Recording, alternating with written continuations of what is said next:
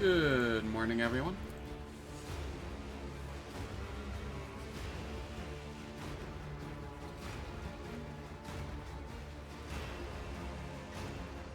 Yep. Like I said, Falcon, if I didn't stream, I would find it very hard to continue streaming. It's about time. I just know that's how I am. If I stop streaming for even a day, then it becomes a very slippery slope where I'm just like, I didn't stream yesterday, I don't need to stream today. And I want to be streaming, so... How you doing, Falcon? Hope all is well.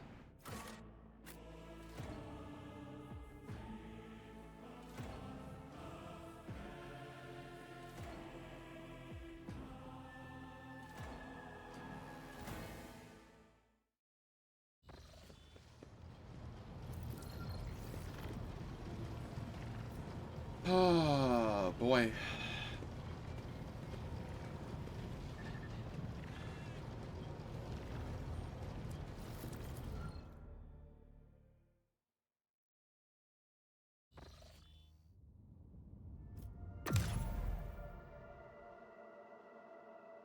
Okay, I think I'm gonna go to Viabo 6 right now. Because then I can get Solomorne. And we can then progress from there.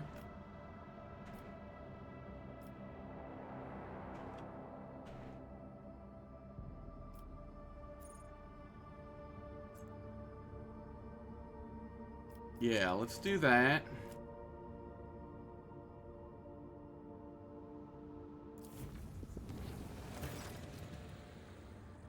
Bring you new information about the Xeno device that you discovered during your time away. Ever since your return, the tech priests have been making every effort to comprehend the nature of the mysterious technology, and they've succeeded to an extent. After many rituals and pleas from the machine god, they awakened the Xeno artifact. But for a moment, it produced a holographic copy of a planet and coordinates to match a location in Langren's belt. Perhaps you will wish to see with your own eyes what the destination holds. Alright. Langren's belt is somewhere in, like, this vicinity, I feel like. Isn't it? Yeah, right here.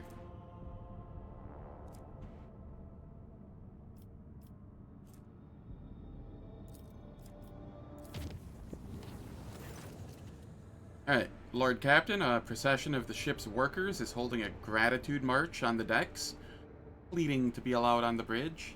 As I understand, this relates to your decrees regarding augmetics. What are your orders? How's it going, Cleve Wizard?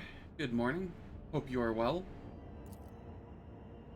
Victus pauses for a moment, listening to a parallel transmission, and then reports back. Both specialists from the sector of Bionica have been sighted in the procession. It appears the Trojanans have succeeded in bringing your servant back from the brink of death. What exactly do they want? Nothing out of the ordinary, Lord Captain. Just a celebratory procession in recognition of your deeds. The flagship's preachers and officers occasionally hold these ceremonies to foster gratitude within the crew toward the hand that feeds them. Remarkably, the procession was not organized by the officers this time. Let them come. I do not object to gratitude. I will inform the enforcers of your decision. They will ensure the people are monitored. Should you wish to personally honor the procession with your presence, please speak to me on the bridge.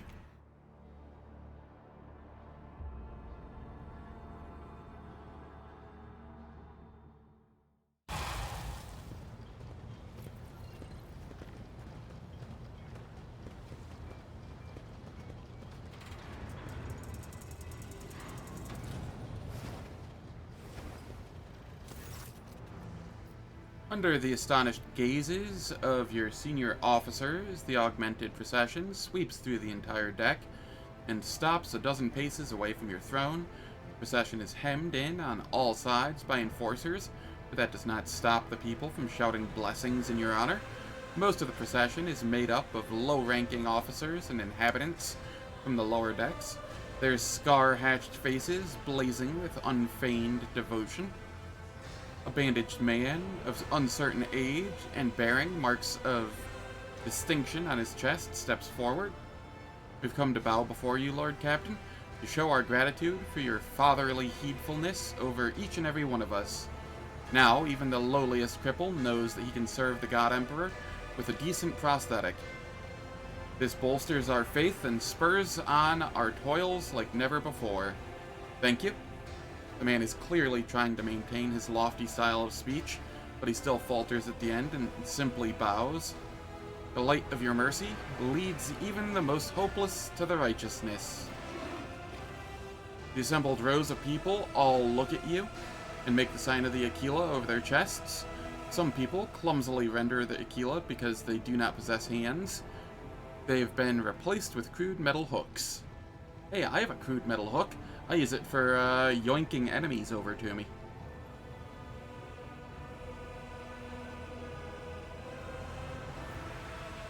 Is this the entire procession? Thought there would be more of them. Gotta thank the Medicae officers in the Sector Bionica, not me.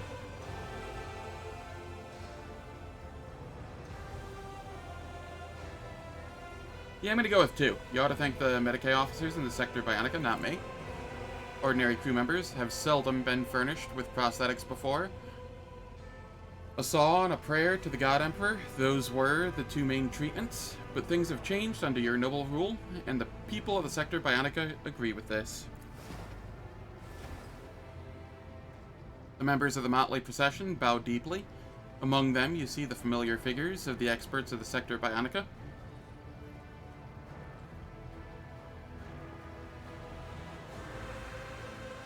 Janitor friends, you're here as well. How are things in the Sector Bionica? The janitor steps slightly forward. The multitude of visors hidden beneath his hood move almost silently, surveying the deck and you at the same time. Request accepted. The Sector Bionica is fully operational once more, and under the oversight of this life form. Augmetics are being installed in accordance with approved protocols. What's the status of Vivisector Martinex? Functions of the life form Martinex have been restored. Critical blood loss was quickly replenished by the multitude of lesser status life forms from the lower decks who presented themselves for urgent bloodletting. Supposition, the rabble did this out of loyalty to you, to that particular Medicae officer. The life form Martinex also wishes to thank you. The figure beside you is barely recognizable as the former Vivisector. Ghost-like, pale, and almost completely swathed in bandages, he sways on his feet, but dutifully bows his head to you. I would like to note that thanks to your adherence to your principles, the experts at the Sector Bionica have been able to perfect the process of installing basic implants. The operations can now be completed in the shortest time, and without having to expend any pain-dulling supplies. And so, I ask you to accept something that should ensure that the resulting surplus instead finds a good use in the battles you face. Twice per round, when an enemy within an 8-cell radius and the user's line of sight deals damage to an ally, that enemy becomes staggered for 1 round. Whenever this augment's ability is used, the user suffers -10 weapon skill and -10 ballistic skill for 1 round. Target must pass a toughness resistance test or suffer the sedation effect.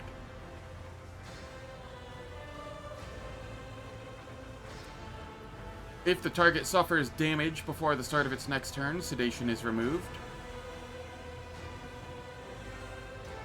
If sedation is removed this way, the target gains the early awakening effect.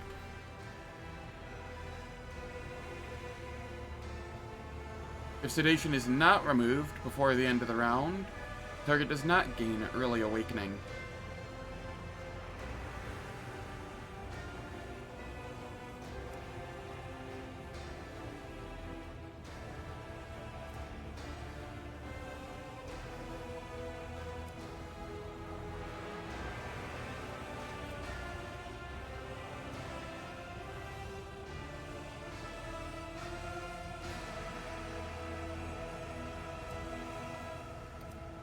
Interesting.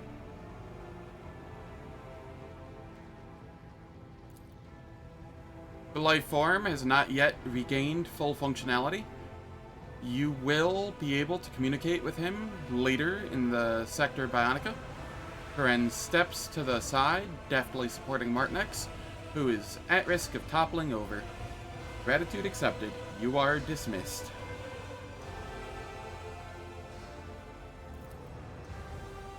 The enforcers step forward, blocking the procession from your throne. Without interrupting their shouts and prayers of praise, the procession turns around and moves to leave the deck.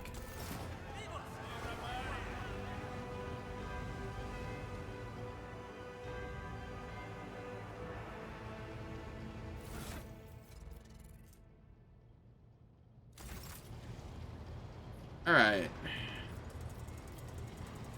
Hello, Sirocco.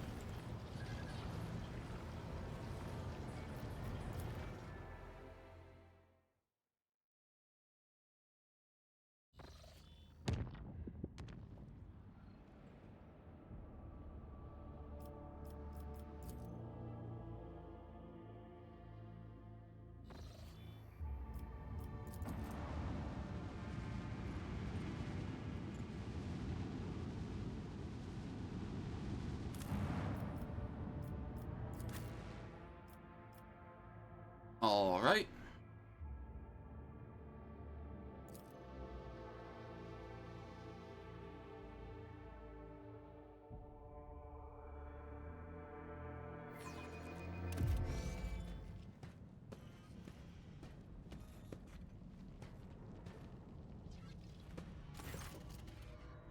Greetings, your lordship. You've come to collect him, haven't you? Overseer Anther, I mean? Yes, I've come for Solomorne. Where is he? You look a little disturbed. Is Solomorne causing trouble? Most certainly not. He is an arbitrator through and through, albeit a discharged one. It's just, he is so diligent in his work that us common people cannot keep up.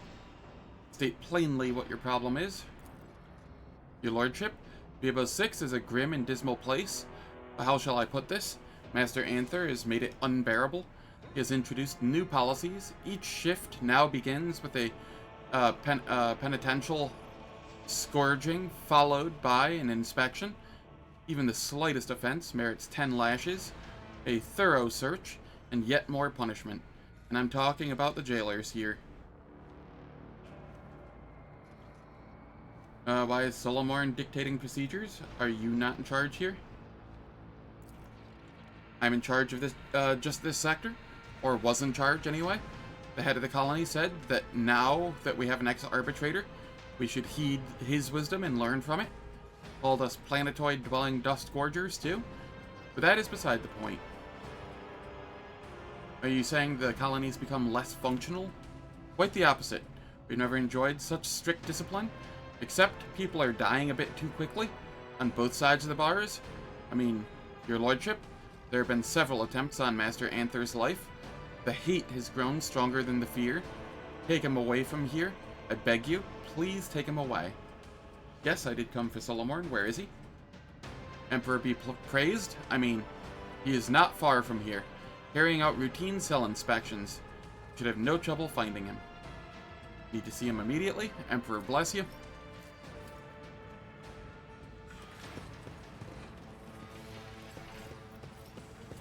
Halt! I noticed something.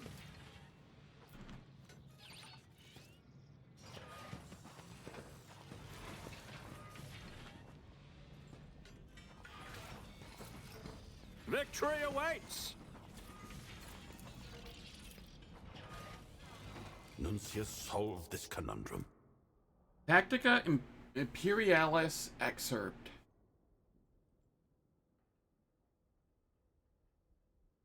Critical damage by the wearer with pistols is increased by 19% if their lore Imperium is 150 or greater. Interesting. That's a Jai weapon if I've ever seen one. A new challenge for me? The wearer can use their Assault Onslaught ability twice per turn. Alright.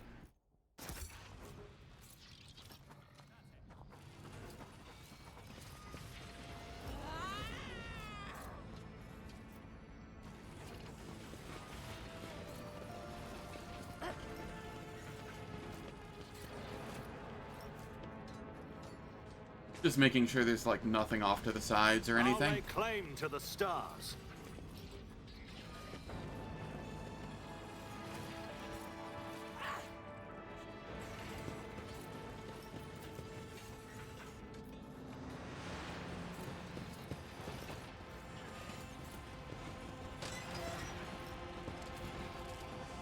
Play-Doh!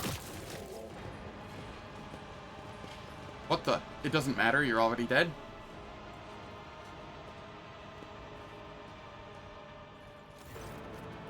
Solomorne turns sharply toward you. He's not wearing a rebreather, and fresh bandages peek out from under his uniform. The former proctor roars, consumed with rage. Who opened your cells? Who did it? Speak or your deaths will be. Seems Solomorne is a breath away from lunging for you next, but recognition glimmers in those deranged eyes, and his voice goes quiet, as if all his strength has fled him. Plato? What happened here? A pathetic attempt on my life? The second one today? One of the jailers left the cells unlocked so the prisoners could do their dirty work? No matter, I will find the culprits and execute each and every one of them.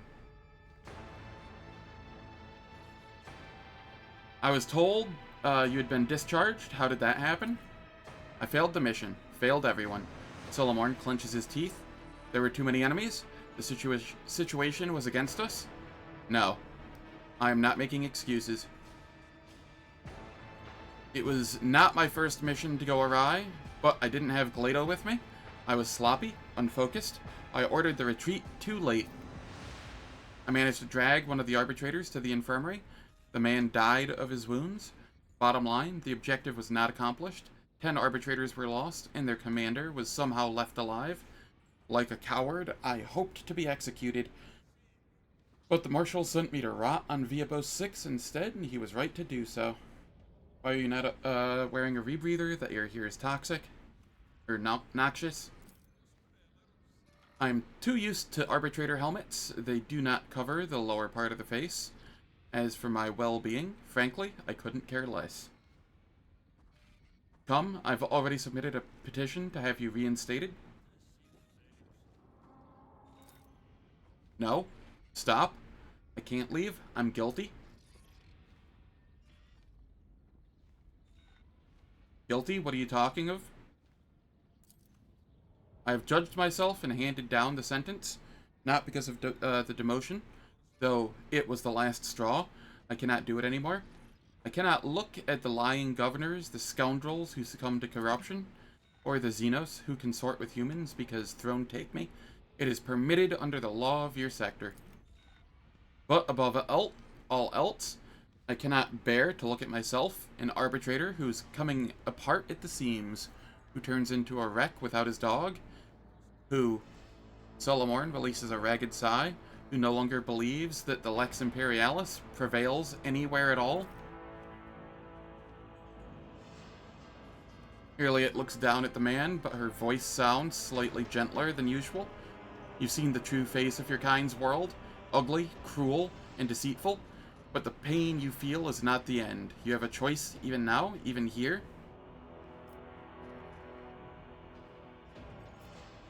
And what is the sentence? I will serve on Viabos 6 until either the world itself or its inhabitants end my existence. Until that day, I will mold this prison into a paragon of Imperial order. And what about Glato? I don't have the right to keep him anymore? He reaches his metal fingers toward the Cyber Mastiff's head, but stops just short of touching it. Deliver him to the Marshal. He'll find Glato a new master. Solomorne slowly raises his hand. His face is twisted in torment. Perhaps his injuries are causing him pain, or perhaps it is the words he's trying to force out. Glato, Protocol Mortem 80. Guard the target. Solomorne points a trembling finger at me. But the Cybermastiff does not react. The scarlet lights of his visors stare at Solomorne, and not a muscle beneath the dark coat quivers in response to the order to leave his master. He's not listening to me? Is this the aftermath of that damned mission on Thesara? Or did the tech priests have to reset him to basic protocols? Throne, what difference does it make? My dog? I can't even give him one last order? Why now, Glado?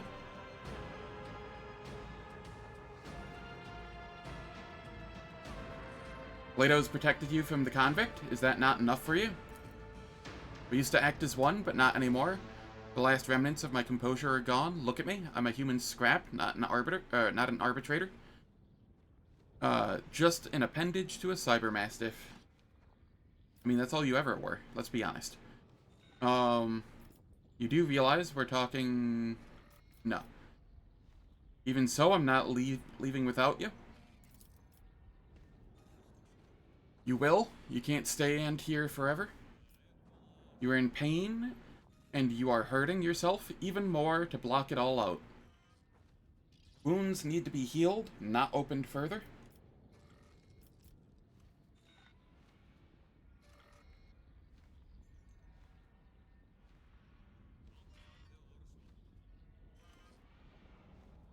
Yeah, I'm gonna go with the iconoclast here.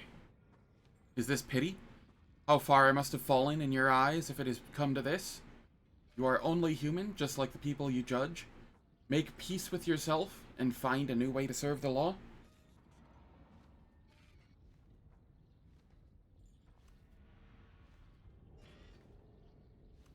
Yeah, I'm gonna go with 1.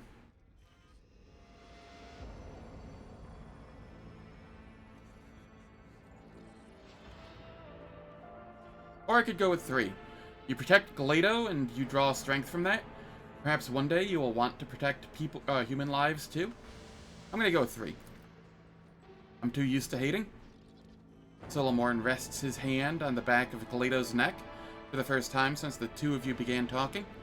I don't even know what life without hatred would look like. Not so lousy, perhaps. I'm gonna go with 1. I never thought I would take comfort in naive platitudes. Clearly, I'm losing my grip. And then Viabo 6 has become your twisted reflection. Others' torment is part of your own punishment. You have grown tired of violence, tired of carrying out executions. None of this is because of me. They all get what they deserve, but for some reason, I no longer feel satisfaction from carrying out my duties. Metal fingers close around Glado's collar. You've convinced me. To the void with Viabo 6? My place is not here. I'm ready to serve once more. I'll head to the ship at once. If you need anything, you will find me at my usual post on the bridge.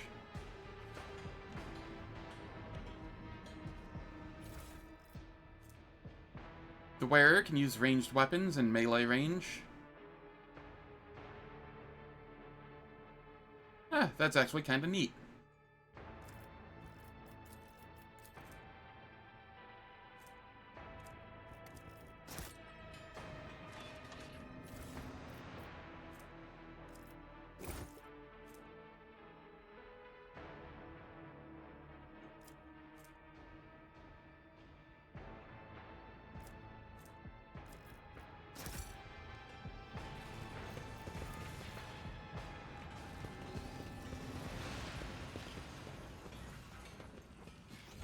Well, if nothing else, there was good loot here. Or at least interesting loot here.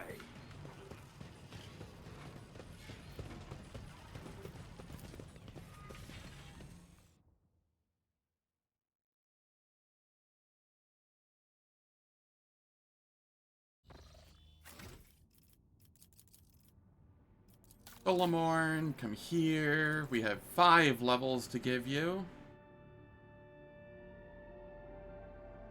Starting with level 40.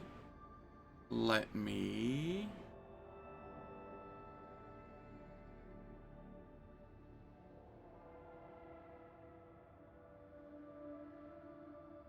Eager subordinates, brother-in-arms...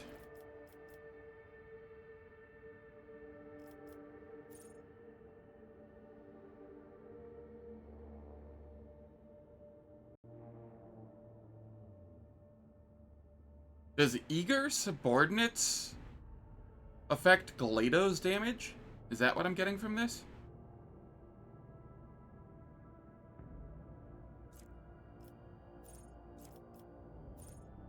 When allies take actions on extra turns given by the character, they deal... Yeah, I'm guessing this affects GLaDOS damage, and that's why Revan suggests it for him. Okay, that makes sense. That isn't an interaction I would have thought of. Brother in Arms.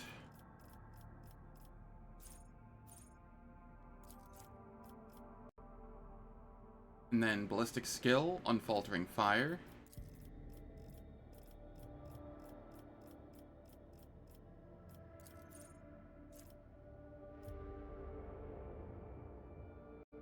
And then... Bite or Double Slug? I will go Double Slug. And this will be Agility. Cohesion, No Heresy.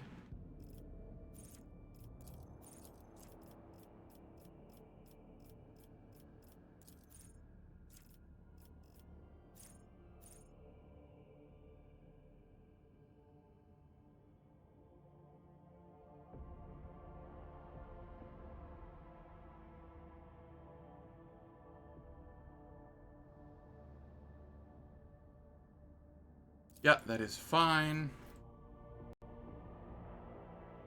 And then Coercion and Extermination. But we already have Coercion, so it's going to be Demolition.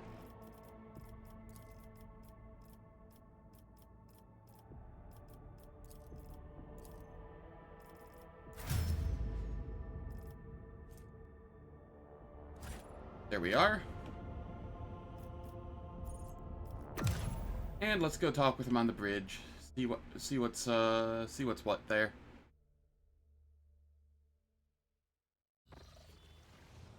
I really want to go through Act 3 and take, like, every companion at some point.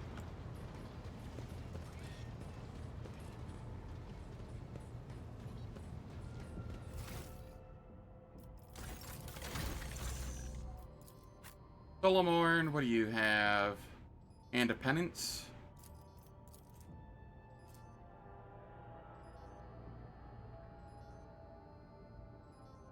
Oh, that's actually kind of neat.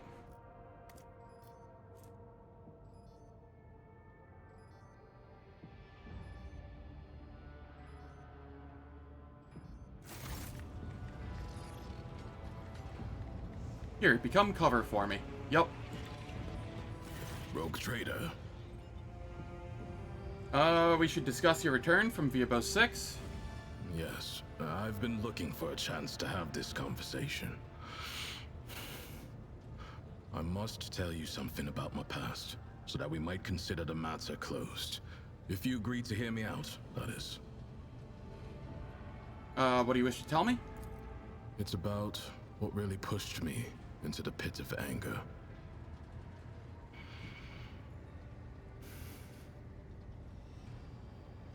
Back in Calixis, before I was promoted to Proctor, I served in the same squad with another arbitrator, Emerson.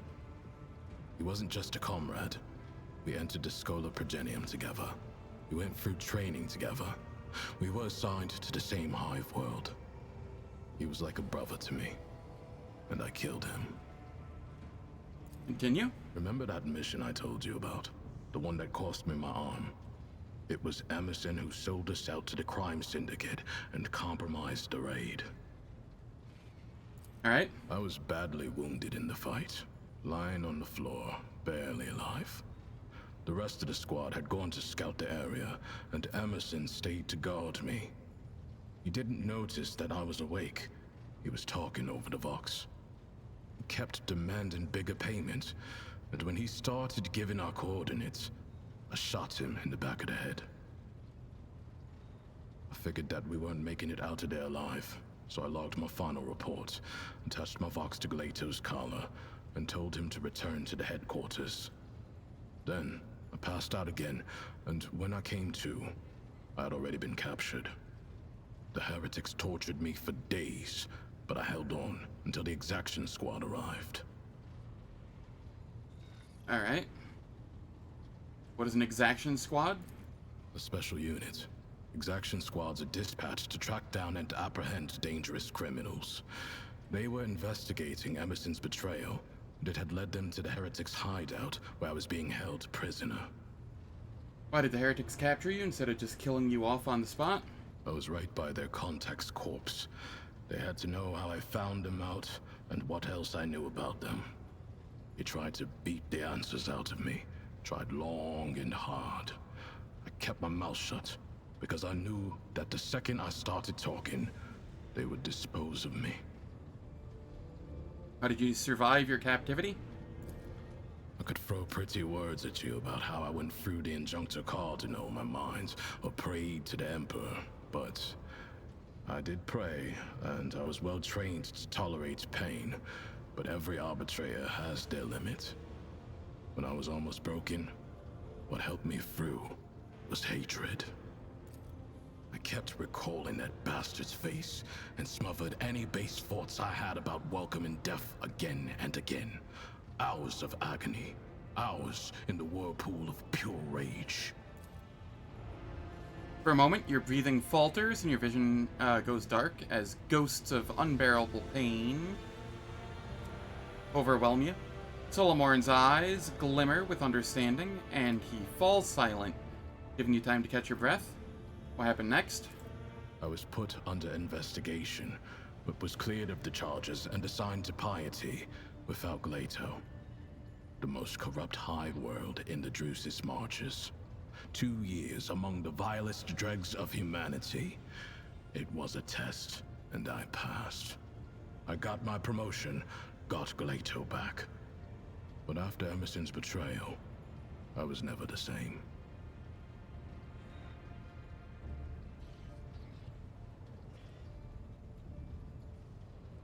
Sorry that you had to do that to your friend. You deserved better. Maybe you're right.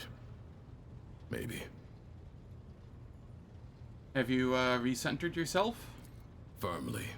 It was your words that pulled me out of that darkness, and you have my gratitude. I've been reflecting on the spirit of his law and what the Emperor himself wants for us. If anyone had told me before that I would be thinking about things like that, I probably would have caved their face in. But the truth is, I no longer see heresy in such thoughts. No, it's the opposite. I feel like they bring me closer to the Emperor. How is Glato? Do you two act as one again? You need not concern yourself with Glato. I recently finished checking all his protocols. His responses are instantaneous. I cannot pretend I haven't missed his companionship. Did the Marshal contact you about your reinstatement? He did send a message, and the phrasing was unusually heartfelt. Solomon Anthar, you are hereby restored to your rank of Proctor. Never allow even a shadow of dishonor to fall on your uniform again.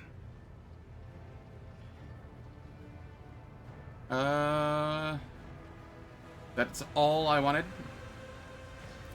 Good. It is about time we changed the subject. I have other business to attend to. You know where to find me.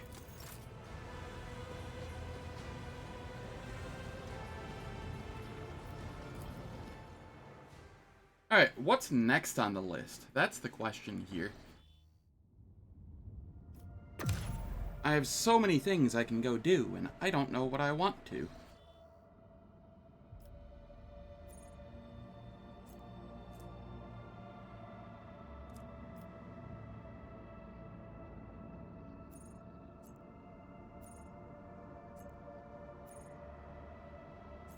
I guess I'll start down here and get this.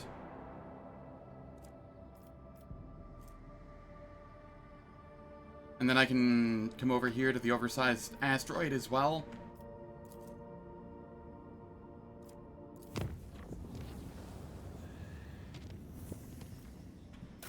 Do I have any contracts that give anything interesting?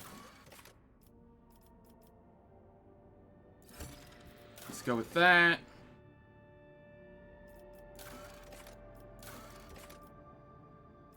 I have plenty of provisions. Sure. Because it really doesn't matter at this point.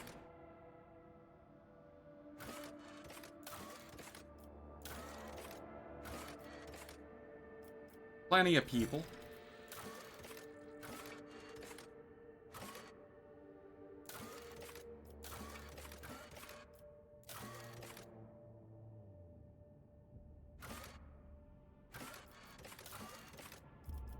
Armor of the Dawn Shadow. Yeah, I don't care about that. I will grab this.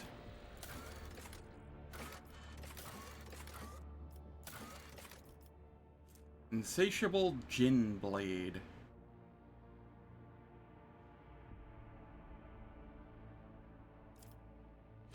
Alright. Coming down here.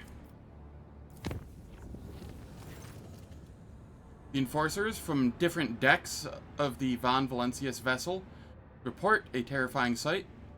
Oh, this is just a warp event.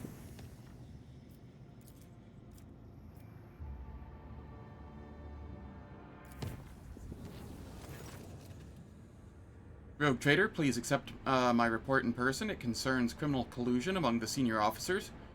They will be present and be able to answer the charges. Criminal collusion? I prefer not to divulge details over Vox. It could be overheard by those who will have to stand before you and answer for their actions. I will see without delay.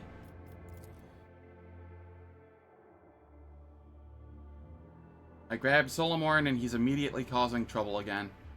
Son of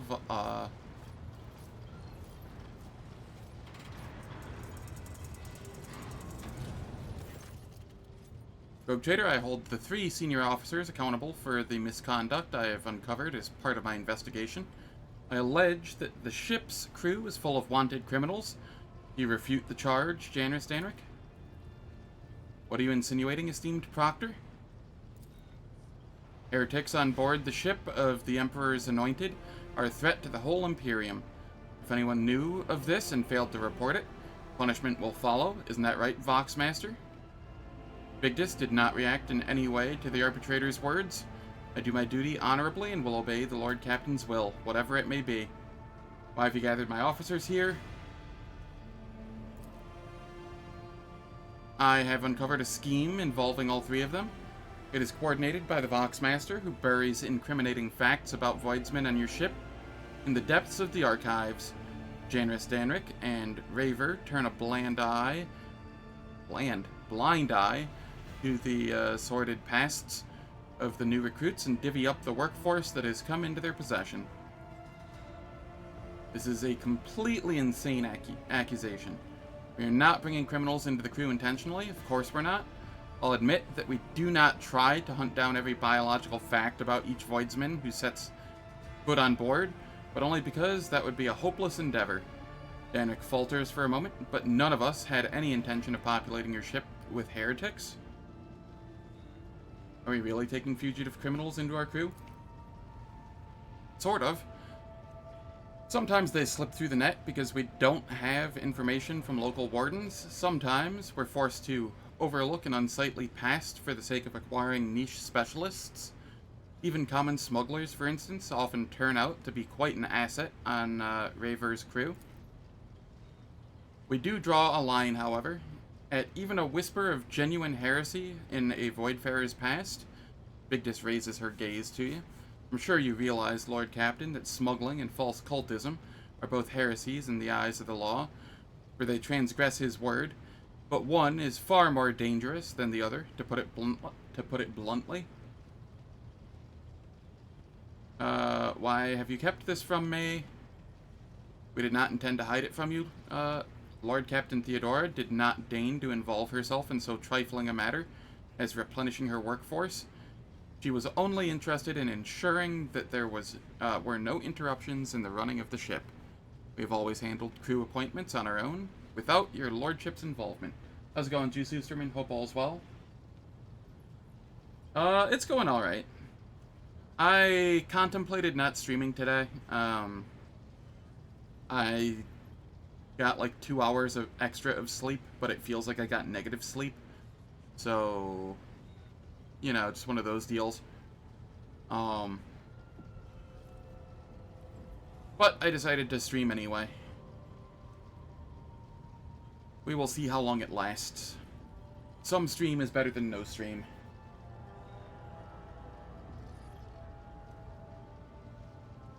Why not hire people from the lower decks? Favor lets out an uncertain chuckle. What our esteemed Master Helmsman meant to say is that those unfortunates are only suitable for menial labor. It is simply impossible to find qualified voidsmen in the numbers we require. Solomorne, why stage this scene accusing senior officers in front of the entire bridge? I was in a rush and applied the regulations I'm accustomed to using on other vessels to your flagship. It was my fault for misjudging the situation. I've heard enough.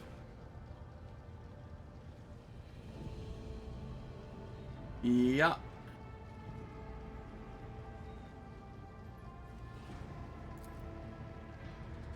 The assembled officers look at you in anticipation of your decision.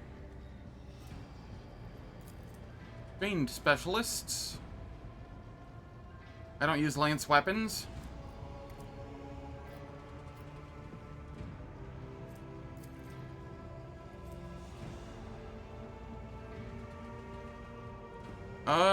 I do use macro cannons, however. Satisfied with the way things are, continue your efforts for the good of the dynasty. What would you do in my position, Solomorne? Ah, there's a third option. I can see that your officers are acting for the good of the dynasty. It would be unfair not to take that into account in their sentencing. Therefore, I propose a process of atonement for the criminals brought aboard. Those who show due diligence and loyalty at the end of their term may officially join the crew. All expenses are to be taken out of the personal allowance of these three. It will be their penalty for circumventing the law. 5% weapon damage dealt to pirates in the first round of space battles.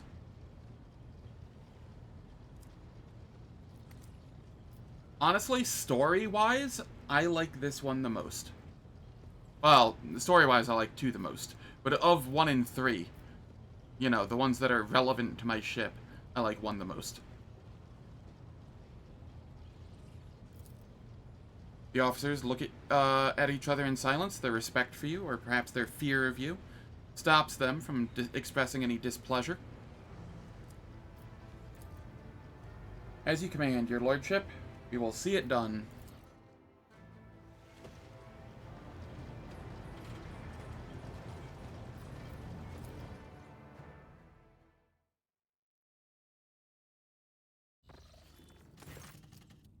Lord Captain, I have an urgent report. Genitor Extremis Eogunn Febris has left the flagship after breaching all disembarkation protocols. Under the circumstances, his actions must be considered highly suspect. The Master-at-Arms has already opened an internal investigation into into the matter. Wait, I lost Eogunn? No! What the hell?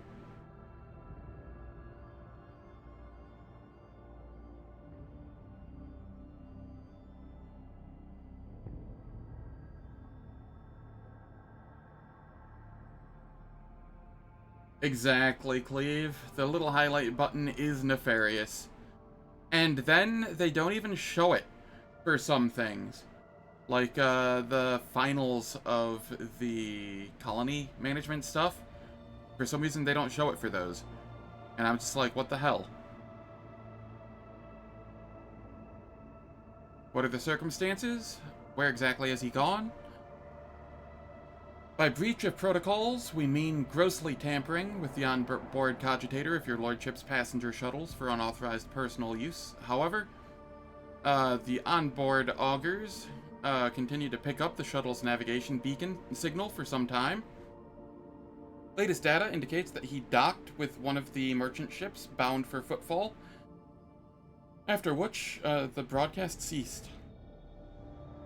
And we have no idea why he resorted to such an act. I'm afraid not, Lord Captain. The enforcers, under the direction of the Master-at-Arms, have interrogated everyone associated with Genitor Febris over the past week. No useful information could be obtained, except for mention of his highly unstable emotional state. An order was issued to force access to his personal servo skull for inspection, but it was discovered that the esteemed janitor had taken the unit with him. Given the esteemed janitor's heretical leanings, I see nothing surprising in such a stunt. My recommendations: conduct a thorough search of the fugitive's laboratory and private quarters and set a course for Footfall. It is likely the ship can be intercepted if the navigator takes long routes through the warp.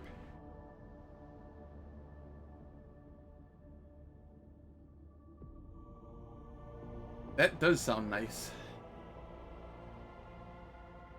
The search for Eogunn cannot be delayed. Thank you for your vigilance, Vigdis.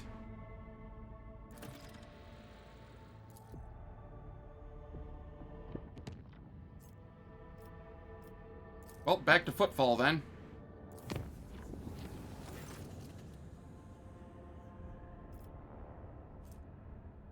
I don't need these anymore, as I've bought everything from the shops, so I can just use those.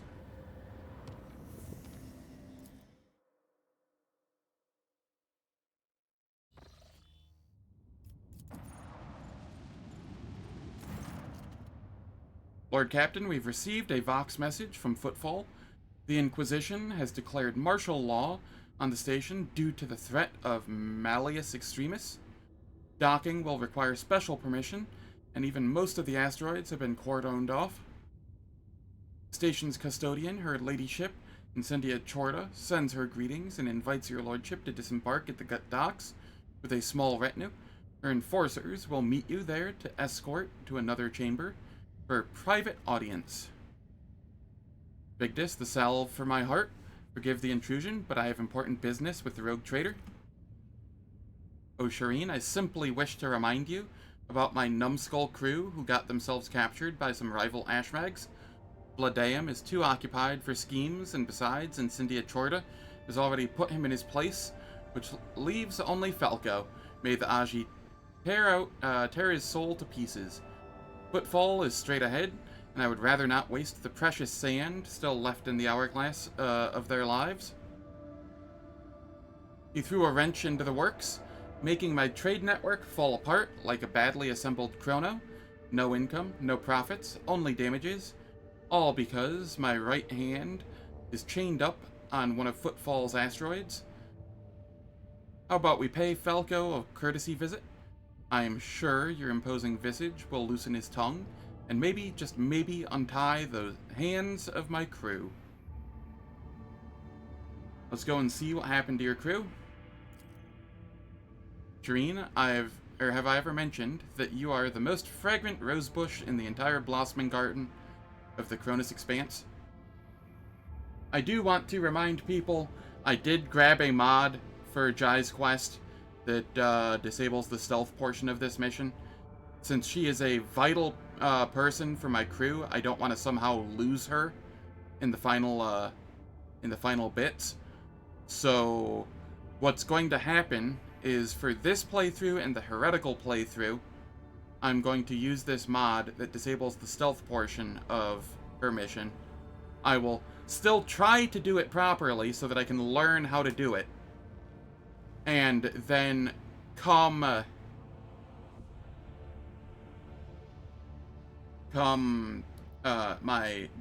next dogmatic playthrough, where I'm going to be a skill monkey.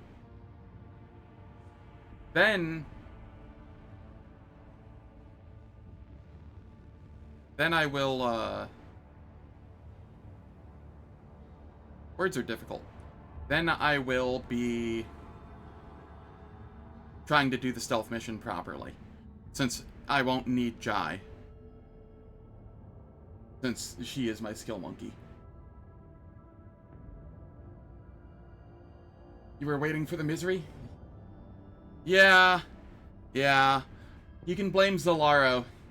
He clued me in to what made that mission so horrible. And I would not want to lose the run just because I lose my skill monkey in the last few hours of the game. That just sounds like the dumbest way to lose.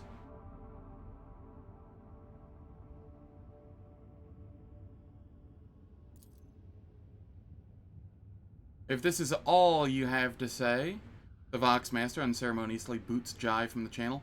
Apologies, Lord Captain. What will be your instructions? What other options for landing on Footfall do we have? We have none, Lord Captain. The augurs are reporting that all docking gates not watched by the enforcers are locked and rigged with explosives. Very well. Let us take a look at Footfall's new hospitality. As you wish, Lord Captain.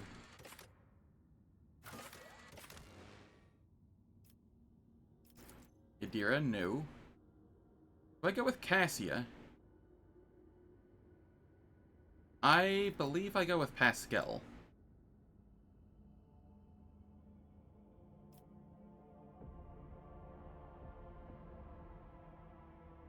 Yeah, I've heard as much.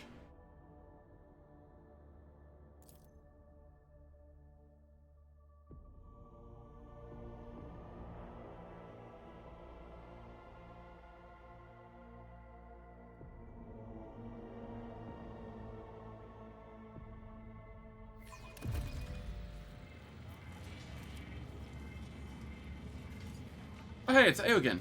Right out of the gate.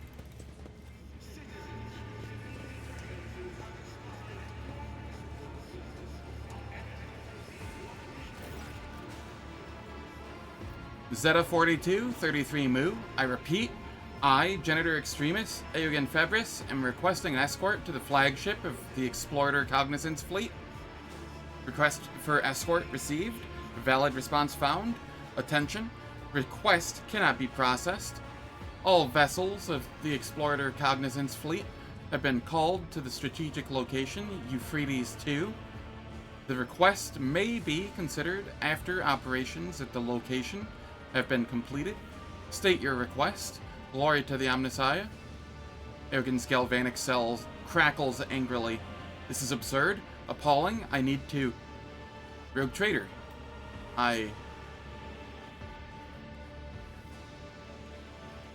I'm sure you had your reasons. I would like to... I should like to hear them.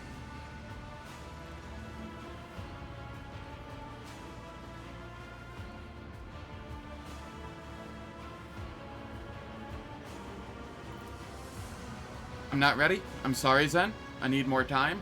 A few years to research, perhaps more. Nuncius's life is at stake. I cannot decide his fate with incomplete data. When you said you would help me reach Amsanct, it terrified me. What if I'm wrong?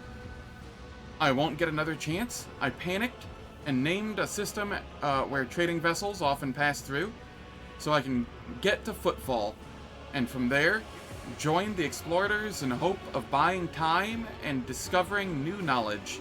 I acted irrationally. The statement is true. Rationality was never a key element within your calculations. If you were in fact seeking the protection of the Explorers, then you could have addressed this unit directly and thereby eased the logistical burden of our movements. My response would have been as follows. Genitor Febris, your competencies are worthy of a measure of respect, yet your reasoning is flawed, and the recorded cases of your tech heresy are beyond enumeration. Access to the archives of the Cognizance Fleet is hereby denied. The extraction of your knowledge and your subsequent disposal are formally recommended. Eogunn Shireen, we all sometimes feel that fleeing is the only way out, but the past has a way of catching up with you. Trust me, I know. Magos Febris, do you truly believe flight is the best course? You know too much. Without the Rogue Trader's protection, the issue of balancing your usefulness against the risks of your continued existence will inevitably arise. You are intelligent enough. Calculate your chances yourself. Alright, it is time for ads. The ads will last for 3 minutes. They disable pre-roll and mid-roll ads on Twitch for the next hour. I don't do anything in the meantime, so nobody misses out on any content. And I will catch everyone when I return.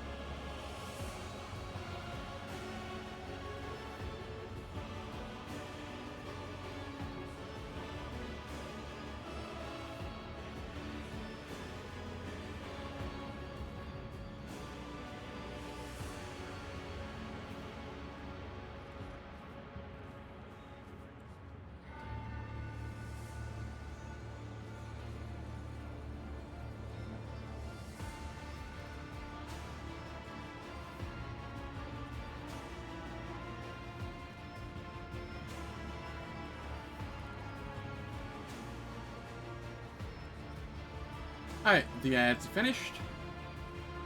There's never any laboratory or any samples, was there? No, there is not. I do not have a solution to Nuncius's problem. If such materials had existed, I never would have left them behind. Never. How long are you planning to run from the past? Please understand. Is it possible to conduct an experiment without having all the relevant data? I must prepare.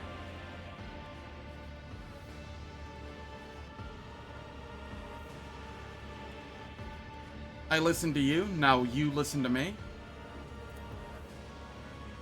Eogunn meets your eye with a haunted expression on his face.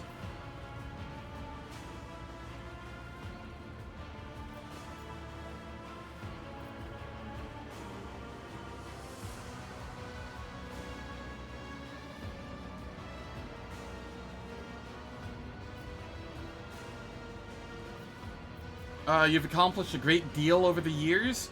Why do you still doubt yourself? You will succeed in saving Nuncius. The end justifies the means, so now you must move toward it.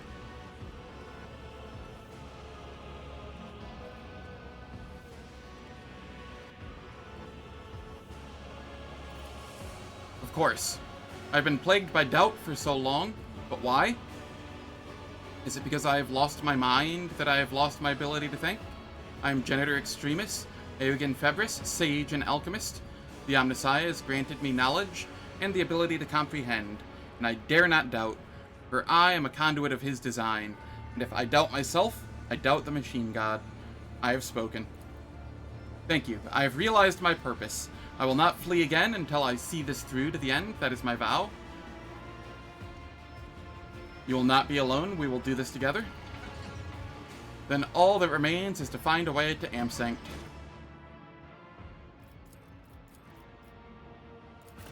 That was an easy recollection of Eogunn.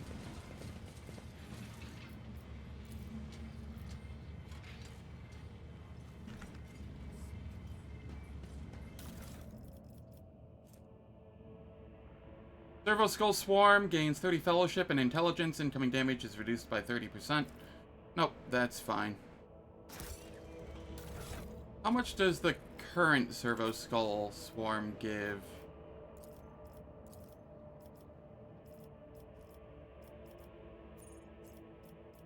Um,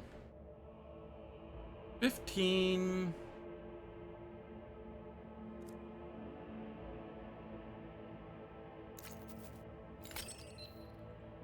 Sure, why not? I don't need it taunting for me anymore. Funny as that was, watching enemies try and get to it and fail.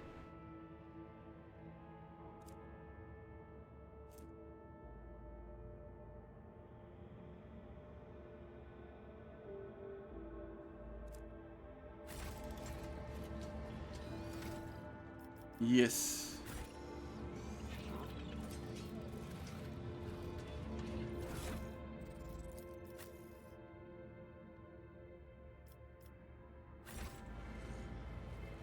Follow my lead. Did I lose my... We must act. Hey, I've become a Servo Skull Swarm. What weird shit is this?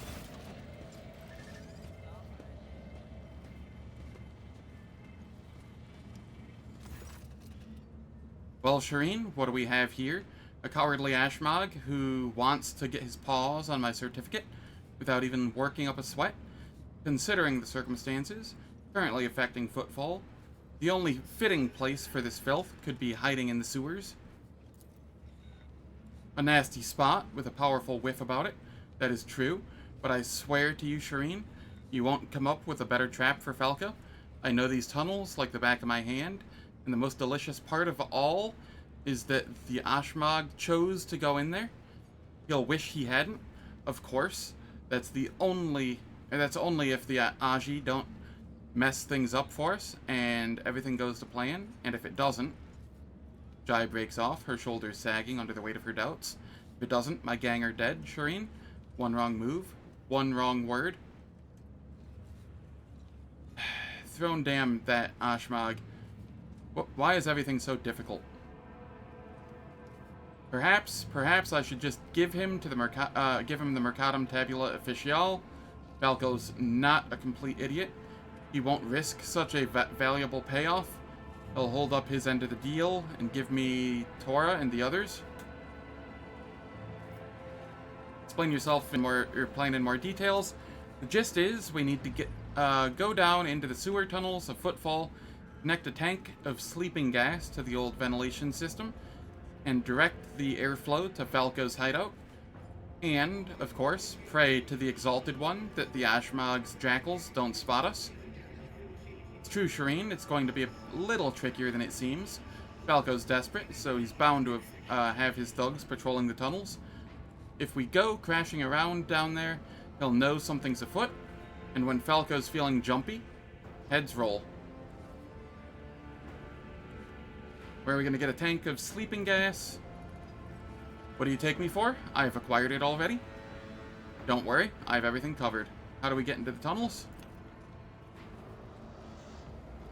Most of the passages have been sealed off by Chorda's hounds, but there's one they definitely haven't got to. Time to pay a visit to Octi and the Adeptus Amescus, Shireen. It's time to enter the sewers. The Amescus we go, Shireen. Or do you have other pressing business to handle on the way there? Alright, I don't know what the hell's going on with the turn order thing up here, but...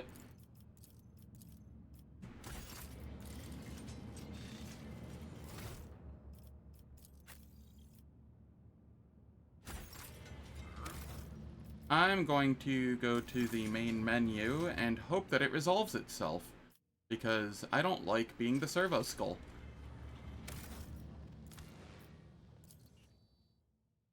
And if it doesn't resolve itself, I don't know what I'm going to do.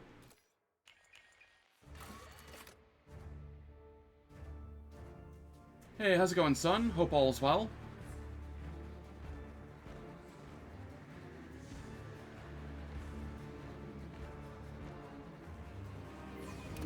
Always. It's what I do best. Victory awaits. The noble families from your primary world are looking for any excuse to destroy each other, Elontark. But leaders must strive for unity among their people. In all fairness, Iliad, you are in no position to judge humans for fighting among themselves. Everything I've learned lately about your kind suggests that a proclivity for feuding is universal. Alright, let's see here.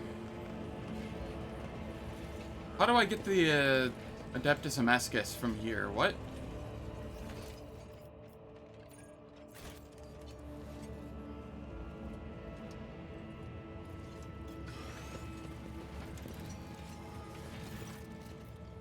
I'd like to make a deal.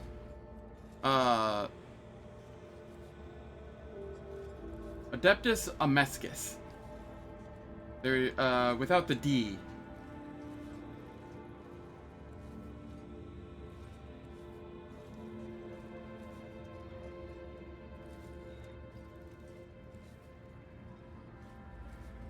Salutatori, functionality initiated. Glory to House von Valencius. Trade terminal, Zeta 4233 Mu, property Adeptus Mechanicus. Explorer Cognizance Fleet ready to process incoming requests. State your request, I'd like to make a deal. Failed to parse request. Are you seeking to access the trading interface? Just making sure. I won't tolerate weakness.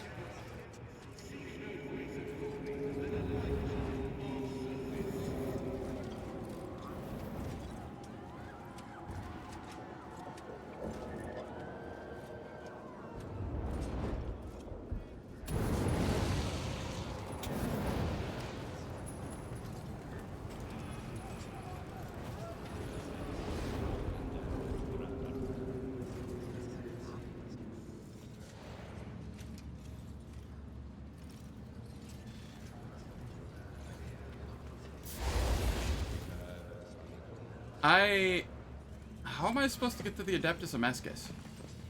A new challenge for me. I can't leave this zone.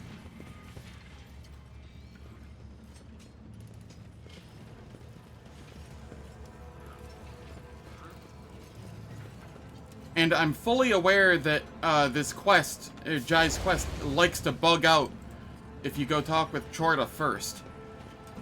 So I'd like to not do that.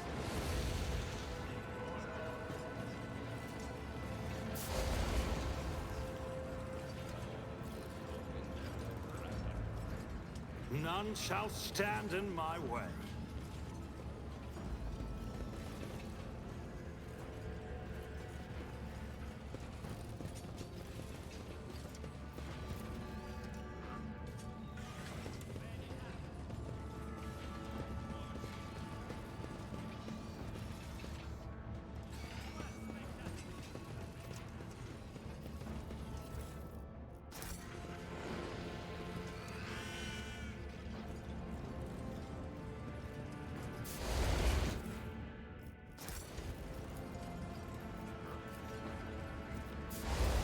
Descent, piracy, heresy. Piracy, heresy, descent, blasphemy. Anver, heresy, piracy. I'll lay claim to the stars.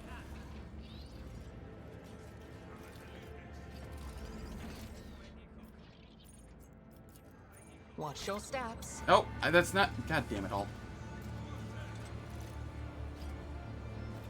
Yep.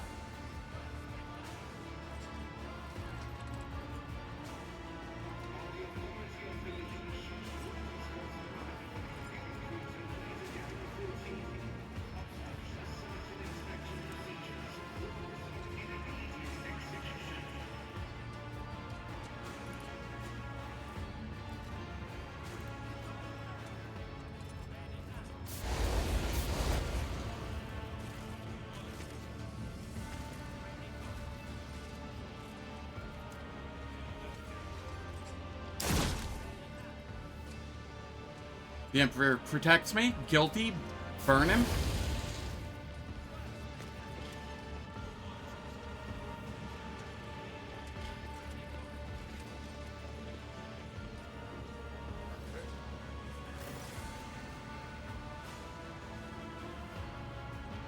Zen, von Valencius, I was informed of your arrival. Exhaustion is marked in Incendia's features with a crisscross of lines and one great court. Yeah. With a crisscross of lines and deeper furrows, her cheek is forever twisted in a continuous nervous tic, yet her eyes are ablaze with indomitable resolve.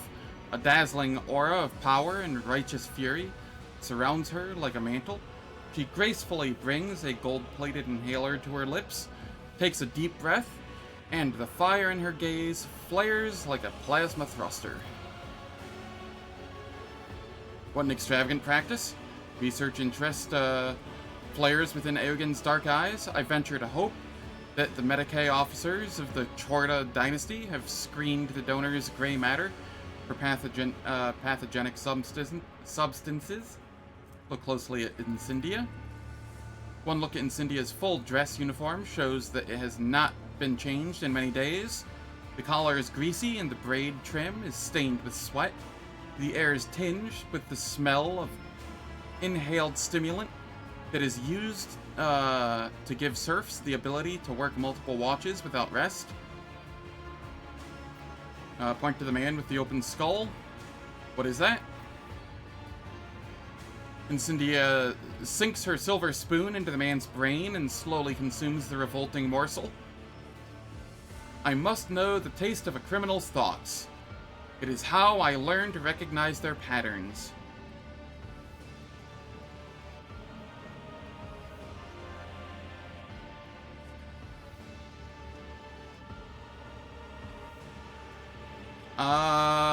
I'm gonna go with 1. This entertainment of yours reeks of corruption.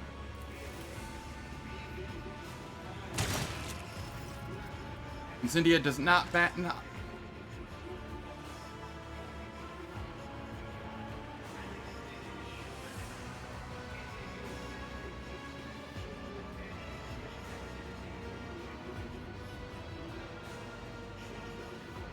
As I lose my voice. Incendia does not bat an eye at the man's death. A laughable accusation. Do you think yourself capable of detecting corruption? You know not the first thing about perceiving it, sensing it, peering into people's souls, and seeing the heinousness therein. You do not know what it's like to look at their faces and see the brand of their impious deeds, but I know it all too well, and none shall escape my wrath. I have encountered sanctioned death cults that practiced cannibalism as part of their way of praising the Emperor. A surprisingly large number of them harbored heresy within. You have suspicions about me? Well, it is your duty to suspect.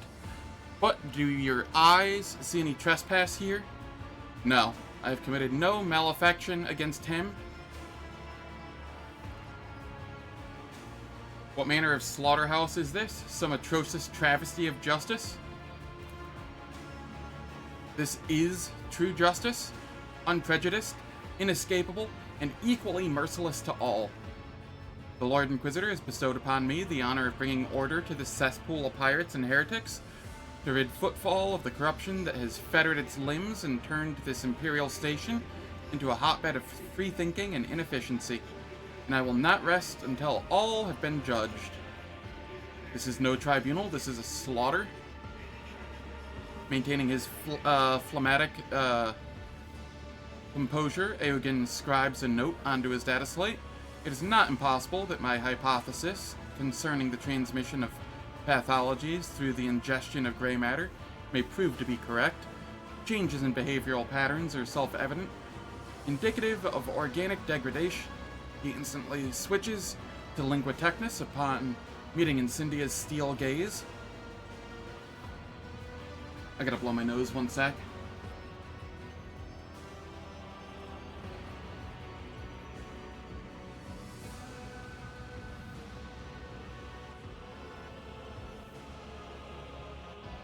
Alright, Incendia studies you with a predatory smile. It must have been the Emperor's providence that brought you here to my court. It would be my pleasure to indict you for the crimes you've committed.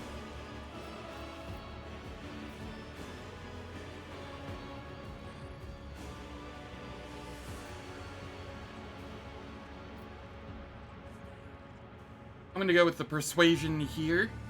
I've just broken out after being held captive by Xenos and Kimura, and butchering my way through scores of enemies of humanity. Tell me, am I truly the greatest enemy of the Imperium you have been able to find? That you are loathed and feared by the enemies of humanity does not make you pure in the eyes of the Emperor, but perhaps he saw fit to set you on a different path. One of righteous xenocide and blood-soaked redemption for your faults. I would never dare to gainsay his will. Those of you who acknowledge me as your sovereign are viewed by the law as subjects of House von Valentius, and therefore are exempt from Chorda's judgment. I will take you aboard my ship. The hopeful crowd in the atrium starts hysterically clamoring their oaths of fealty to House von Valentius. Not one of them thinks twice about clutching at the lifeline you have offered them.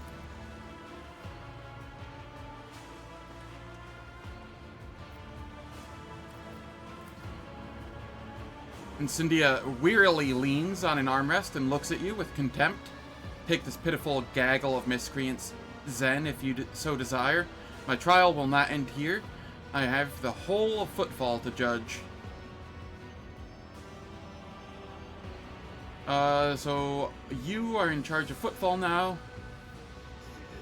Indeed I am. When the Lord Inquisitor enacted martial law in the Expanse, I offered him my support at once.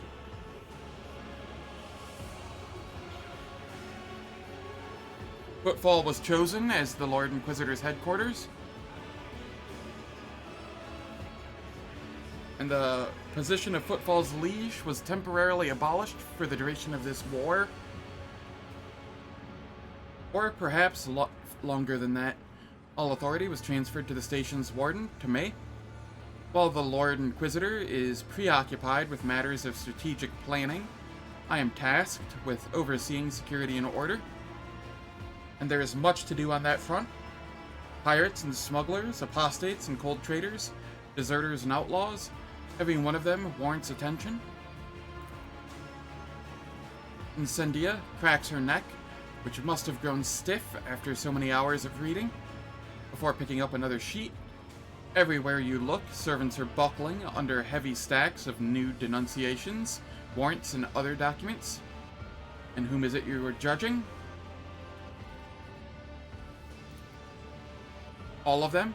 Thieves, smugglers, pirates, traitors, heretics, deserters, abettors, harborers, cowards, and perjurers, any who has ever trespassed, any who has ever protected a miscreant or kept quiet about a crime they knew of, they will all be condemned. With obsessive determination, Incendia starts going through her papers, seemingly no longer aware that she's doing so. More and more new convicts are being granted the great boon of undergoing servitude in perpetuus, and having rid themselves of reprehensible consciousness of serving the Imperium free from doubt and weakness, Footfall will once again become a bastion of law and righteousness.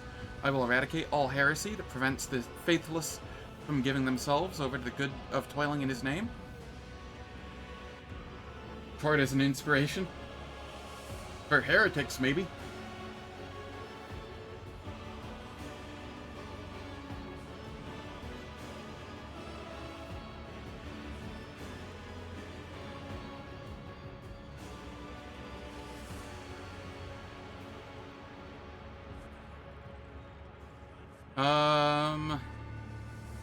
How long has your court been in session already?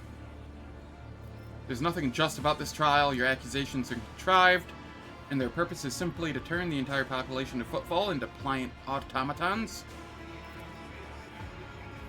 You think I find enjoyment in this? Looking at vileness upon vileness? Listening to one excuse after another? I loathe this, and despise every malefactor out there. If I were weak of will, I would have obliterated this foul station with nuclear fire.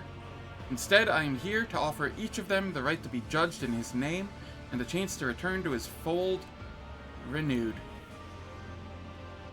The universe is a terrifying place. We are surrounded by the archenemy's machinations, and Xeno scum who would deny us our right to exist.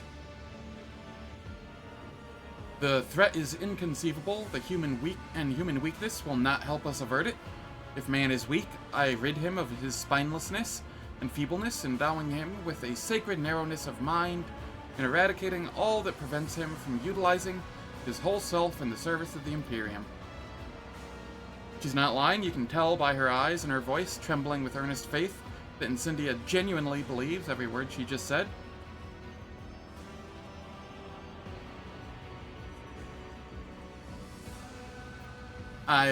What makes you think you're entitled to govern this place as you see fit? Such as the law of Footfall. Any rogue trader who arrives here assumes the right of absolute authority. Surely, it is not that thug Takara who deserves to rule this station. He will soon be hanging from a noose, and so will his Caspelican henchmen. And so will those Anver firebrands, whose outrageous activities brought Footfall so much grief. Once you hindered my efforts to subdue this station, and yet here I am now, dispensing justice to the wicked. I only regret that I was unable to begin sooner. Then Tokara's troublemakers would have already been crushed instead of lurking in cargo bays and maintenance tunnels. Regardless, I will deal with them soon enough.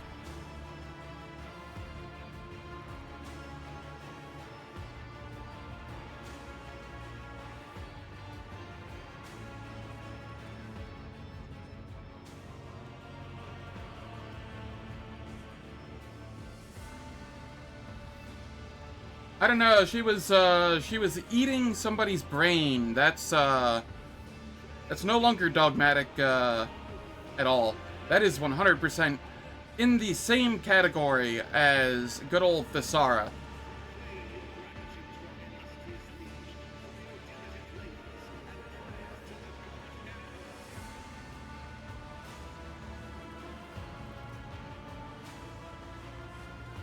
She's gone so dogmatic, she wrapped right around the zealot heretic.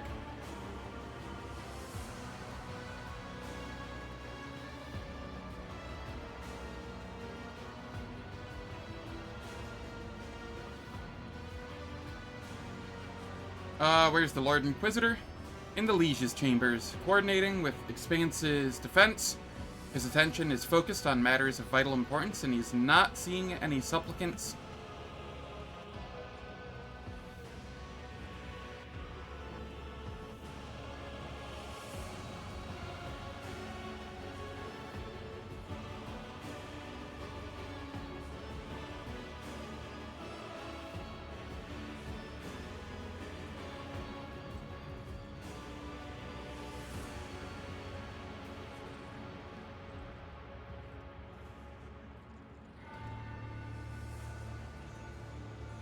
Your lordship cannot see the Lord Inquisitor now. However, he bade to inform your lordship that he will summon you later, when circumstances permit. We shall see whether Footfall will thank the Emperor for your reign. In due time, I shall weed out all the taint that is bred here on Footfall for so long, and then pious fear, loyalty, and devotion will once again become the pillars of this station under his watchful eye. What happened between you and Winterscale? Winterscale is a traitor. The whole Expanse burns. Ravaged by heretics and unhallowed Xenos, he abandoned his duty completely and had the nerve to ignore the Lord Inquisitor's call to battle. My servants are capturing his worlds and ships while he hides from his reckoning, indulging his base urges. Soon enough, he too will stand before judgment.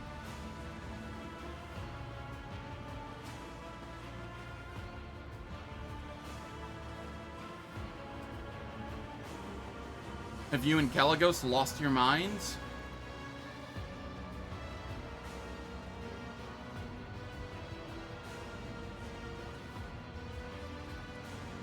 You must cease this at once. Negotiating with that mad dog is off the table now. He will merely laugh at your talk of reconciliation and execute your envoys. For too long, as Caligos reveled in impunity and believed himself the king of the world.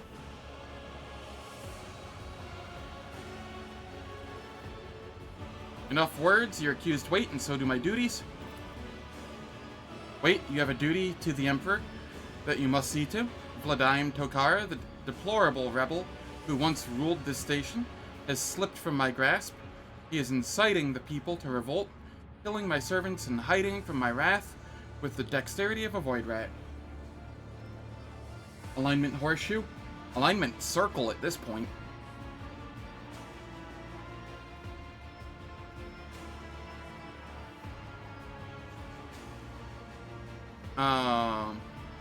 My informers claim he often appears in that den of unrest that bears the irreverent name of the Adeptus Amescus.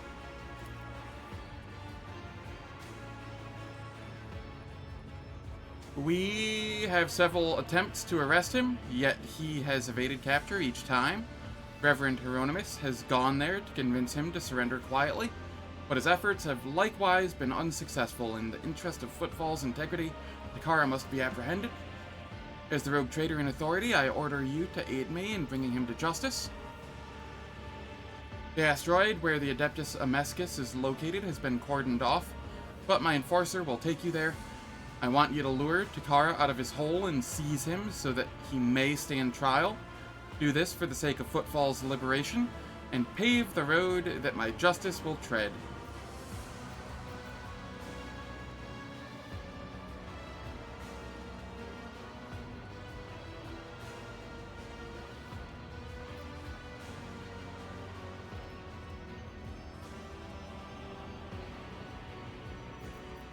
I will drag Vladimir before this court.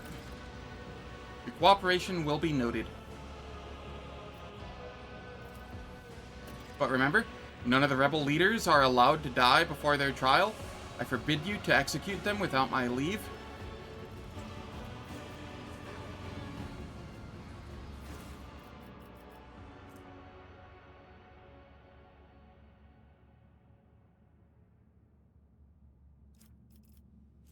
Why does this guy have a named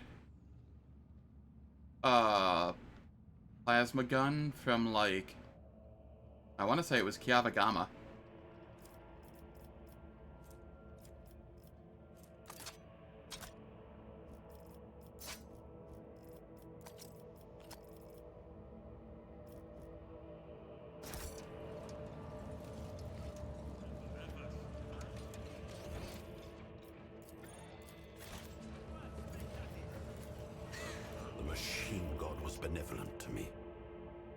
35 willpower and agility and 100% maximum wounds.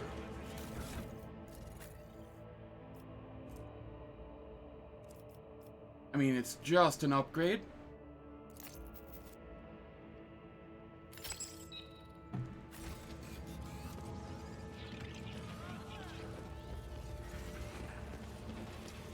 It's about time.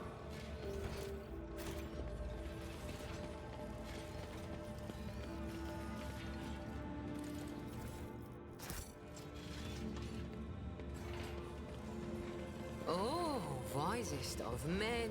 A couple of artifacts have come into my possession that may interest you. Out of great respect and goodwill, I am willing to donate them to you for a very reasonable price. Mistress Haydari, I am flattered by your boundless generosity. But I would like to point out that the word donate implies a gift given free of charge. However, I am sure we can find a consensus.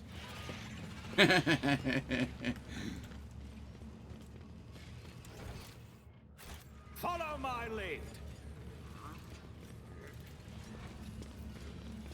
Excellence matters. Bomb exploded here, most likely an improvised one.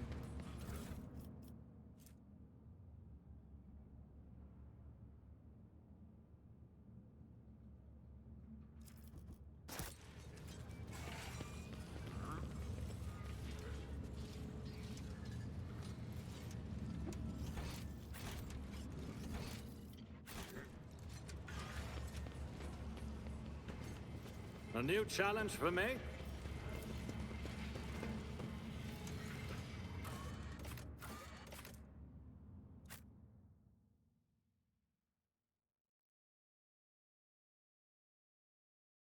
Oh, man.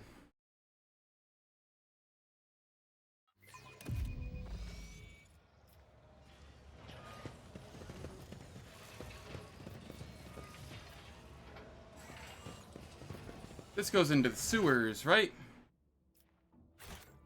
It doesn't say. I'm guessing yes.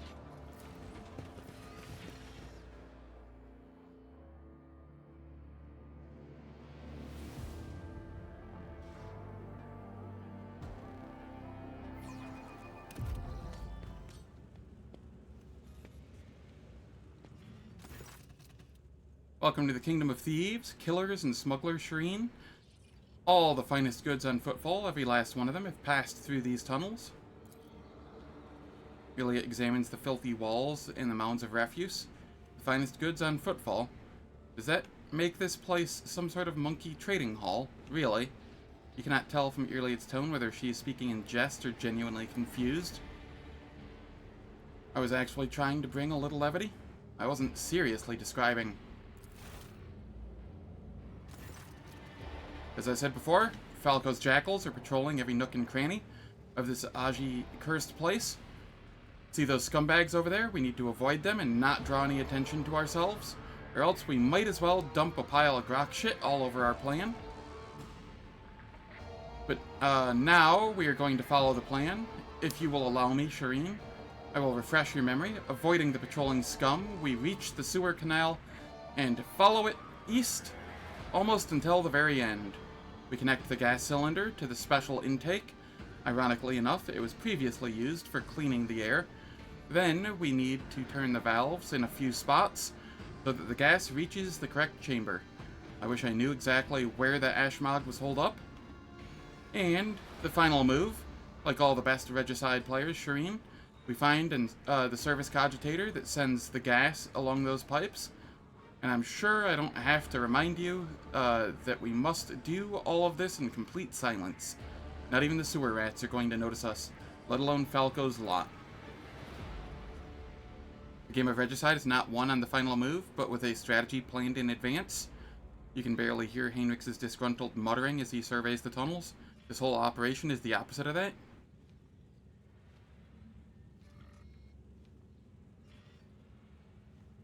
Alright, let's go.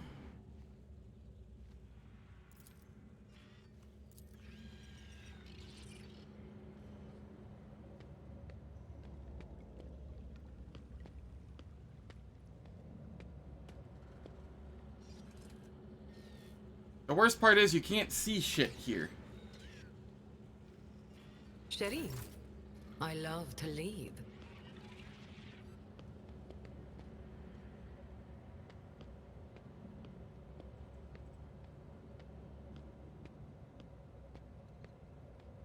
I think they're up there.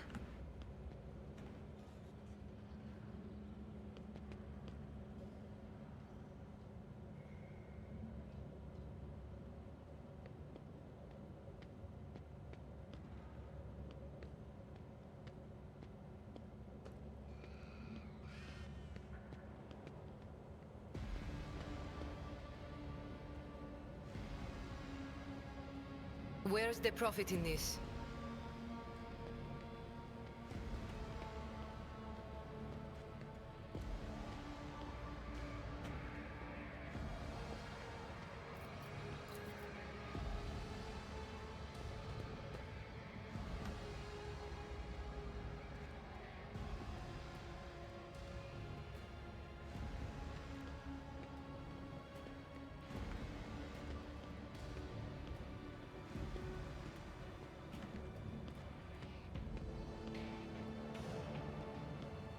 Yeah, I have no idea.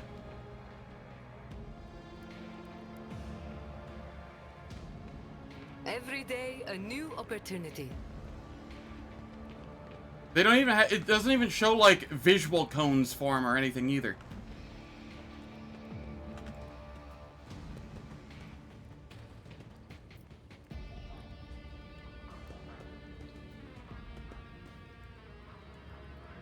Okay, that is an agility test. Shall prevail.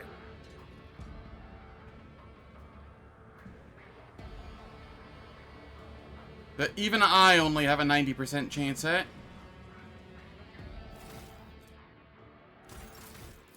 Do I have the highest agility of everybody here? Technically, the burb does.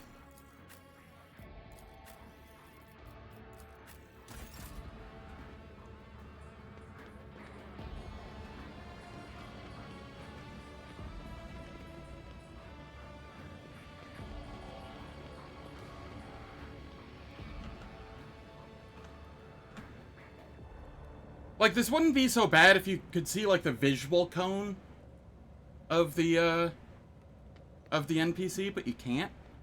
So you just have no idea what is safe and what isn't. This is absolutely the worst designed thing I've ever seen for, like, a CRPG. Like, when he turns around here, would he see me? Because he does turn south. Victory awaits! Can he see behind him? These are all questions I have.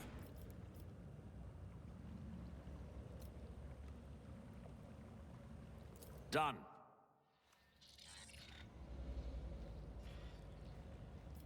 I'm always ready.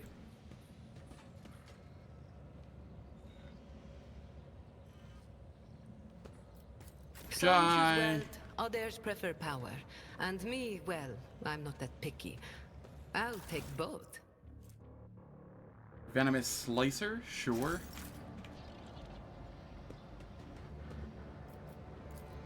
My pleasure.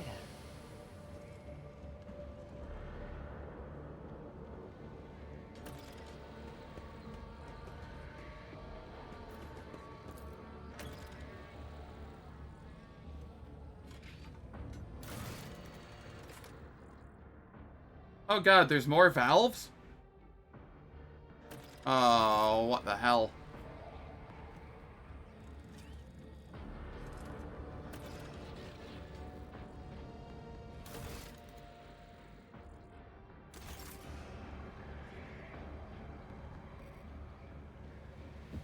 That sounds even worse. So it's not even consistent? Man, as much as I love Owlcat, sometimes they just do the most head-ass things. Alright, am I supposed to go back this way?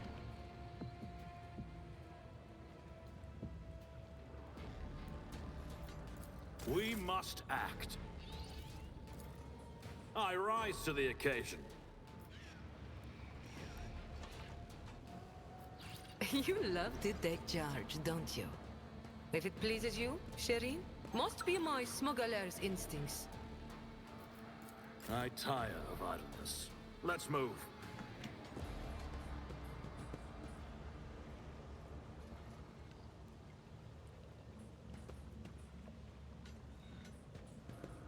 I don't hear any movement up here.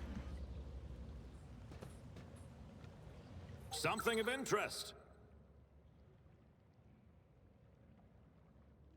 Okay, that is a tech use disarm. You're being Shireen, real annoying with this. I have an eye for treasure. One and it's done. A job for me. I'm always ready. I won't tolerate weakness. Excellence matters. Now, I also don't know if this mod would show me if I get caught by a guard.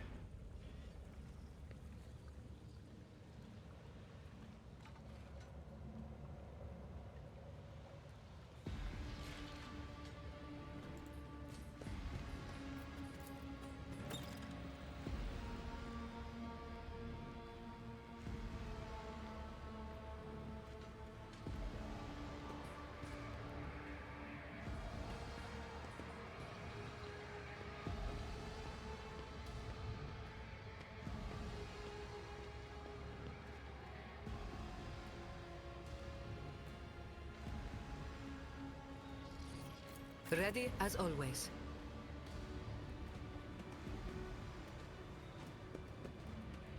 The treasures of the Coronis await. What is your awareness? 106? It might be enough.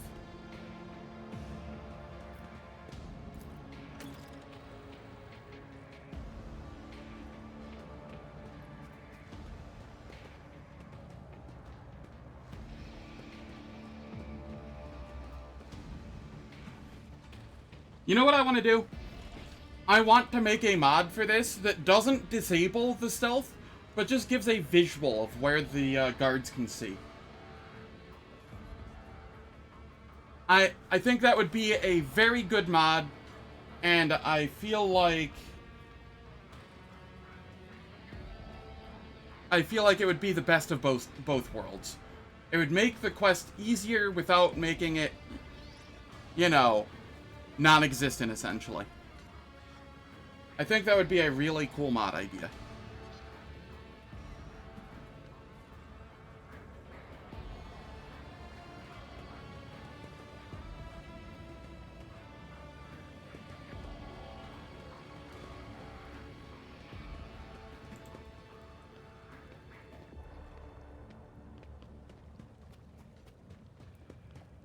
Doubt is for the weak.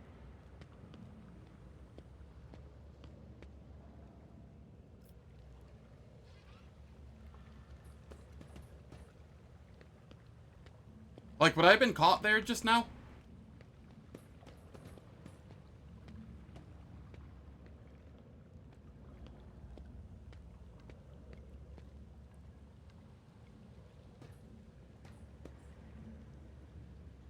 We shall prevail.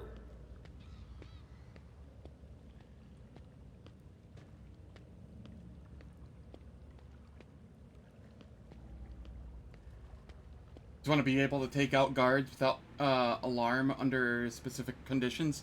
Yeah, that would be cool too. It's about time. I tire of idleness. Let's move.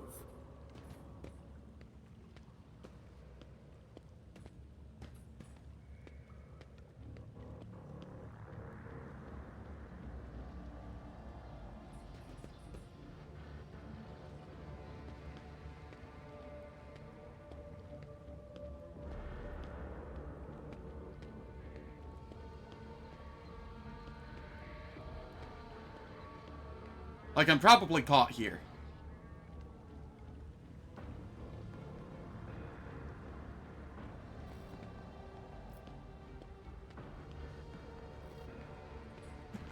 I'll lay claim to the stars. We need to investigate. Of course, that's a tech use one. Trading is just like art. It takes skill and talent.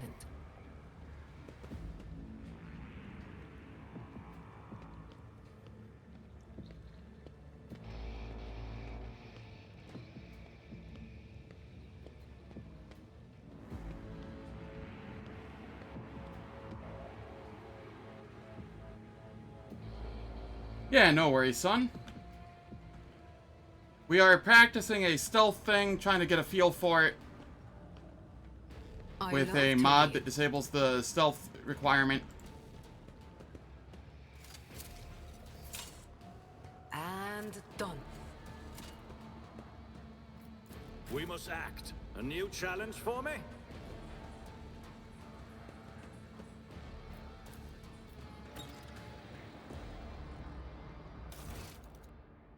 I have one valve left. They say a little bit of humility never hurts anyone. I help Yeah, others better yeah. themselves by wholeheartedly humiliating There is no them actual at stealth every mechanic in the step. game. So it's just, you have to blindly know where the guards are and avoid being put in their cone of vision.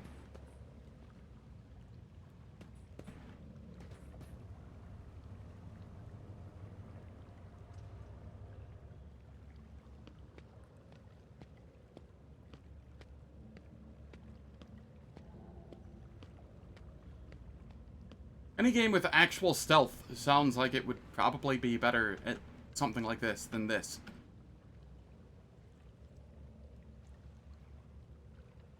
Like Wrath of the Righteous, this would have been really cool in, because you actually have Follow stealth. my lead. Halt! I noticed something.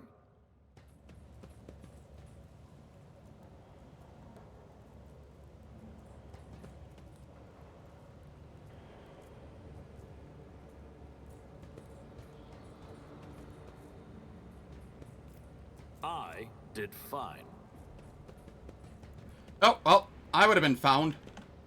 I didn't even know he was there. Shit. Alright. Victory awaits. Well, that was 100% a What was loss that? there. Done. I even sat here to make sure that there wasn't anybody around. I couldn't hear footsteps or anything.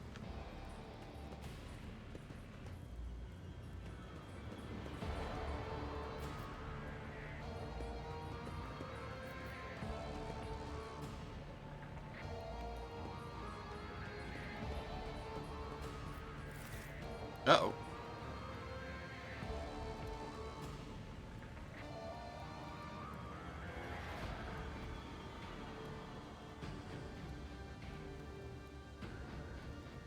Was it the one valve that I missed?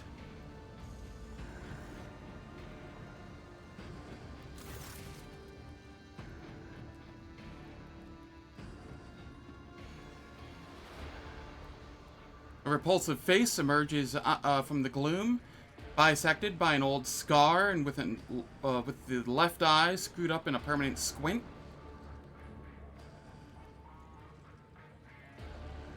Yeah, this was awful. And even with a mod, I may have just now still failed it. Jay, get out of here. He won't let you go. Jay, please. Fate is for the lawmen and drunkards, Falco. But we've come here under our own steam, and you know why. Take your hands off the rifle and release my people. Yeah, even the hacks aren't enough. I need to pull something like this, Haydari. You show up with him. We both know how this is going to end.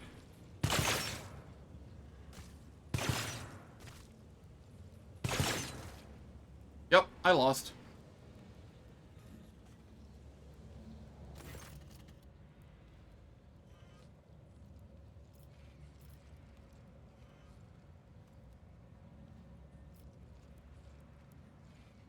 I am so sorry. You will regret this. I regret nothing, your lordliness. My fate was sealed the second you landed on Footfall. I got every single one of the goddamn...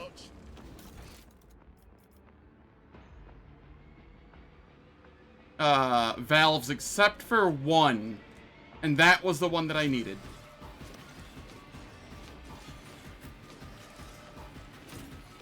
I loathe this. I failed even with hacks.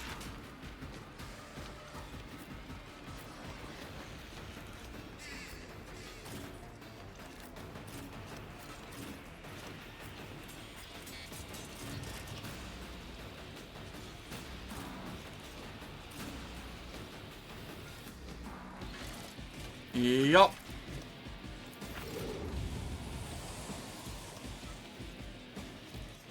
You've got a problem. I've got a prize.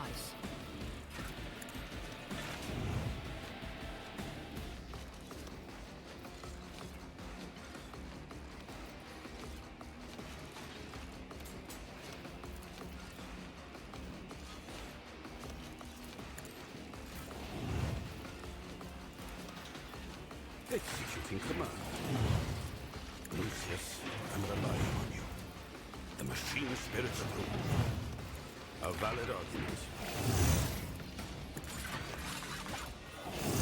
A safe and active tech assistant.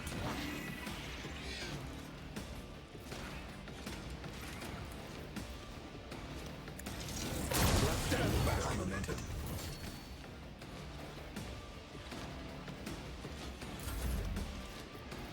Okay.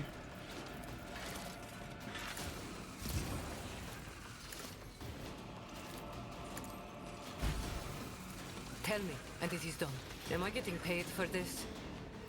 Ah, I shouldn't have used that. I should have just saved it. It's whatever.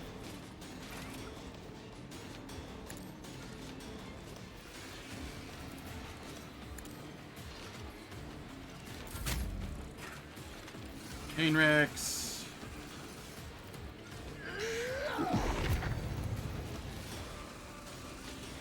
But of course, Lord Captain.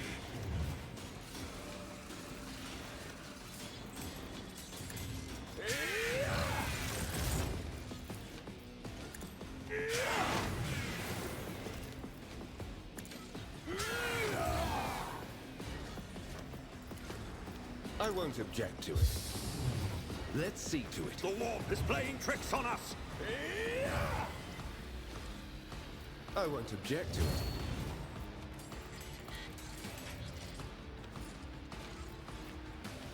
Let's see to it.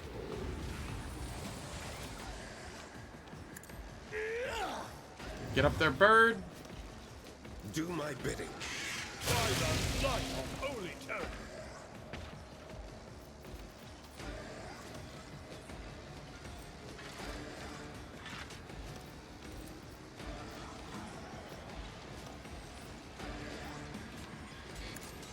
Emperor, do not leave me now. There we go. Here, Liette. I understand. I deal death with my hands. You moving? No more.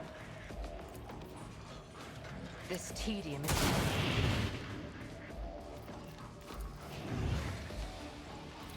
If it serves your... Another soul slips beyond the veil. I deal death with my hands. There we go. You know, just a little bit of death and mayhem with her.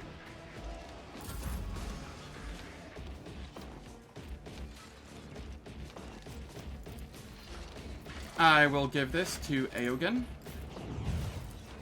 Eogunn can give me an extra turn. Removing restrictions on the galvanic cell! Nothing I can't do. Reckless Rush. I will Weapon Optimizer. Not a problem for me. And then I get to run around and just bash Suits people my in. purposes. You didn't stand a chance. Nothing of value has been lost. My tactics are flawless.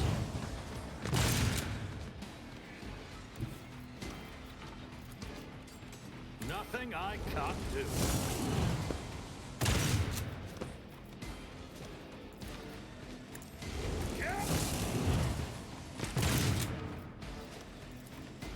All too easy. Nothing Reload. I can't do. Reckless strike.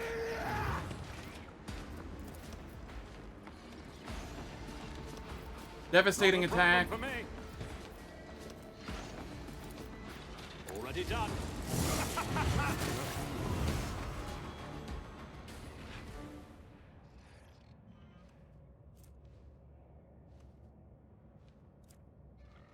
Alright, it is time for ads. The ads will last for 3 minutes. They disable pre-roll and mid-roll ads for the next hour on Twitch. I don't do anything in the meantime, so nobody misses any content. And I will catch everyone after the ads.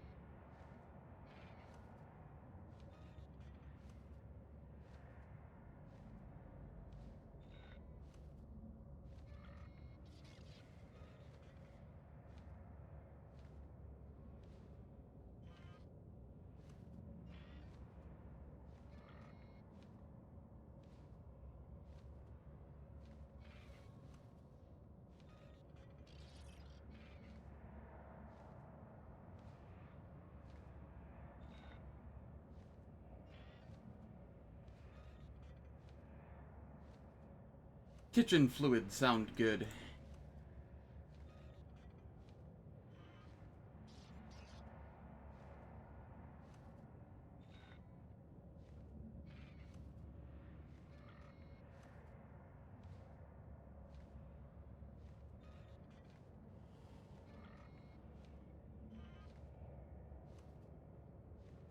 There's clearly a slash there.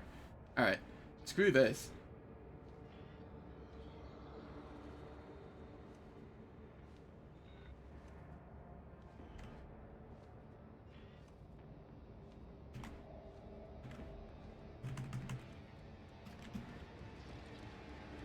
Fixed it.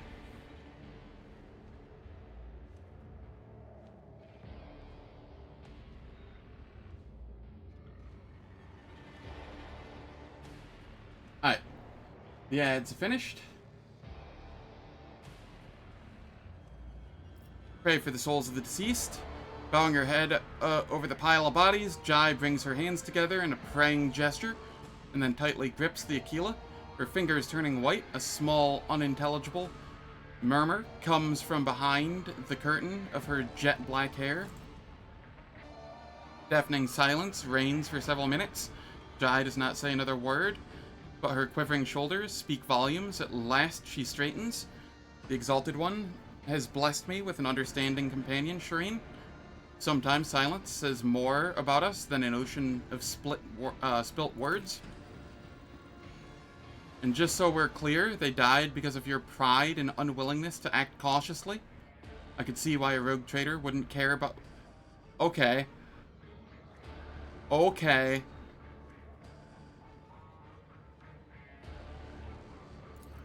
I'm always ready.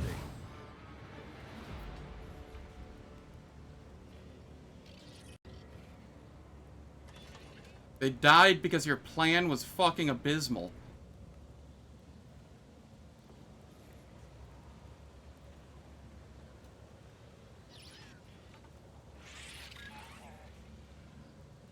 What went wrong? I rounded a corner that I didn't see, and it immediately pulled me into conversation with Falco, because it was the corner that Falco was at.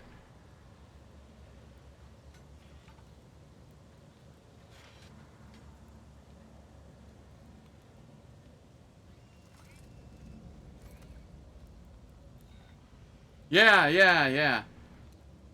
Even with hacks, it wasn't strong enough to overwrite this god-awful quest. Holy shit. Just the absolute worst thing in the world.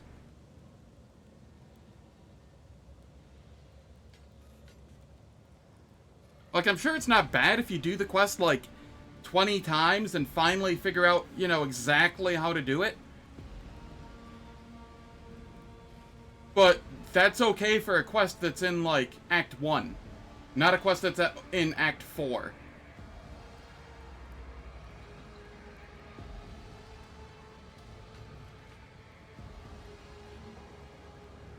Alright, what level is this? 45.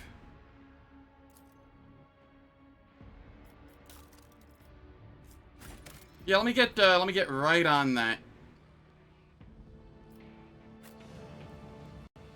I mean, I possibly could have, but it would have been super cheaty.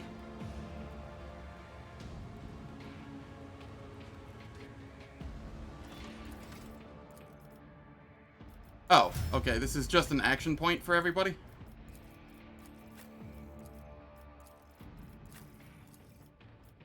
I like level ups like this.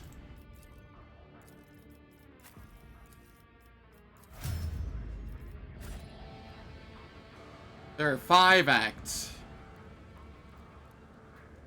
It's about time.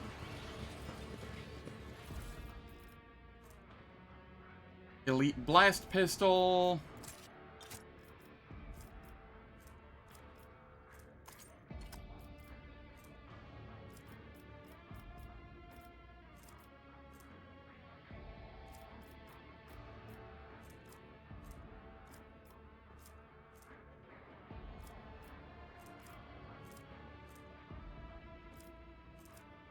Jai, I think you're going out the airlock from now on. Just saying. I will find other ways to do skills if I have to.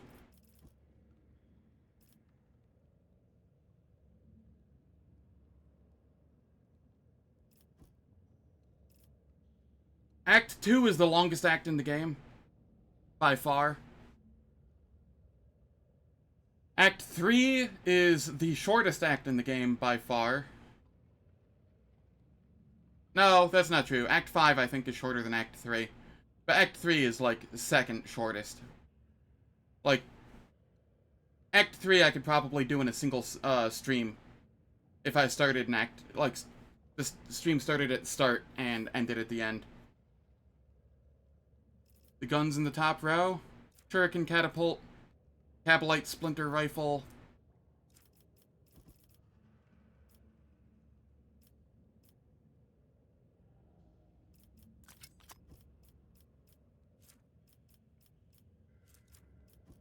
Yep.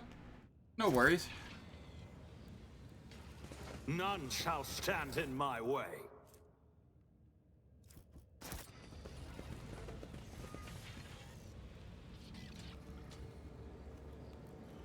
Yeah, Act 3 is fast to win and or fail.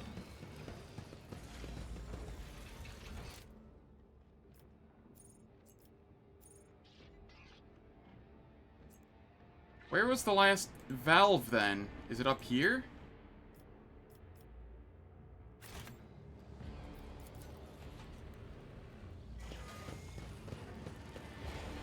A new challenge for me. Yes, it is. So literally, I just happened to take a single wrong turn. I went this way instead of this way. And because I stepped, like, right here, it pulled me into the fight. Or something to that effect. That is so dumb. Yeah, that's exactly what happened.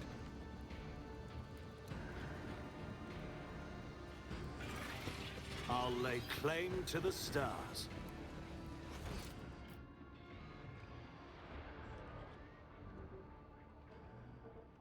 I cannot save scum. I am on Grim Darkness mode. I have single save. It is like Last Islanti for Wrath of the Righteous. It is Iron Man mode. Yep.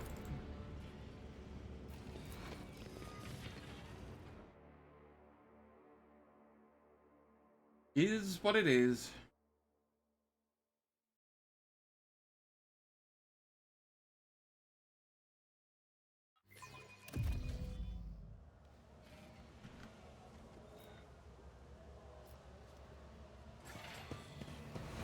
Victory awaits!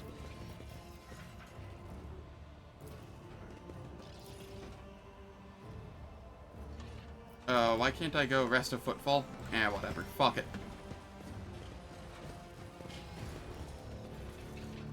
I mean, aside from that singular quest, this game is piss easy, so... It is the easiest CRPG I have ever played. And that is including Baldur's Gate 3, which I hardly even consider a CRPG. That's more of a... visual novel with CRPG elements.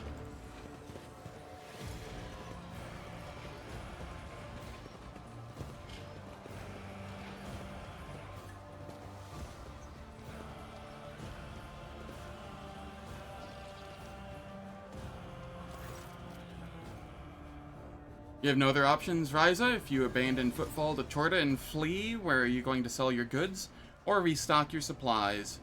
It would just be a slow death for all of you, with no ammunition, no water, and no air. So quit bargaining with fate and stick to the plan. Yeah, that's fair.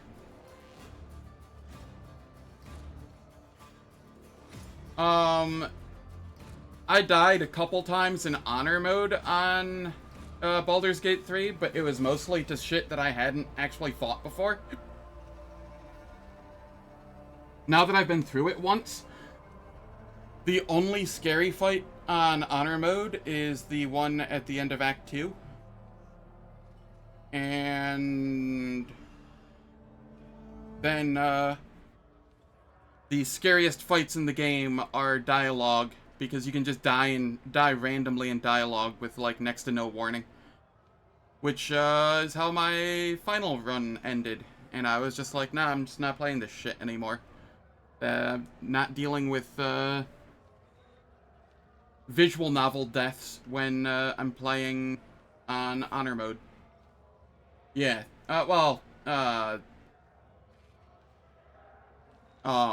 Specifically the Avatar of Merkel.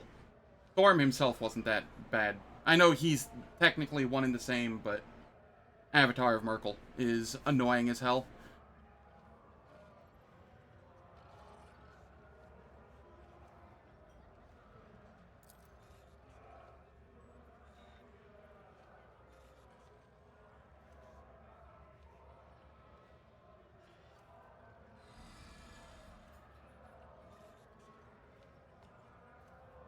Yeah, just, next to nothing affects him if you're next to him as a melee, you can't heal.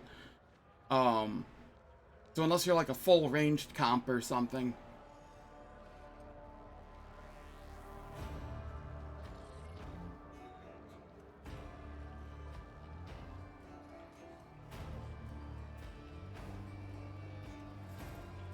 Also, if you use Barrelmancy or something, it's really easy, but I refuse to use that.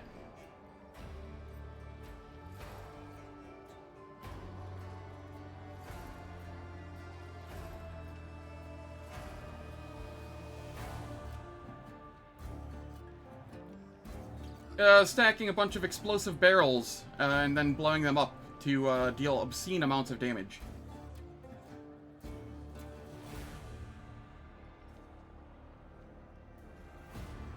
Yeah, the very start of Act 3 and Jai's quest, Blind Iron Man on highest difficulty is whatever.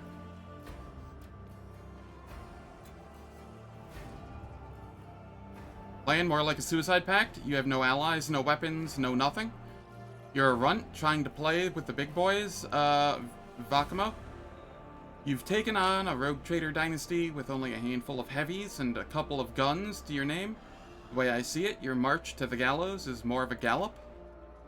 Turning away from Ryza, Vladim's expression does not change, but an indistinct curse falls from his lips. Yeah, early ship battles, if you don't know what you're doing, could be scary as well. Heck, they're kind of scary even if you just roll bad initiative. Liege Takara, my greetings. Vladim replies in a stiff, formal tone, my apologies for being unable to receive your lordship in my office. My present status imposes certain limitations on me. Greetings, your lordship, and as for you, Vakamo, I've got nothing to add. Your plan's utter crap. I don't gamble on those kinds of odds. I'll leave you to think about your prospects. Maybe you'll realize that using my shuttle would be a better idea, while me and my shuttle are still here.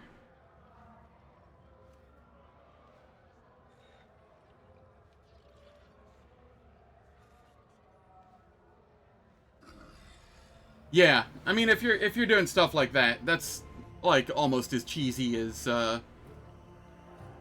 Barrelmancy. But no, I mean, you know, there's a million different ways to break Baldur's Gate 3, and as easy as Baldur's Gate 3 is, I find this game easier.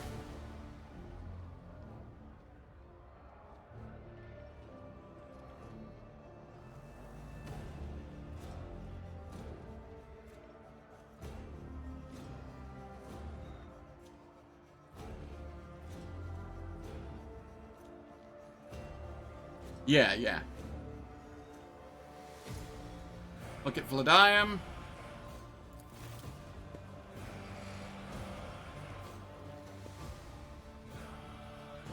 Turrets early Act 2 have also had imposing presence in the last two playthroughs. Accurate, but I didn't die to them either time. So while they were imposing, they were not, you know, hindsight, they're not terrifying. They couldn't beat me. Former liege looks angry and focused.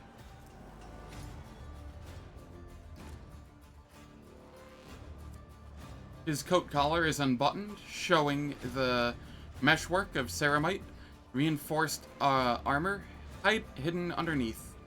He is wearing a gun holster on his side. Now that Vladim has thrown off the mask of a disgruntled bureaucrat, his sleeves are rolled up, showing his old bandit tattoos.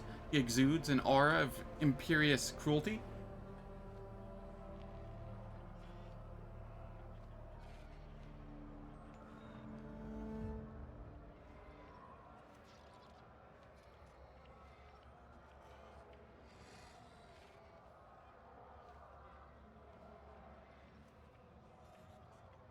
Ooh, that sounds rough.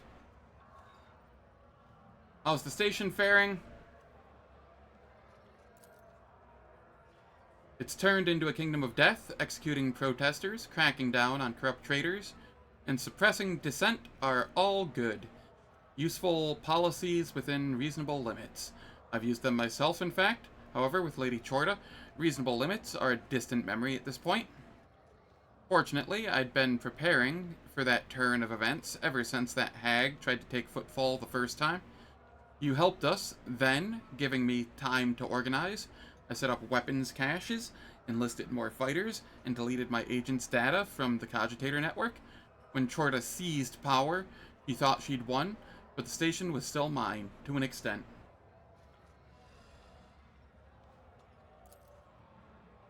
My little armies waging war on the enforcers. Now, see, here's the thing. You just take the alert feat on everybody at level 4, or 5, or whenever you get your first feat is, and then you don't have to worry about that. You can't be surprised.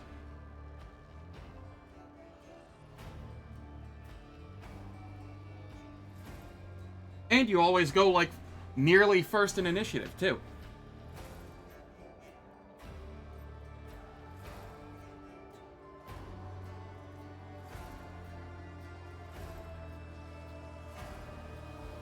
One of my biggest issues with Baldur's Gate 3 is for each class, there are 2 feats that are worth a damn.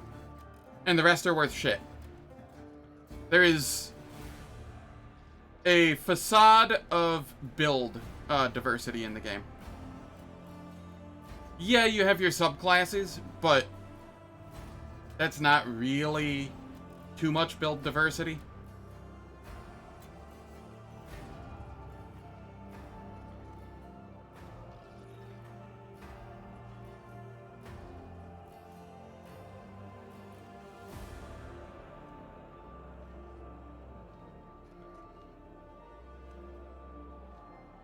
Diablo 2 had plenty of theory crafting.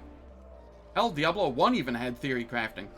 Diablo 3, on the other hand, not really.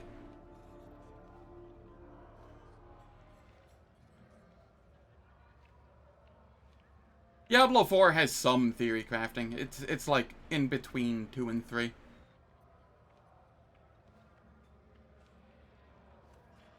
I don't know if you've played Diablo 4 recently. It has a fair bit now. A lot more than it did before.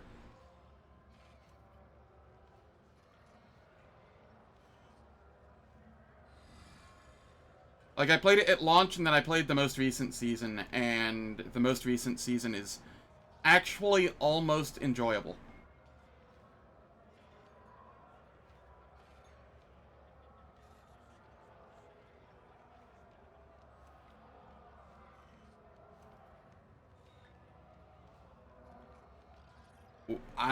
I'm very confused by your statement, Zalaro. 3 is the most shallow ARPG in existence.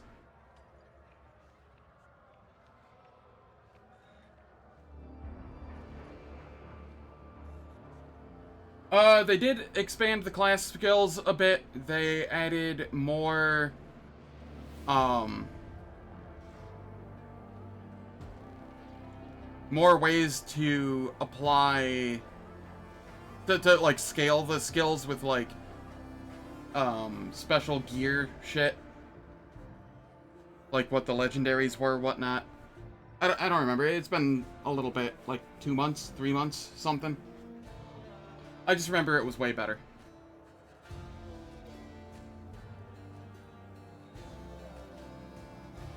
Yeah, they do. You cannot convince me otherwise. Diablo 3 had literally no build diversity. Each class had a single build. Maybe 2.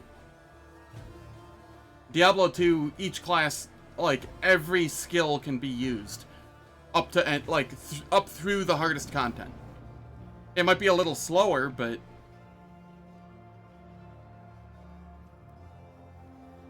True, D1 doesn't have build diversity. I will agree with that.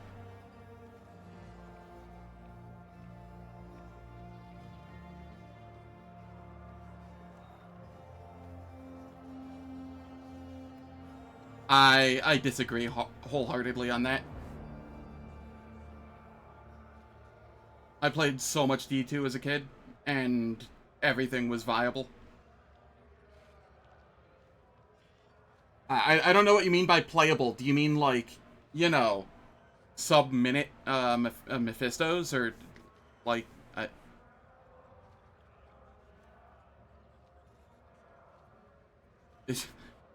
where does the line for playable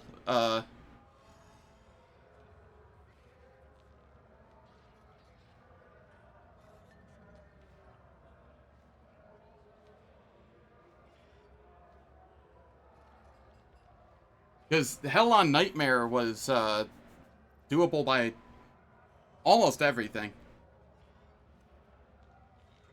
It might have been a little slow, but it was doable.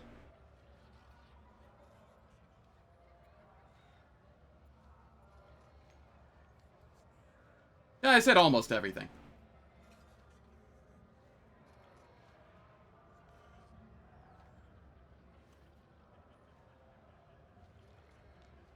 Yeah, but sets aren't builds.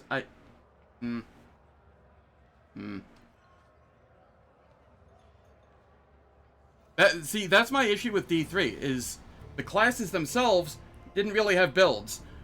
Everything was just a set. It was 100% set-based.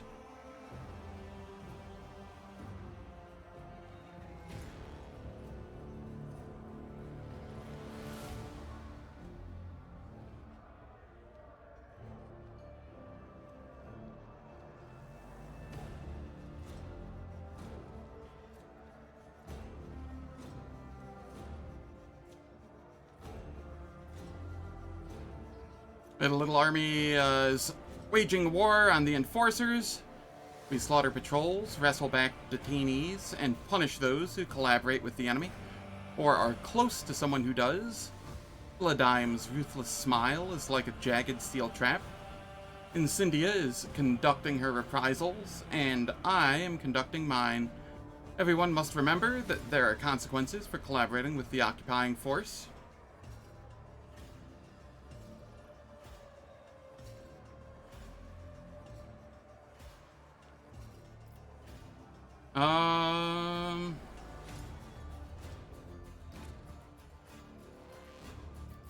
I see.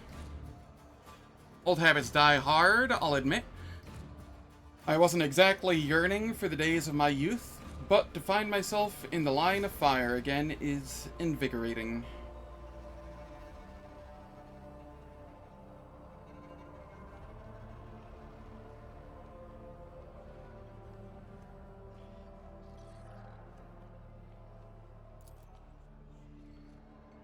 Your Lordship, I'm asking you for help, not just on behalf of the portion of the station population that isn't already scared shitless, but on behalf of the Caspella Commission as well.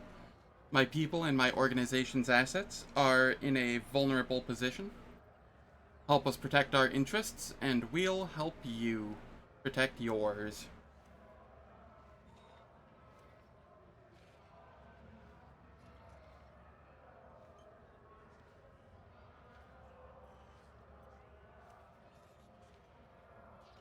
What kind of help do you expect from me?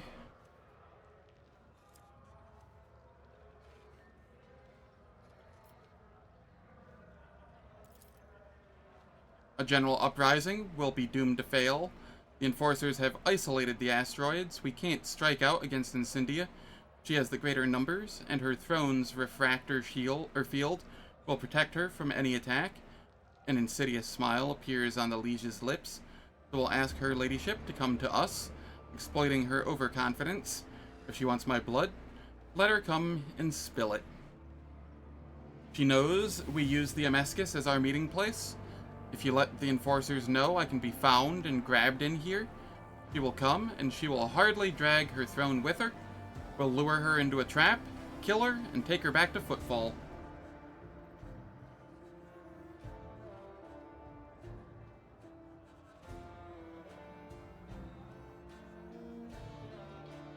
Why would I take part in that? Because a critically important station in the Expanse is about to become a graveyard. Once commerce dies, merchants will turn to piracy. What else could they do? Connections between worlds will begin to weaken. And, since Chorda will make short work of astropaths as soon as she gets to them, And Chorda, do you think Footfall will be enough for her? No, she'll march on perhaps your worlds as well. Besides, the Casbella Commission, and I'm authorized to say this, sees your lordship as a proven and valuable ally. Incendia Chorda has nothing to offer you, while my organization's gratitude is guaranteed. Between losing an influential partner and strengthening your ties with them, I'm sure you'll opt for the latter.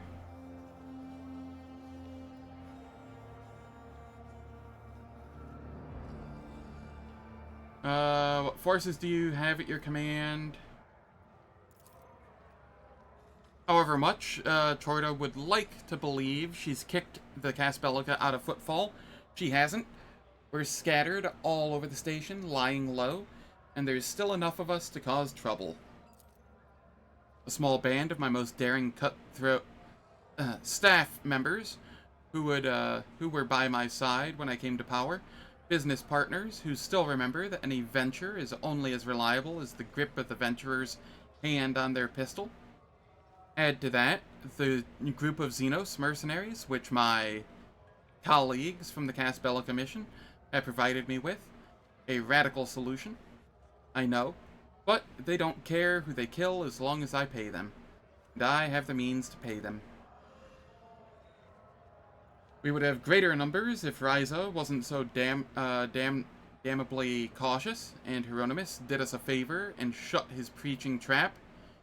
Ladeum grits his teeth and adds quietly, I would have thrown the good reverend for a loop long ago if it weren't for the fanatical mob that would show up here and avenge him.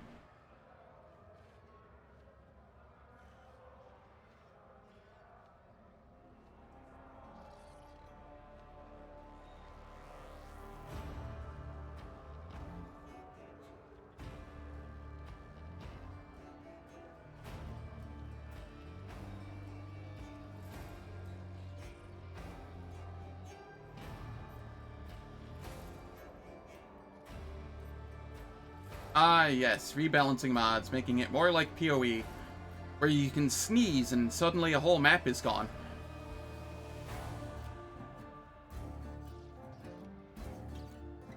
Of note, I do want to mention, I do like PoE, and PoE 2. But that is definitely 100% how PoE is.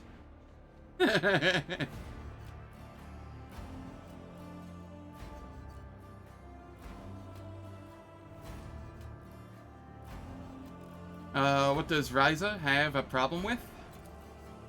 She has misgivings about the prospect of our cooperation. The old rogue prefers not to pick fights unless her victory is a foregone conclusion. And right now, she seems to be planning on fleeing rather than fighting. She needs the right kind of motivation. It's a shame there's no one that the cold bitch values enough for me to take hostage.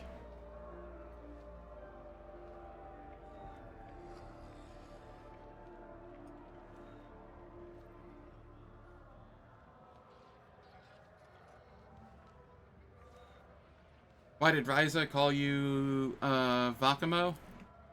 Old nicknames die as hard as old habits. I used to be known by that name on the station. The Vakamo is a myth, a malicious spirit stalking its prey in Footfall's empty sectors. Takara chuckles. I had a terrible reputation when I was young. Why has Hieronymus shown up here? He preaches repentance. Ladium remains stone-faced for a few seconds before giving in and letting a sarcastic smile form on his lips. Chorda sent him here to make us lay down our arms and renounce our rebellious ways. But he seems taken aback by the scale of Lady Incendia's purges, which opens up possibilities. If we put pressure on him, he'll bring over zealots who will tear apart whoever he points his finger at. A useful man. I regret not getting him on side sooner.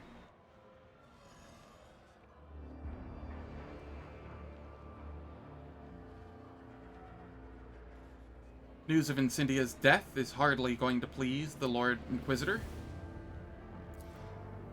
Considering Calcazar has never once interfered in the station's affairs, he clearly couldn't care less about Footfall.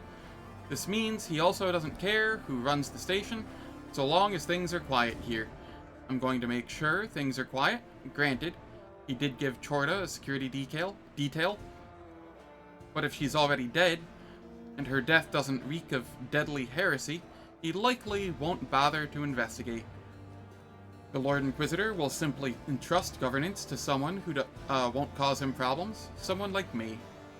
I realize it's a bold hypothesis, and the Lord Inquisitor may have me hanged for Chorda's death, but my life is at stake as it is, so I may as well take the risk.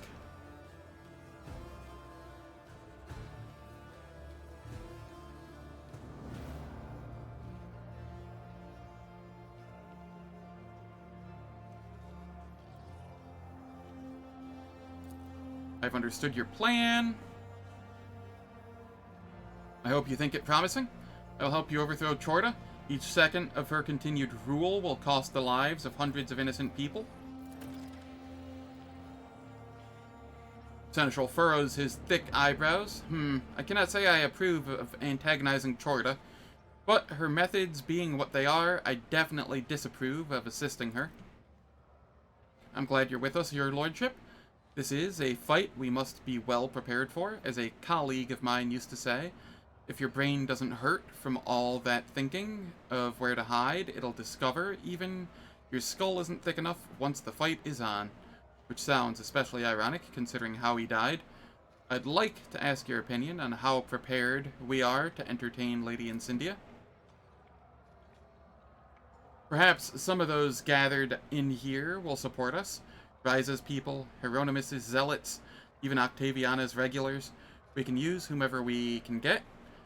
If you think that it might be worth fortifying our positions or preparing a few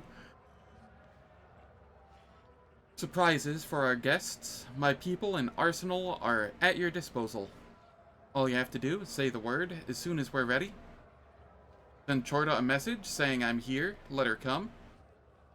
We'll settle our differences the Footfall way with a gunfight.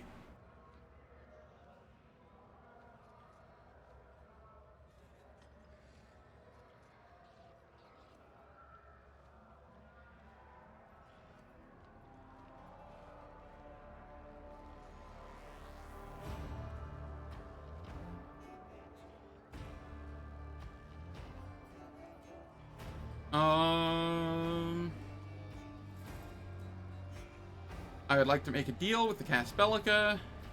Regretfully, I have nothing to offer you at the moment. Okay, I will go and take a look around. Bloodiam nods attentively, then looks down at the data slate showing a map of the station's systems. He scrutinizes it with a pensive expression.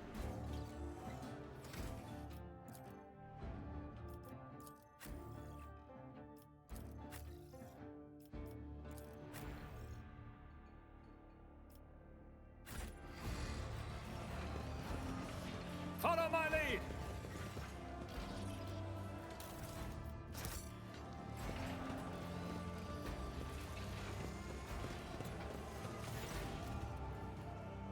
Octaviana looks tired, but finds the strength to smile briskly.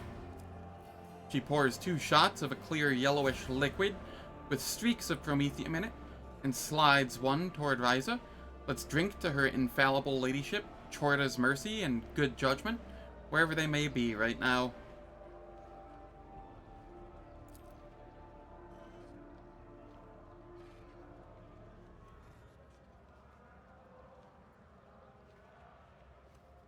Ryza downs the shot, grimacing in satisfaction.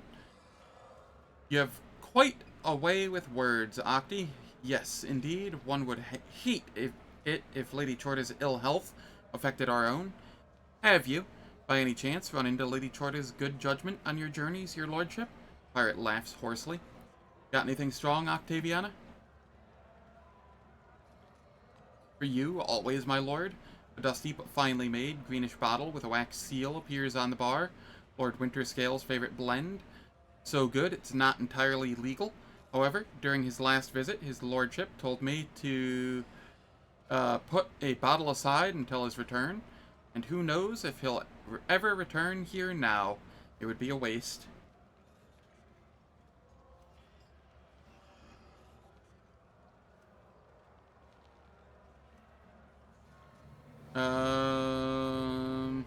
Here's to me and House von Valencius. All hail von Valencius.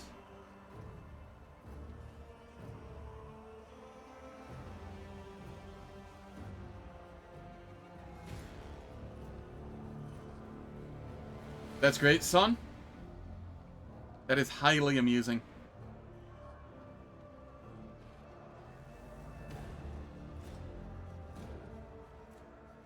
How have you been faring here without me? Badly, but we're in no mood to lie down and die yet. There are still people who can't stand Chorda's regime, and they are fighting. A sting a day, always somewhere new. Vladium may be on the run, but he still has people loyal to him. He'd have had more if it weren't for Reverend Hieronymus. Many have fallen for his sermons and taken to repenting and confessing. He's turned so many to the faith that they don't dare touch him anymore. The old man's a force to be reckoned with now. Vladium has let the stations slip away from him. Plenty of people aren't happy about it, not least his business partners. Should something happen to Takara here, your dealings with the Caspellica shouldn't take a hit because of the old leash's ambitions.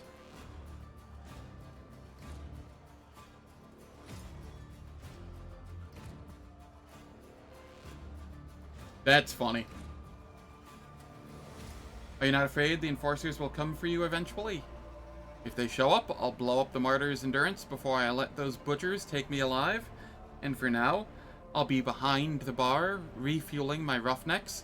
It's a rotten thing for a captain to abandon a ship, isn't it, your lordship? Some captain. If I were you, I'd scram while the scramming's good. I know you're attached to the Amescus, but this hole isn't worth dying for. I have a shuttle hidden away nearby, so we could take off right now. Give it a rest, Ryza. I'm not holding you here, so stop trying to drag me away with you. Ryza, I need to have a little, chat. At your lordship's service. You see, or your eyes see through the pirate instantly, and you sense that the burden of her transgressions is so heavy that it will soon drag her under. Her fear has allowed a malicious will to sink its claws into her soul and tear it slowly to pieces. Ryza, the forces you have opened yourself up to will be your undoing, and what's more, your crew too will pay for it with their souls because of you. Ryza's expression turns to stone. She peers tensely into her glass as if trying to find some answer at the bottom of it. Finally, she raises her eyes to you, looking incredibly tired. You're cruel, you know, your lordship. The way you found where this old pirate was hiding her conscience, and dragged it kicking and screaming into the light. I got in over my head and almost took my guys down with me. I'd be crap captain if I allowed my fear to kill my crew. Thank your esteemed self for talking some sense into me. Got a light?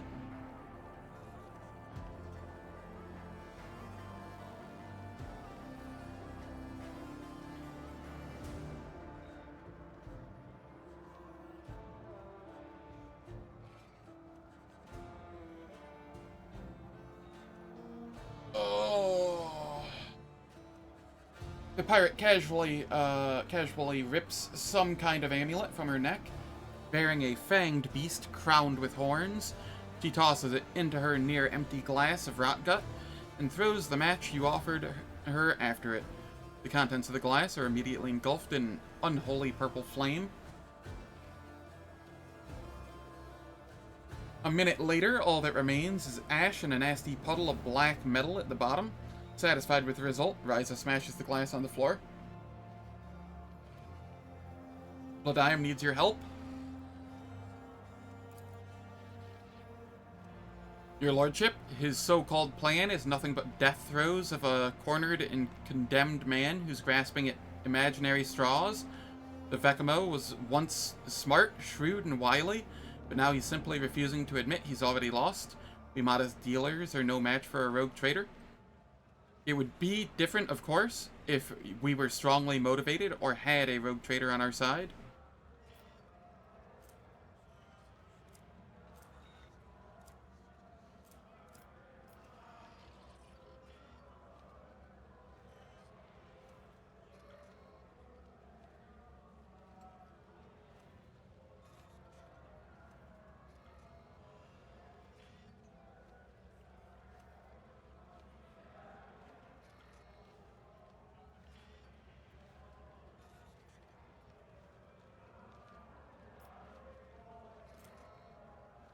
Spoken like a cowardly crone, not a dread pirate captain.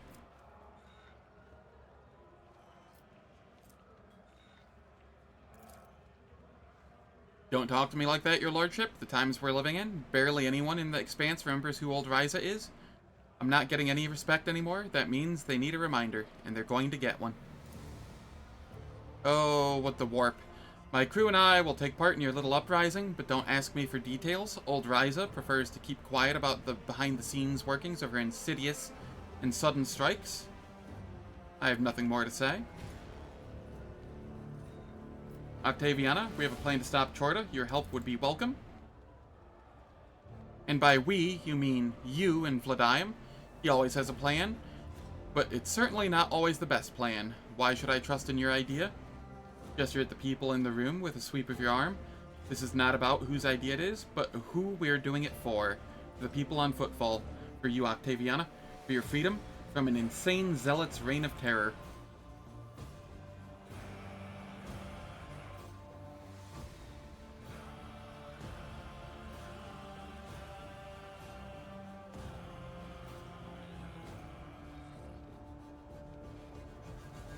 The patrons greet your last sentence with an enthusiastic roar. Your heartfelt speech has resonated with the commoners and seems to have stirred Octaviana too. You certainly know how to be persuasive, your lordship. You're right. You're ready to risk your life for us, and here I am being picky like a noble offered a Nutribar made of corpse starch. You can count on me. I don't have any fighters, but I do have shipment of Xenos weapons, lethal, but with no guarantee of quality. Figuring out how it even works is tricky enough, but that still beats the junk Vladium's thugs are armed with. They can have a round on the house. I'll leave you to your conversation. None shall stand in my way.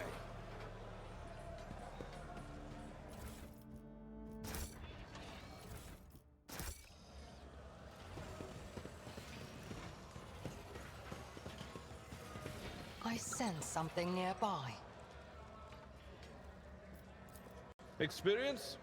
Nothing matters more.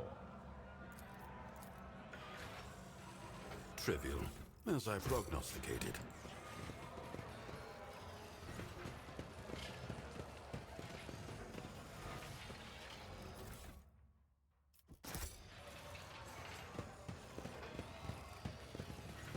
A new challenge for me? We need to investigate. Conundrum. Okay, let's see here.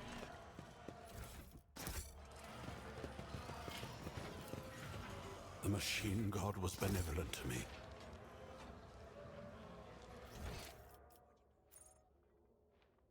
Hieronymus. There's loot up here. And loot over here.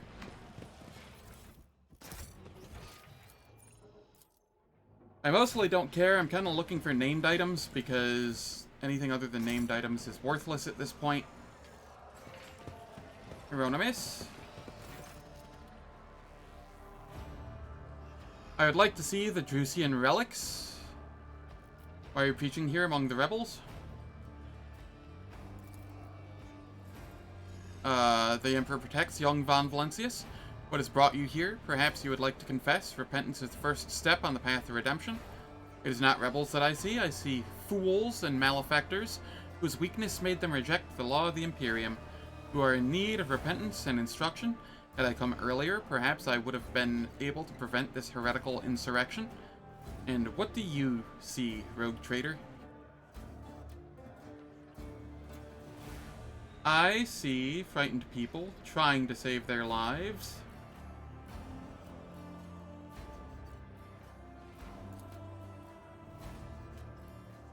You're entirely right.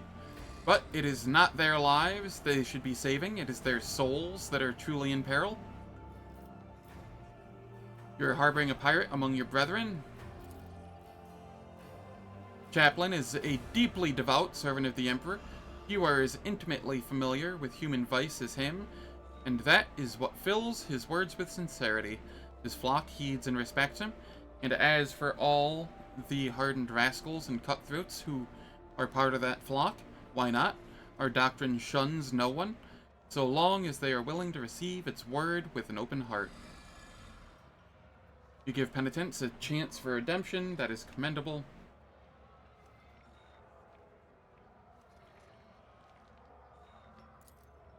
I take no credit for that. They chose that path for themselves. I merely point out that the path is open to all, and instruct those who have started their journey to redemption.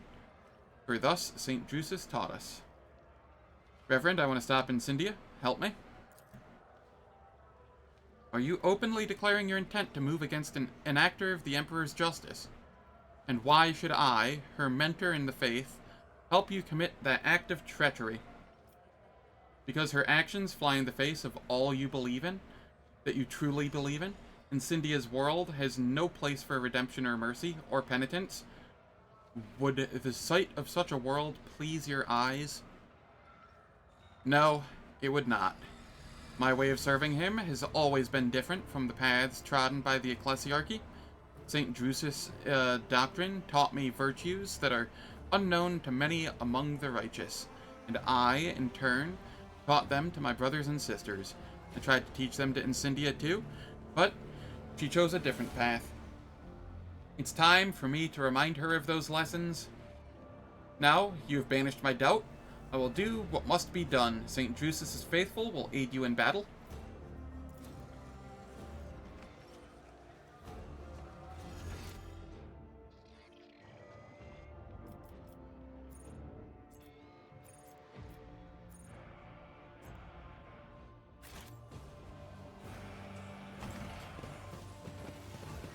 I'll lay claim to the stars. Order barricades to be assembled among the rubbish. Nothing's impossible for this old officer.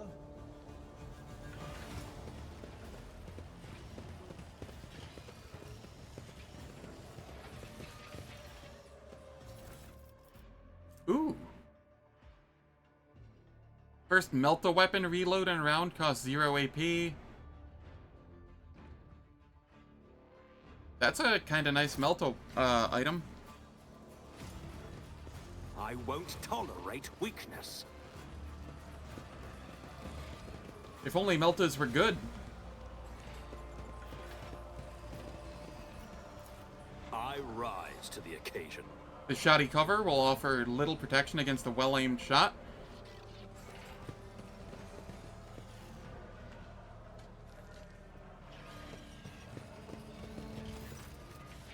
The imposing man, covered head to toe in scars, is hard to miss for anyone else.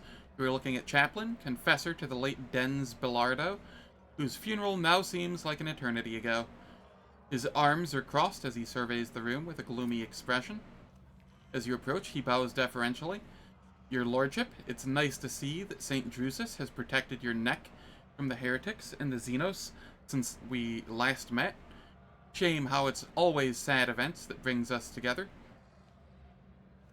The last time was at a funeral, and now it feels like half of Footfall needs a memorial service. Long time no see, Chaplain.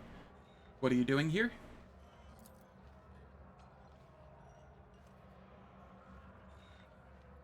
Same as always, your lordship. Bringing the Emperor's light to the lowly and the downtrodden. And I have my hands full here on Footfall. The station's teeming with hungry, maimed, and frightened people. His large fists clench into twin mace heads. Her ladyship, Incendia Chorda, in her righteous zeal, doesn't see the atrocities her enforcers commit in the Shadow Quarters, using her name as their shield. I intervene wherever I can. To be honest, I'm almost spent. Helping everyone is beyond my limits. How fares Dens' young heiress, Adelia? Safe and sound in my care, your lordship. Barely any time has passed, and I already think of her as my own. And the young girl herself clings to me. She took to learning the ways of voidfaring with gusto, and she's already better at numbers than me. A true trade captain in the making. I hid her somewhere safe for now. It's a bad time for the girl to be on Footfall. She's seen enough woe and blood as it is. More than enough. What is your opinion on the situation on the station? Honestly, perhaps this began as a cleansing, but since day one, it looked more like a frenzy of fanaticism. Granted, people with a clear conscience have always been few and far between on Footfall, but is that a reason to exterminate everyone for the pettiest infractions? St. Drusus teaches us to bring people back to the Emperor's light, and only punish by death those who've crossed the forbidden line and turned away from him irrevocably. I'm my own living proof that even a thoroughly rotten scoundrel can take the path of redemption. Are we in such deep retreat from the heresy we're battling that the flamer and the noose are the only tools we have left? Shame that Reverend Hieronymus won't listen to me. He's too zealous. He sees the face of vice too clearly and finds it too abhorrent. Looking at Footfall makes him sick, and so he welcomes the cleansing. Chaplain is a good guy. May St. Drusus help you? I think I've spoken with everyone here. Victory awaits.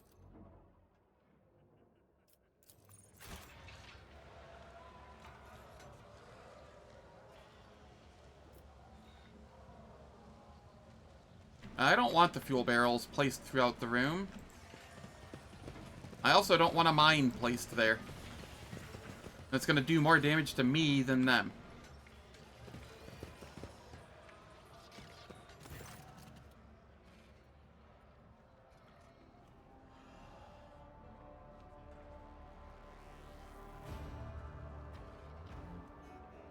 The mine is good. I mean, I'm melee, so I feel like to get to the enemies, I'm going to have to walk through the mine.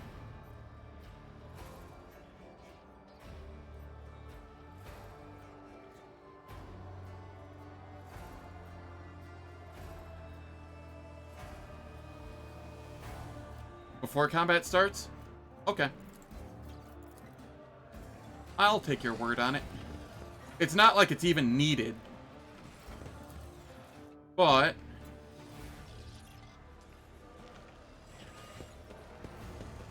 you know, may as well.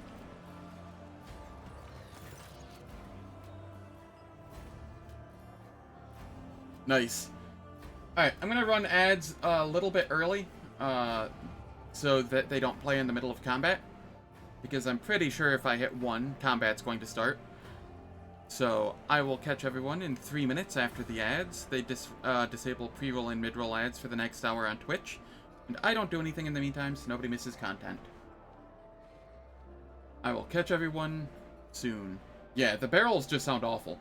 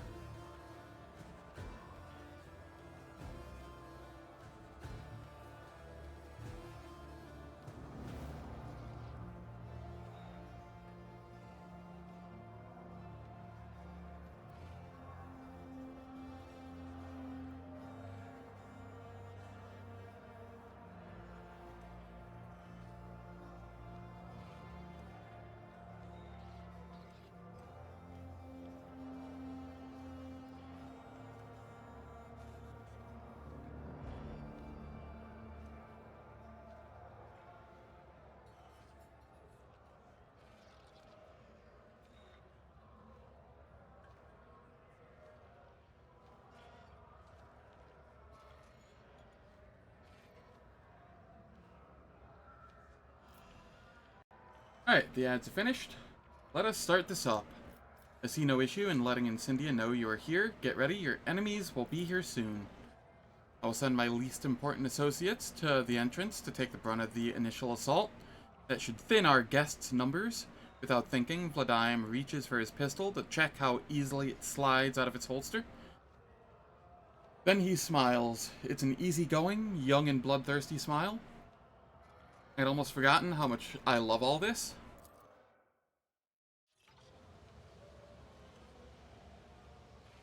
Stay where you are, lay down your weapons. We are here for the criminal Vladyim Tokara and his accomplices. Members of the heretic Vladyim Tokara's gang, lay down your arms and face righteous justice.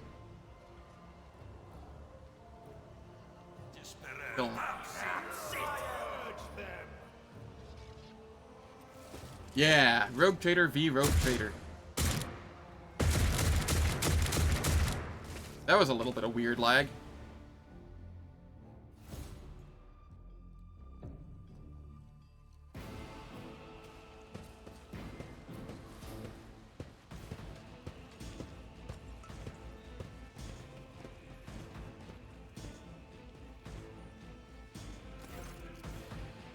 Flame rages in Chorda's furious gaze as she surveys the bar. Her figure seems to exude a ruthless radiance, cruel like the scorching sun of a desert world. Rebels and heretics, I, Rogue Trader Incendia Chorda, master of Footfall and defender of justice, am ordering you to lay down your arms. Harsh justice awaits those who surrender, and ignoble death awaits the rest.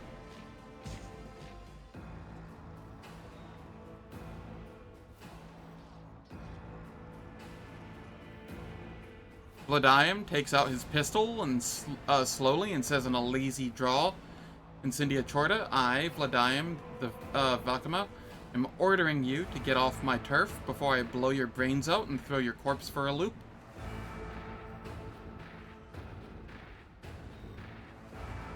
Part of me wants to do one, and another part of me just wants to attack.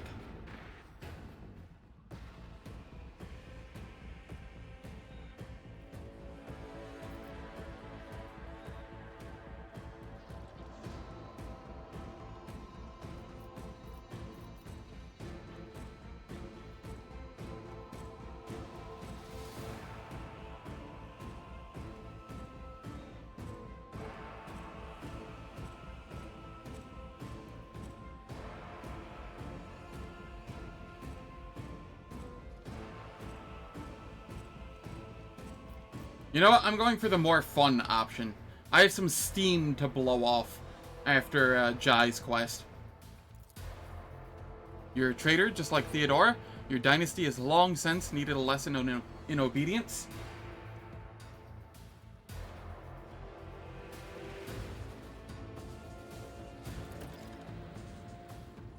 Kick this lunatic out of the out of my bar.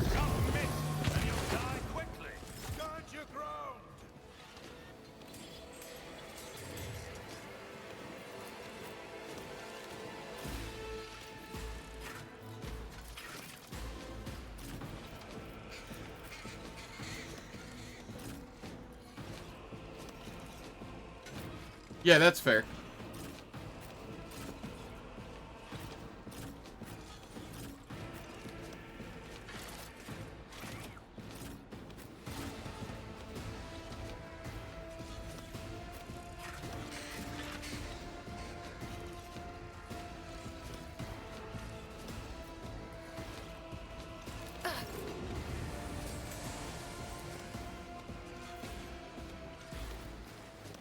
Don't get too cocky.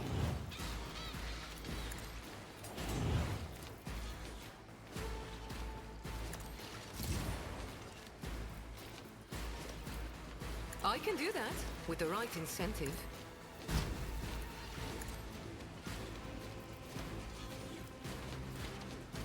Tell me, and it is done. Don't get too cocky. Me? Never in 1,000 sectors. Am I getting paid for this? You've got a problem? I've got a prize. Alright. Executing command.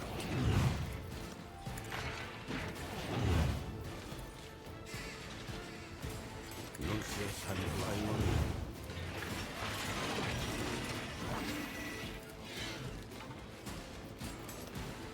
The machine spirits move.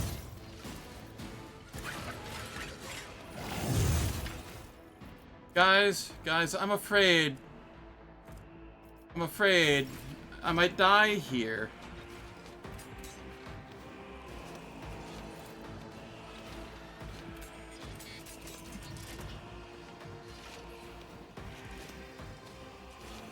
Astute. The force has guided my hand.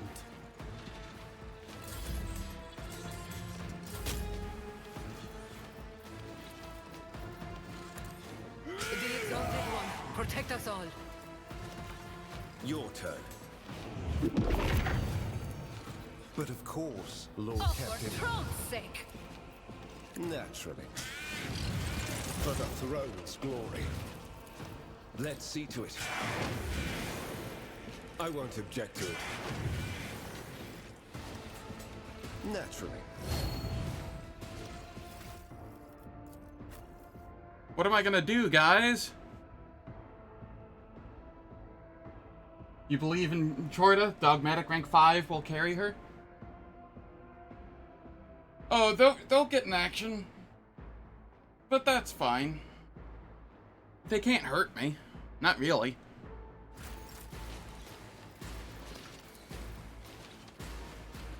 For the throne. Beware foul sorcery!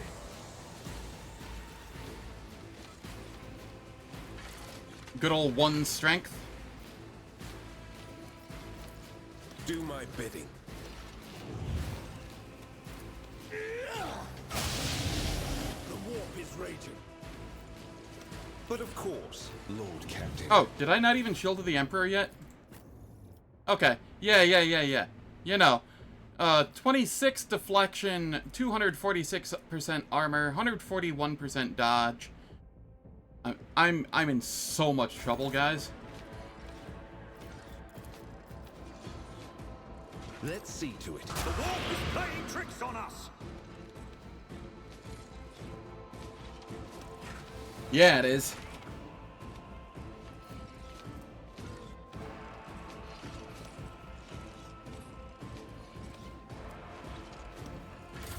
Follow my lead. Legacy has...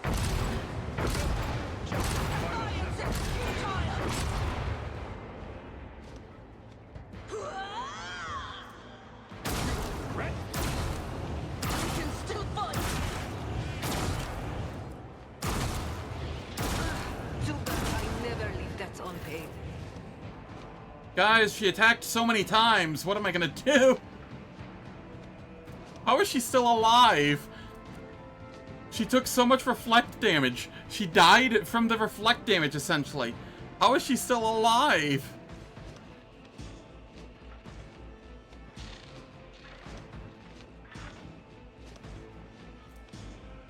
Right at the moment of suffering lethal damage, Incendia Chorter will perform a surprise counterattack.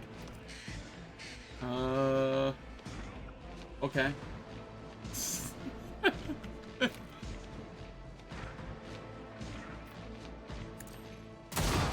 you moving.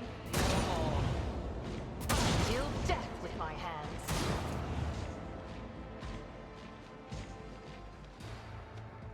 Over here, just attacking allies. Okay, Irliet. I see why people don't like the elves. Ancestors guide me. I didn't even get a turn. Wait, there's something left. Where?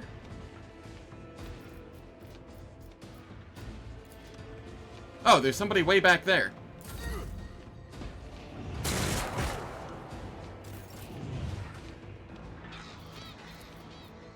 I am a conduit of the machine god's will.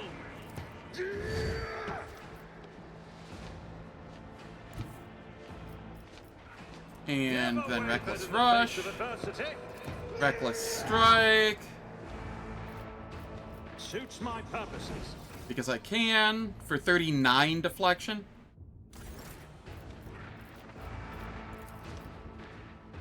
You know what? I'm gonna get him with the hook for the kill. All too easy. Be wary! The veil thins!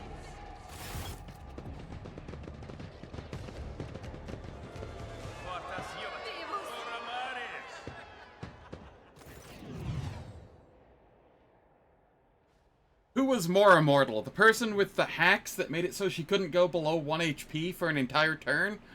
Or the person who just couldn't take damage? Turns out, the one who couldn't take damage. Ladiam surveys the carnage and says dryly and morosely, "What a mess. Thank you for helping me deal with it, your lordship. Your help has been invaluable, but the Caspella Commission will nonetheless try to approximate and match its value in the most generous of terms. Does your lordship have any preference in regard to what should be done with the remains of the lady?" Lady Incendia's body is to be transported to the domain of House Chorda, untouched. Overcoming the desire to spit on Incendia's corpse, clearly manifested on his face, Ladiam turns from the thug into a cold bureaucrat again. "Before your eyes," he says curtly to one of his associates, "place her ladyship's body in a cryovault and take it to her ship. Make sure no damage is done to it. No further damage, that is. We were enemies, of course, but that's no reason not to act in a civilized manner."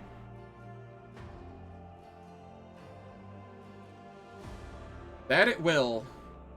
I'm not even, like, really trying to do it. It's just that's what the buffs do. So talking gives you a few options, usually making Reverend admit he killed her family in...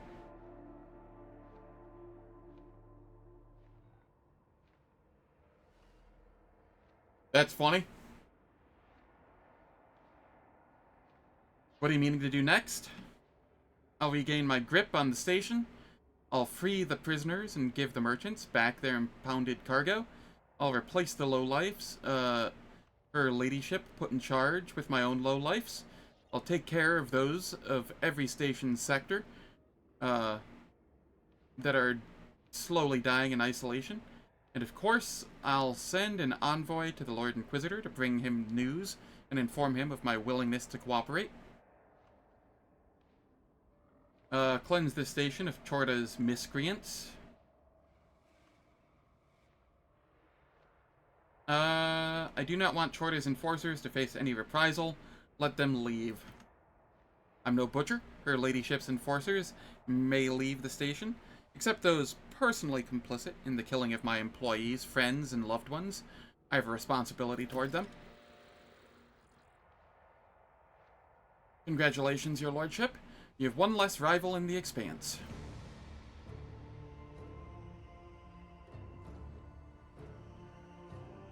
That's great. Now that we've dealt with the pressing issues, do you have any other instructions regarding the station's governance going forward? After all, Footfall is now under your exclusive personal protection. Footfall is exhausted and wounded by Chorda's cruelty. I will have shelters set up where those in need and in pain can find a roof over their heads, sustenance and medical aid.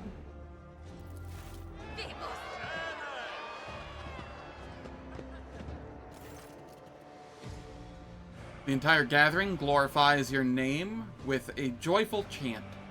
In their eyes, you see hope with a dash of mistrust. The station's inhabitants are not used to such magnanimity. However, something in your voice gives them hope that they are not putting on a show, or that you are not putting on a show, and that perhaps this is the beginning of a new and less grim period in the station's history. I tire of idleness. Let's move.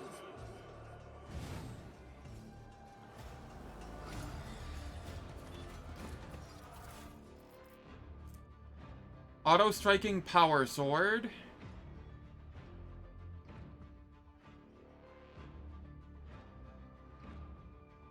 This is kind of nice.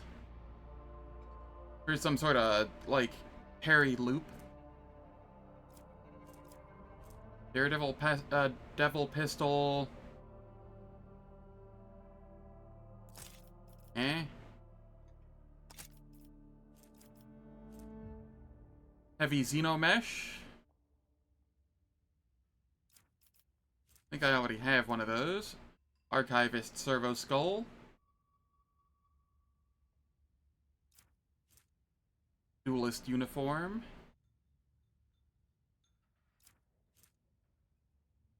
Stalwart Boots.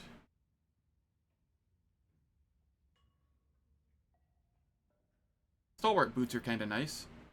A Phoenix Gem. Phoenix Gem's actually kind of nice too. Injection Adapter. Commissar's Cloak. Get back in the fight ability that costs 0 AP.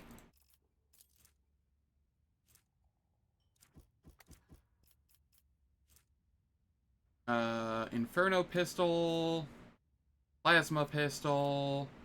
Rapid Fire Auto Gun.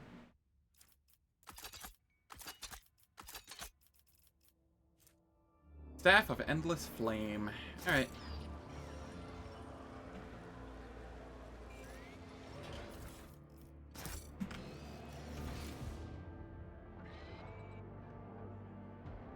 None shall stand in my way.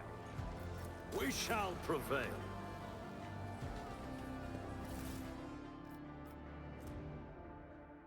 Voidsman Armor.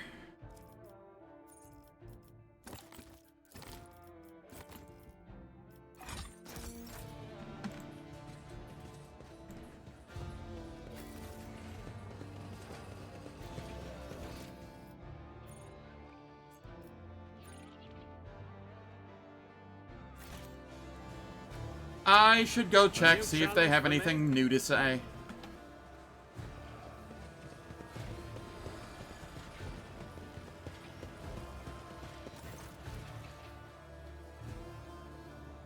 How's the station doing? I can see you have everything under control again.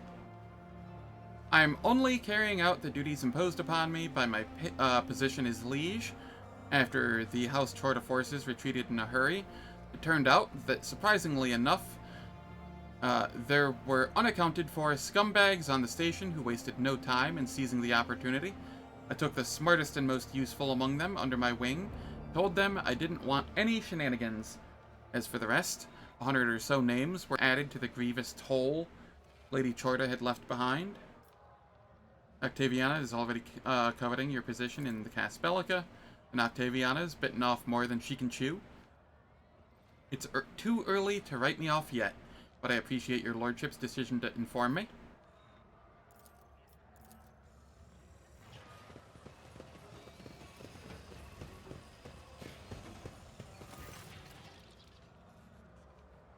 How are you enjoying your liberated Footfall? To the fullest, sir. I'm sure things will improve soon, that is to say, until some new disaster strikes and makes life stink again. And after that, if we're lucky, things will improve again. Such is the circle of life in the Expanse. What can you do? But you're the one who saved us from the suffocating darkness of Lady Chorta's reign, and all the denizens of Footfall now pray for your health. I wish to make an announcement. Octaviana nods, fills her lungs with air, and yells out in a booming voice, "Hey you, bums, layabouts, and crooks, shut your traps." His lordship Zen, who graciously honored us with his presence today, is about to speak.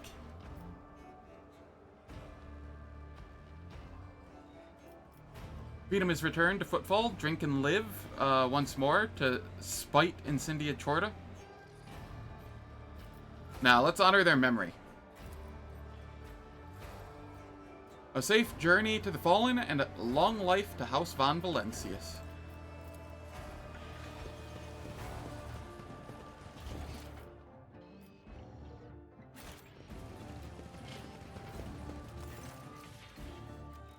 Things are back to normal on Footfall, I see. Well, how should I put it? With the Lord Inquisitor on the station, folks still have to keep a bit of a lid on their activities. Both Incendia and her hounds gone, I can definitely breathe easier. Shipments are slowly starting up again. Anyone who worked with Chorda has been thrown for a loop, Footfall style. And folks who can do business in the Amescus again... Oh, sorry, folks can do business in the Amescus again without any trouble. So I don't know if I'd agree with your esteemed self that things are back to normal, but I'll gladly drink to the new normal. You seem to be at peace. Have you turned your back on heresy? I have, your lordship. No more profane amulets or anything. All cultists and heretics who wormed their way into my crew took a long walk out through a short airlock, and the servants of the ruinous powers who took advantage of my moment of weakness and pushed me toward heresy were sent to meet their own dark gods. I doubt they'll recognize their minions after what I did to them, though. I'll lay claim to the stars. And so I now make it so any attacks from allies that may hit other allies will be dodged if possible.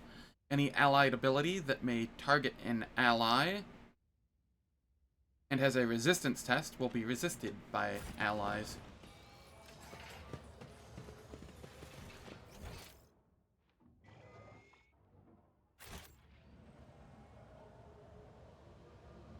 You also honored the memory? Nice. It's about time.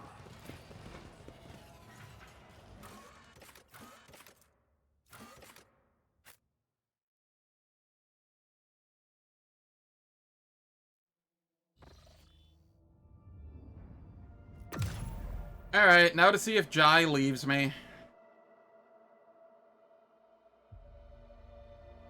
You like Rise's little redemption? Yeah.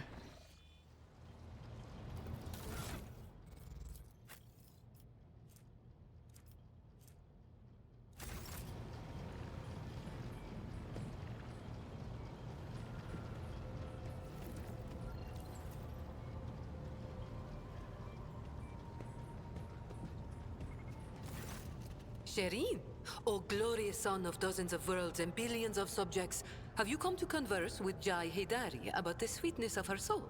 Or do you wish to speak to a trade representative of the Imperium? Well, does the guise of one of the most powerful people in the Expanse suit me? Yeah, Zalara. You're beautiful no matter the guise, Jai. It is hard to argue against words as wise as they are sweet, Shireen.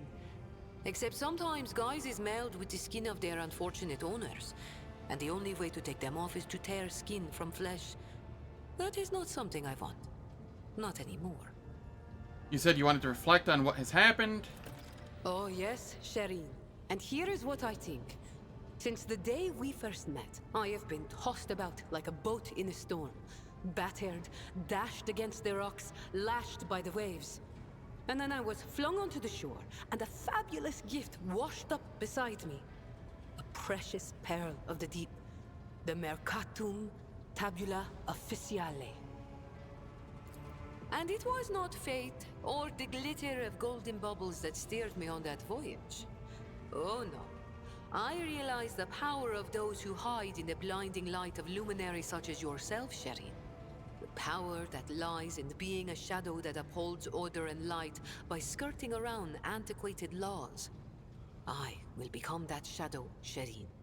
Perhaps I will even be your shadow. Not another pawn of the Casbalica mission, but a shadow baron of the Expanse in my own right. A power far more imperious and formidable than any penny-pinching steward. You know what? Her failing her quest actually has a decent outcome. I'm okay with the quest being absolute shit if this, if he sticks around still and, you know, decides to go this route.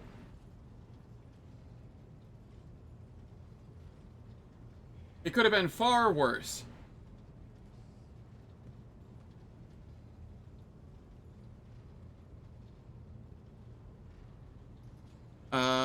A Shadow Baron? Never hurts to acquire such an ally?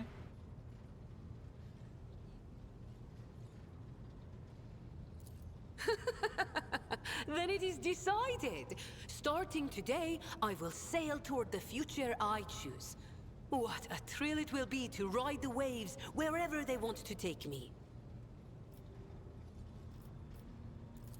Oh, I have no doubt you will. It seems like she sticks around.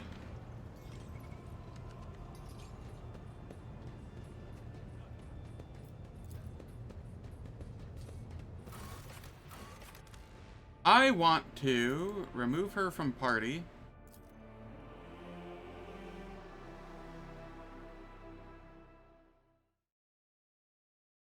No, the quest still sucks ass, but if she gets to stay afterward, it's okay. It's not good, but it's Follow okay. my lead.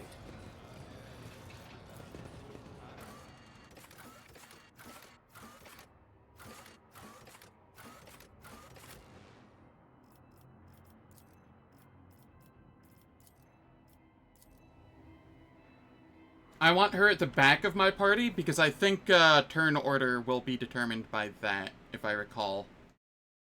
And I want Heinrich's going first.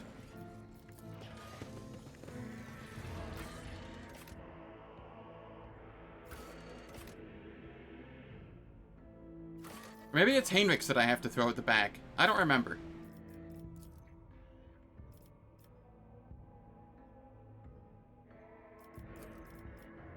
I'll figure it out. We'll test a couple different things.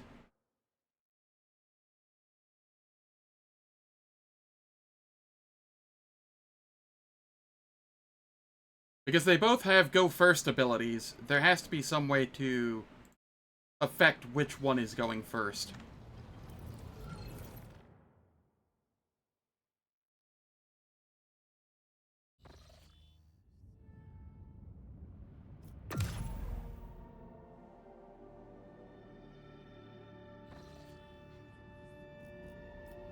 Okay, let's head here. Shortly before our departure from Footfall, a group of messengers in luxurious garbs delivered a strongbox and several chests bearing the insignia of House Orselio to the ship. I suppose the use of gold-clad servants instead of servitors was an extravagant attempt by the navigators to draw the attention of the rogue trader.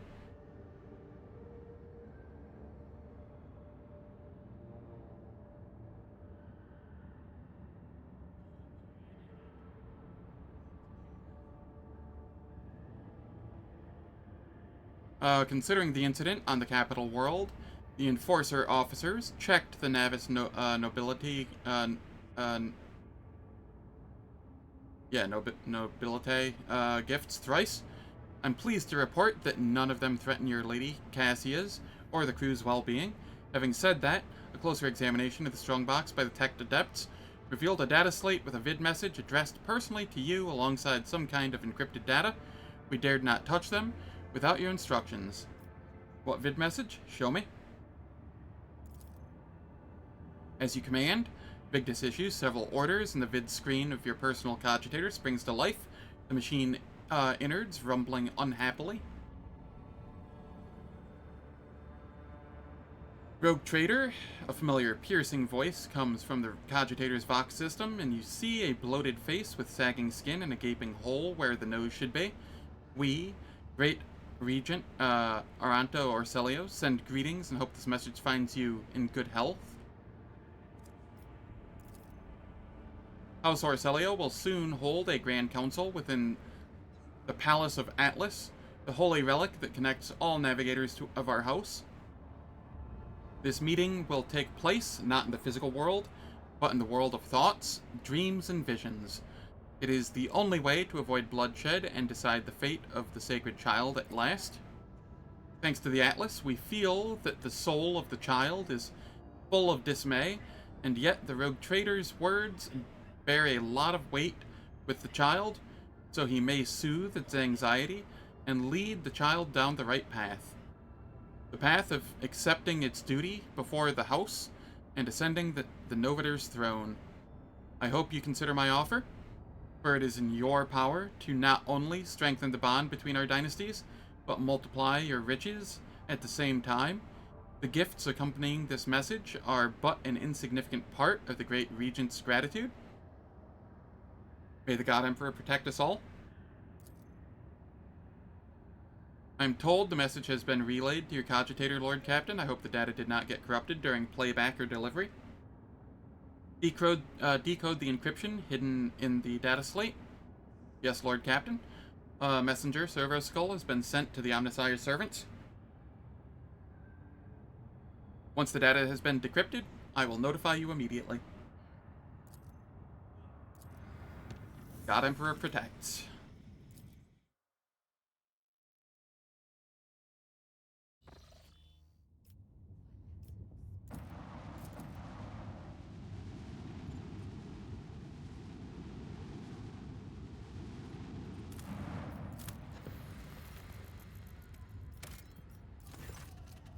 Gigantic asteroid's surface is densely sown with craters and pits leading into deep caves. Augurs indicate the asteroid consists of layers characterized by strange heterogeneity. There is a high probability of finding valuable resources inside the stones. They can be extracted by sending an exploration team deep into the tangled tunnels. Did I say the Man Emperor of Mankind? Eh, whatever.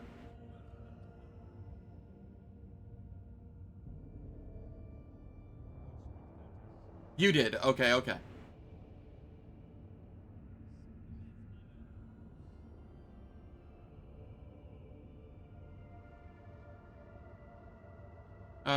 Send an exploration team equipped with drilling apparatus to the asteroid. With the help of the massive drill, the exploration team penetrates into the cavernous depths. The squad reports that the auspexes have detected meager reserves of substance used in the synthesis of plasteel in the rock. Their excavation will take time and significant effort.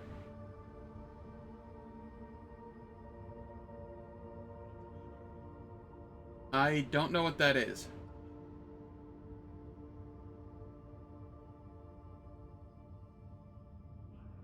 Demolition. Plasteel is an important resource, an opportunity to acquire some. Should not be disregarded.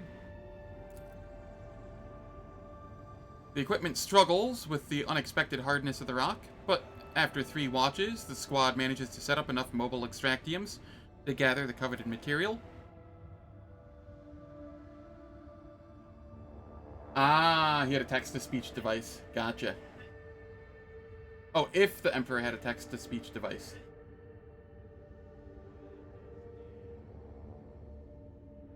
Ah. Sounds like a fun YouTube series.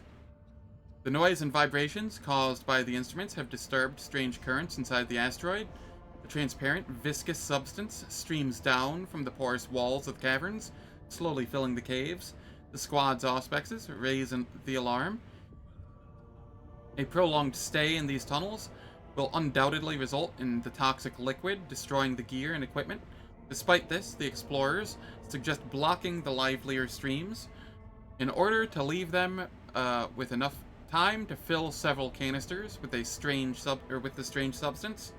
Later, the Magi alchemies will no doubt be able to synthesize many useful chemicals from it. No need for haste.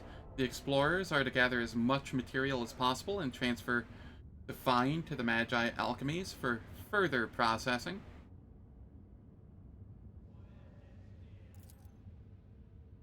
We gained chemicals. Long hours are spent carefully preparing for the collection of the material and mapping the caves in this part of the asteroid, carefully observing the flows of strange liquid. The squad succeeds in gathering several canisters of the substance while preventing any floods. While some soldiers return to carry the prize back to the surface, the rest continue moving toward the asteroid's heart. The explorers eventually reach the dry, surprisingly large caverns. A minute of respite is interrupted by a terrified scream. The squad is under attack.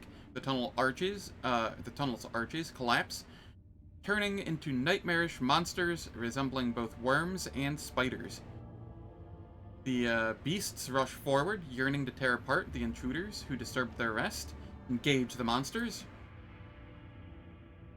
The gigantic horrors attack relentlessly, their powerful mandibles turning soldiers' bodies into a bloody paste, but nothing can withstand the purifying light of flamers. Intrigued by the encounter with the new xenoforms, the explorers notice that their tough carapaces conceal meat, both extraordinarily nutritious and surprisingly tasty. Without a doubt, future hunts for these creatures could feed a significant number of people. The endless caverns eventually lead the explorers to the very center of the asteroid, where they are met with a yawning cavity of unimaginable size. The giant rock turns out to be housing the curved, shapeless buildings of an unknown xenorace. Fragile, built as if out of sand, an intriguing find awaits the squad in the long-dead city. Uncountable quantities of ugly totems made from crystal phlogiston are built into the walls of the most twisted buildings.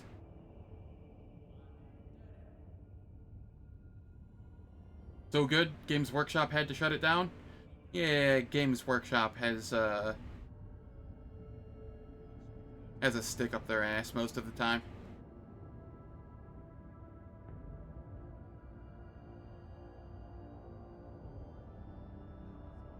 Alright, what do we have here?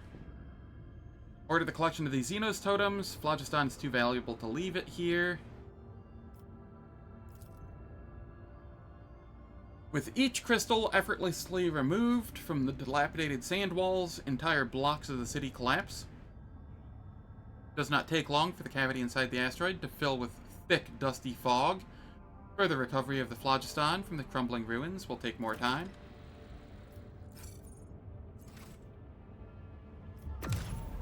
A fun little adventure there. Sadly, it gave me all shit that I don't need anymore, but you know.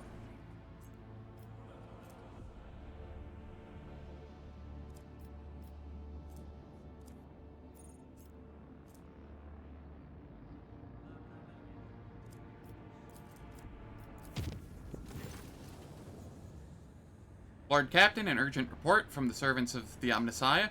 They managed to locate a second message on the House Orcelio data slate, hidden in the shadow of the first one.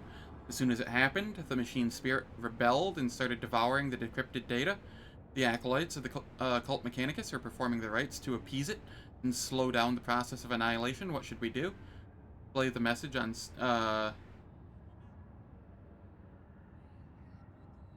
the screen right now. The comm bead echoes with furious clicking of Vigdis's augmented fingers. A few moments later, the vid screen of your cogitator shows a recording through wall of static. Rogue Trader, you hardly know me, but I am well informed of your deeds.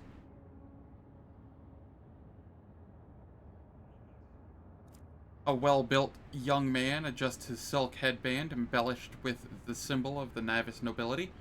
My name is irrelevant. For as long as the cursed child continues to live and breathe, no one in House Orcelio is safe. I know what Master Felic and Lady Elena Hetaria had to do at Uric 5 and in your palace. I understand your anger. House Orcelio deeply apologizes for these incidents. I presume you already know that House Orcelio will be holding a grand council in the depths of the accursed Atlas very soon. And we cannot ignore the call, for we are bound to it against our will. I am also aware that you enjoy a great influence over the cursed child. Convince her to reject the Atlas, break the centuries-old shackles binding our house, crush Tisiphone's tyranny under her foot, or simply kill her. I do not care. I am not going to lie. We are unlikely to become good friends. But House Orcelio values true allies like no other. The true House Orcelio, that is, and not these lunatic zealots of the Regent. To assure you of my sincerity, I shall be the first to extend my hand in a gesture of goodwill. A gratuitous gift to the Von Valencius dynasty. You will find it in the rays of Martianus, an emerald clutched in the storm's embrace. Head to something. and something. And then the vid recording cuts short, and you hear the Vox Master's voice in your comm. I'm very sorry, Lord Captain. The servants of the Omnissiah could no longer restrain the machine spirit's hunger.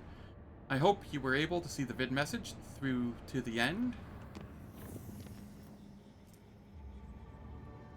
Is it here?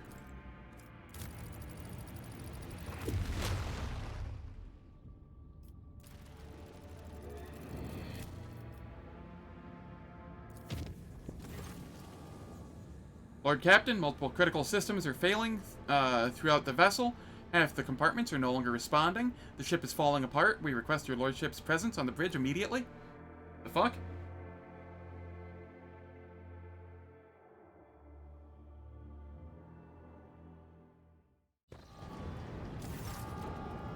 Turmoil reigns on the bridge, with officers running about frantically, tapping the cogitator runes.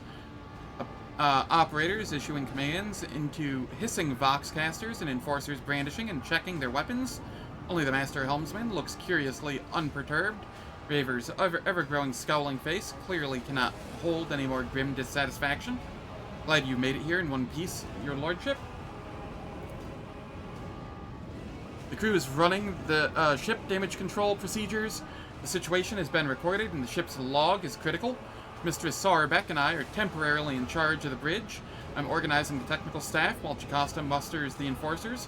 The Honorable Vox and the Infernus Masters have departed for the affected compartments to take charge of their subordinates. But remain present on the Vox line. I wish to know what disasters befallen us. Your comm bead springs to life. Infernus Master speaking. There have been several large explosions throughout the ship. A cascading blackout has knocked out lighting, transportation lines, air filtration, and heat control across the entire vessel. Multiple fires detected.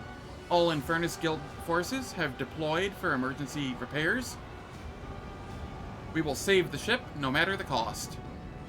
Right now, we are a blind, unpowered, defenseless, sinking spittoon drifting through the abyss. The total volume of outages was nearly enough to turn us into an adamantine casket. Very nice. The crew has suffered heavy casualties due to explosive depressurization, loss of air supply to the compartments, multiple fires and failures in the transportation systems. The numbers are getting worse by the minute. Was this an accident or was it sabotage? While we do not know this for certain, I'm convinced that we have been attacked from within. We are now more vulnerable than ever. Her voice is followed by a hiss from the Voxcaster. Might have been a chain reaction caused by an accidental failure. The ship is old. That sort of thing can happen, but I commend Mistress Sarbeck's vigilance. It is appropriate at this hour. Where's my retinue? Bigdis' voice breaks through the shower of static gushing from the Voxcaster. They were in their quarters or carrying out their duties when the incident occurred. Immediately after the emergency meeting, I will summon those you request to the bridge as escorts. Where's the high factotum? At the time of the accident, Danric was on the freight line inspecting warehouses. He has not been in contact since. We are assuming the worst. We must come up first with a plan of action. I've already put together priority order for the repairs of the critical systems, but many bays have descended into bedlam, and riots making the work difficult. People are terrified and think they're about to die. In addition, some decks have become inaccessible. The trapped crew members' time is running out. Sadly, the optimal survival strategy for the vessel does not include the survival of those poor sods.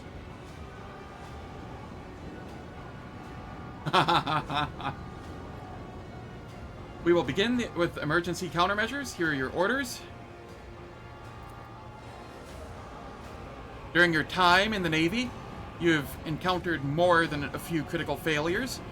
As a result, you know exactly how to redistribute the system power to help you buy whatever time and resources might be needed to address priority issues. Your plan succeeds, and the ship now stands a better chance of not collapsing into a pile of scrap within the next few hours. You can tell from the officers' voices that they are very glad to be under the command of someone who knows what they're doing. More Navy officer interaction. Only thing slowing him down is his adamantite balls. Nice.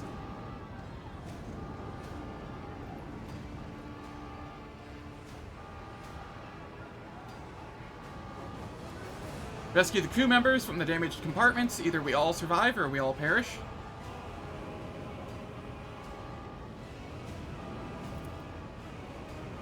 Jocasta, we are running short on brave men. We would be grateful if your people would lay down their weapons and come assist the Infernus Guild. The sooner you come, the more lives we can save. The enforcers will do their duty. Aid will arrive shortly. Sorbek's personal vox bursts into life. Her face contorts with rage as she listens to the report. There's been an incident on the flight deck. A mob of voidsmen and laborers, despicable cowards all, are trying to break through to the shuttles. The enforcers are holding them back for now, but the cordon is in danger of being overrun. Let them go. I will stay here with those who still believe in our success. Sorbek grits her teeth and hisses into the vox. Let them through. Remove the cordon. Provide enough oxygen, water, and rations for 8 watches, and nothing else for those traitors. Raver shakes his head, gazing intently at the vid screen. One of the cogitators. Mine. You stuck with me. It's miles away.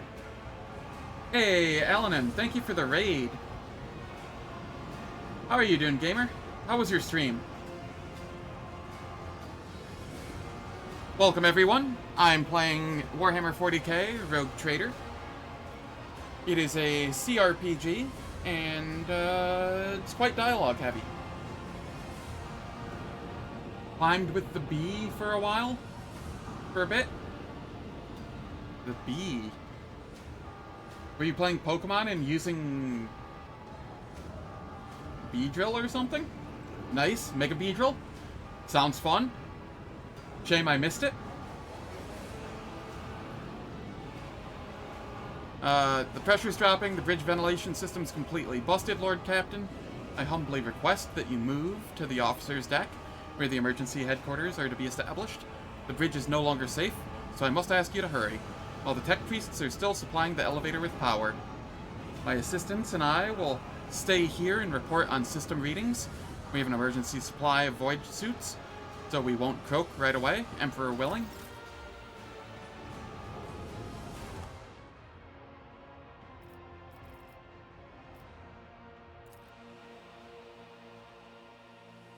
How is Beedrill performing?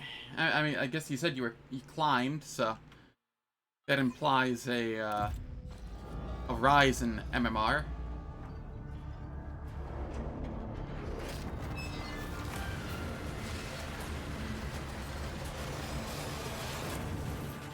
He's the GOAT? Heck yeah.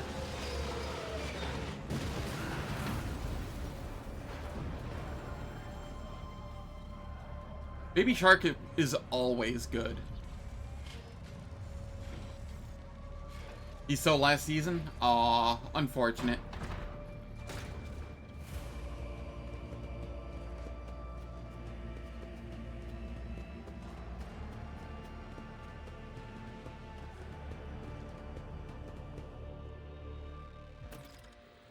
The elevator shaft has expelled you into the dim of the emergency lights.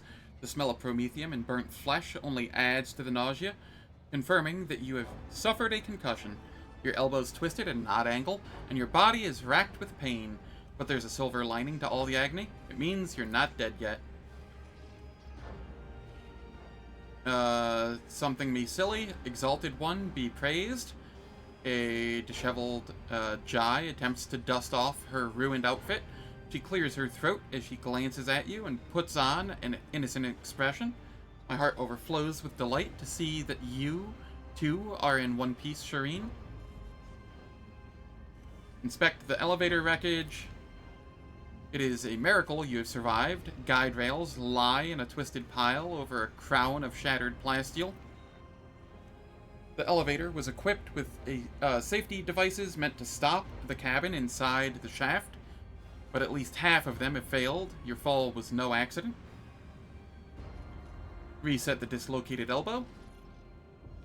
Zen, allow me. Heinrich's quite bruised and dirty himself. reaches out with his hand, a chill makes the pain subside, and you feel the bone pop back into place. Look around. Smoke and darkness limit your vision, but judging by the stench of rust and unwashed bodies, you are somewhere on the lower decks. You can hear the crackling of flames, groans, screams, and the rumble of falling beams coming from the distance. The disaster is not spared this compartment. Contact the bridge. The comm bead emits only unintelligible hissing. Either it was damaged in the fall, or the communication lines in this compartment have failed. -1 trauma. Thanks, Haney. Good old Heinrichs. Move forward. I still have 2 traumas. Ready. I will take care of those here. I stand in recognition.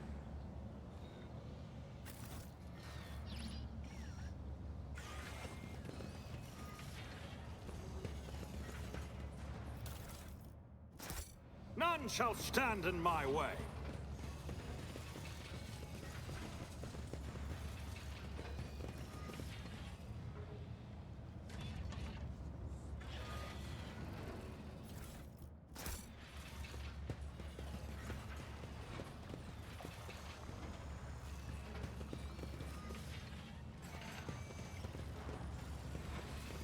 Man, this place looks fun. Oh, I recognize this area, I think. This is the freight line. Well, was the freight line. Victory awaits.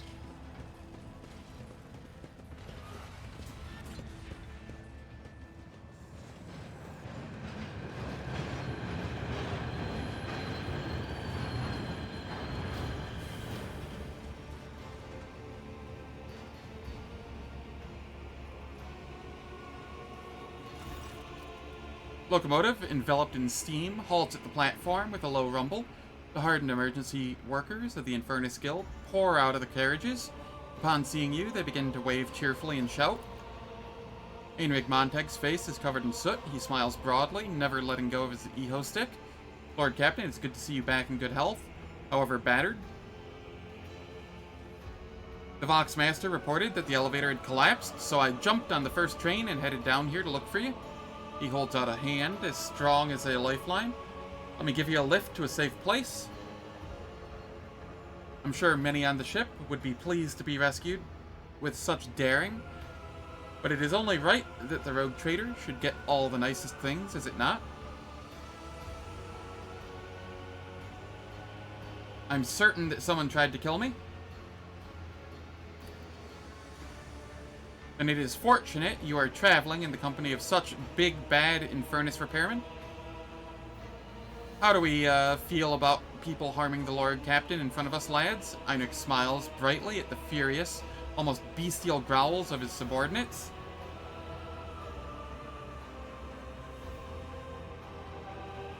I appreciate the concern, Heinrich, but you are needed elsewhere. I will get out on my own. Lord Captain, I will not risk abandoning you to in a burning compartment. Death to non-believers!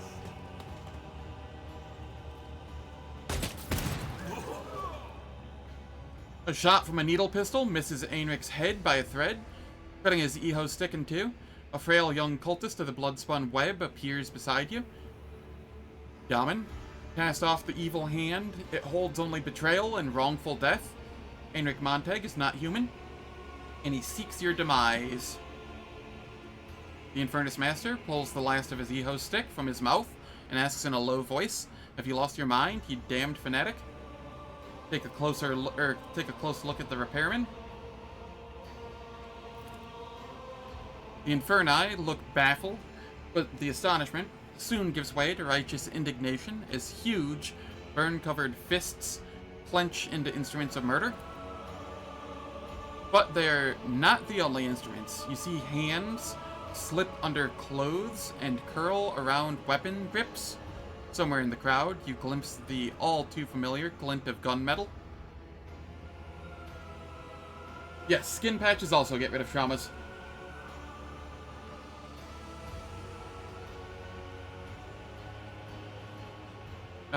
Turn to the cultist. What is your accusation against him? You're being hunted, Daman. Driven like prey toward the hunter. He is the hunter. The skinny young man, who ceased to be a boy only yesterday, carries himself with detachment and surprising dignity. The Vizier said that he must die and that you must live.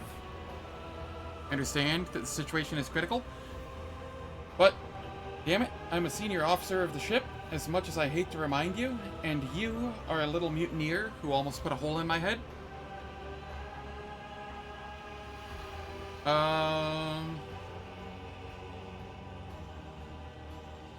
Heinrich, since when is it acceptable for the Inferni to carry weapons? Heinrich spits at his feet in frustration. You fanatics are always meddling in the wrong business. First the trick with the bloodbath, and now this. We were so close. The gun leaps into his hand and points at you. The shot rings out. The whistling hits your ears, but the bullet was evidently meant for the young spinner, now writhing on the ground. Heinrich, what's going on? Heinrich grips his weapon, and the chilling psychic aura around him makes your blood run cold. Heinrich takes out a new Eho stick, lights it from his cutter, and blows out the smoke with a heavy sigh. Things would be a lot easier if you had just crashed in the elevator or climbed onto the train.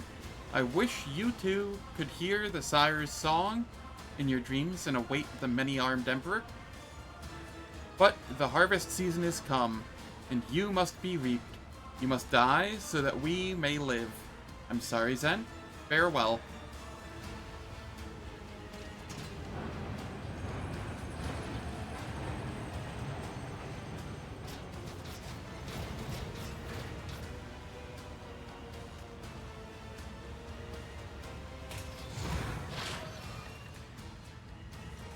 I'll wipe you from the face of the galaxy! You cannot stop the Angel's faithful! Stop hating me, Ashmag. Was she stunned? Oh, she's prone. Okay. Well, I miss out on some of my buffs. That's probably fine. I won't object to it. Your turn. Let's see to it.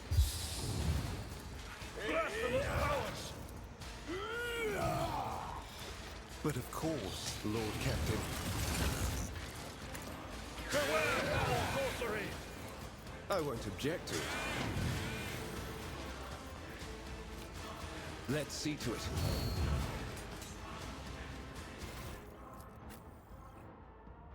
Yeah, I'll probably still be fine. Go on, beast.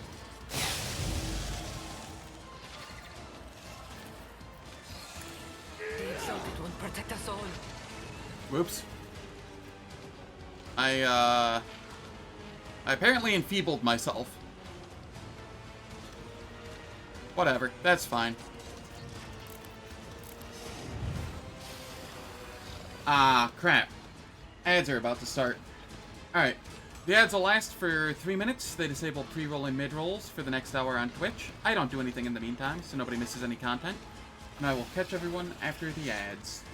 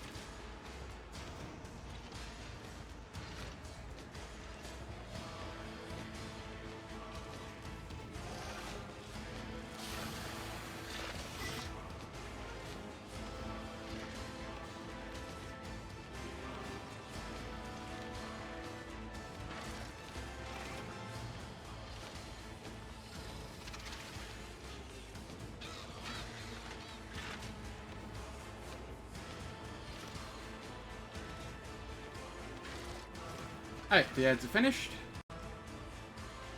Let us continue here.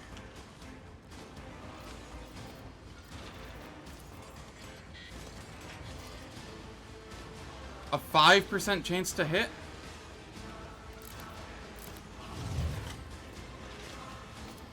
I'll just siphon life. I won't object to it. Of holy terror.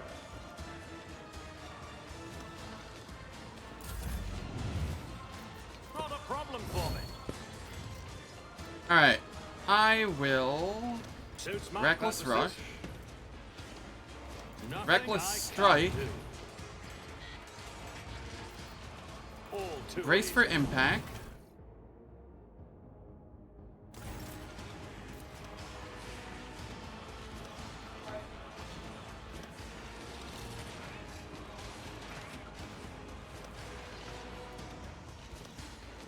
And then I Suits will... my purposes.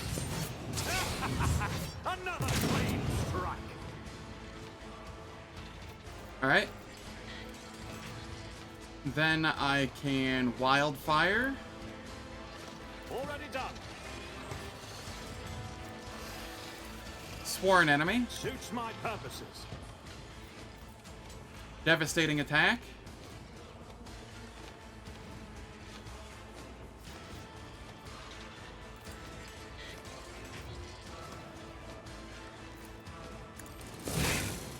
There's nowhere to hide. And then I will give Eogunn Not this, a problem for me. so that he can give me another turn. Your demise is an incontrovertible fact. All I endure too again. easy. Nothing Reckless I can't Strike. do. Suits my purpose.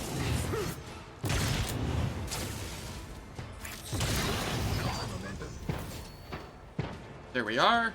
Then I come up here. Nothing I can. You didn't stand a chance. Opposing me was your biggest mistake. Forge ahead. You didn't stand a chance.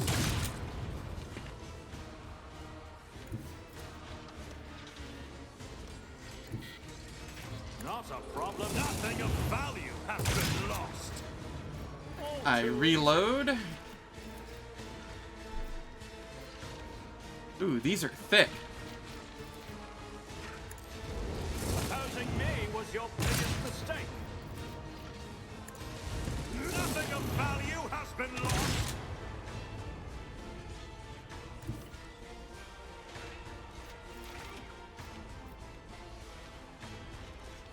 Let's see how they respond to this.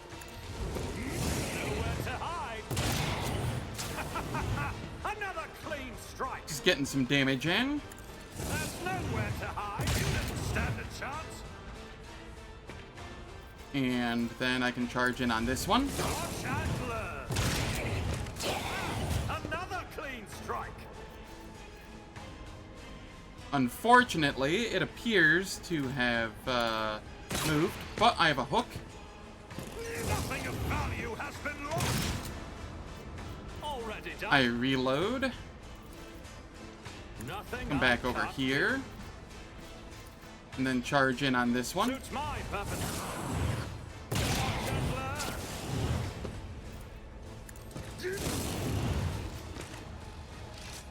There we go.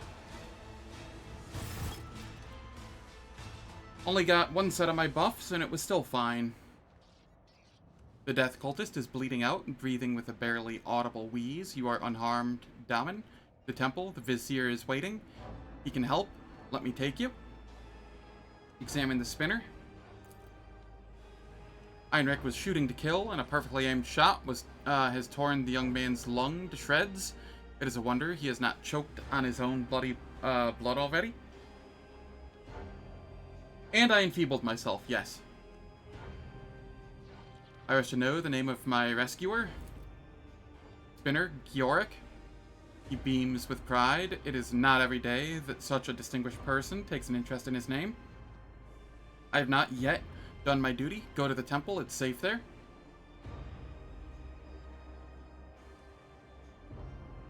What do you know about what is happening here? Is this a mutiny?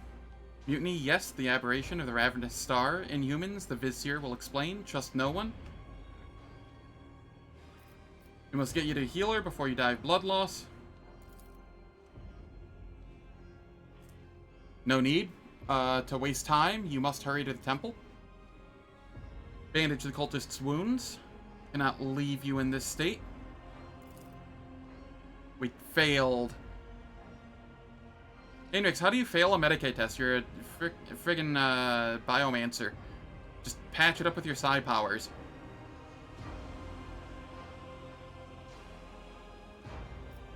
Don't die, I'm not done here yet. I tire of idleness.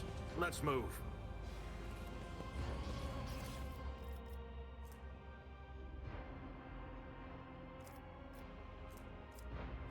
Anything good here? No, not really.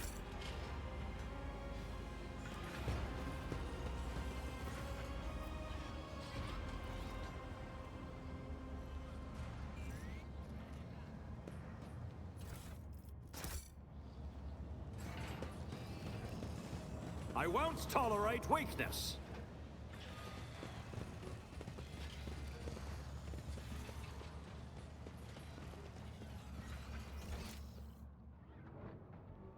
Is this all I can do? I can't make it,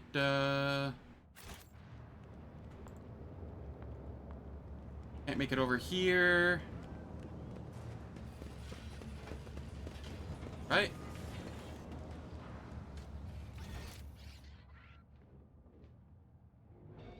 Can't make it over there.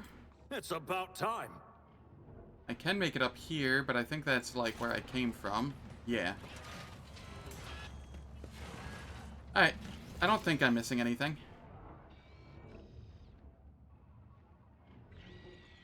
Yeah, because I can't head over there. Take me to the temple. Pick up the cultist's blade. I'm afraid you're no longer a fighter. Leave the enemies to me.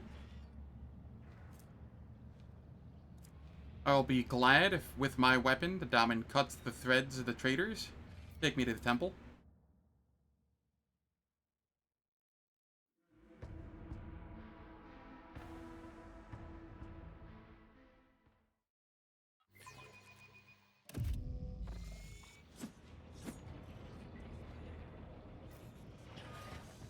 I'll lay claim to the stars. Pay attention. Okay, we got goods.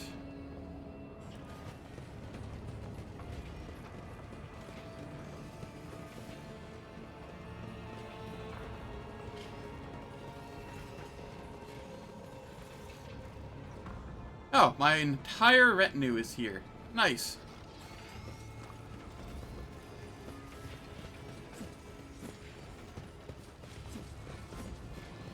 A new challenge for me.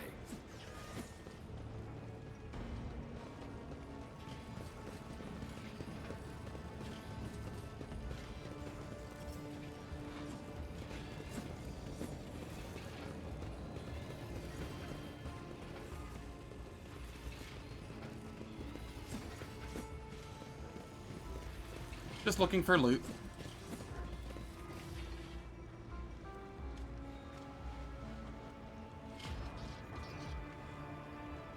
And sneezing, apparently.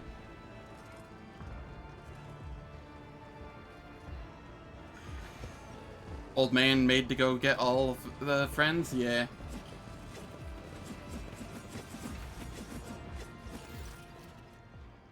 Figure of the Vizier stoops under the weight of his battle garb. His bony fingers tremble as they scoop blood up from the bowl and begin tracing the symbols of war on his withered face.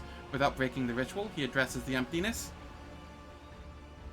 Thread after thread, death after death, the giver of life wove his path. Yes, I have heard. Twice did he find himself caught between undeath and unlife. And twice did the Undying One reject him. For the time had not yet come. His shriveled face turns to you. His lips quiver in joyous anticipation. Once again, the tenets of the web led us along the thread of righteous struggle. The foe, the flagship's tormentor, until now unseen, has shown its face at last. My blades have left their sheaths, and duty commands them to slake their thirst with monstrous blood. What is my retinue doing here? An omen, a scarlet whisper, bled into the web of prophecy. The foe longed to slaughter those alone in their chambers.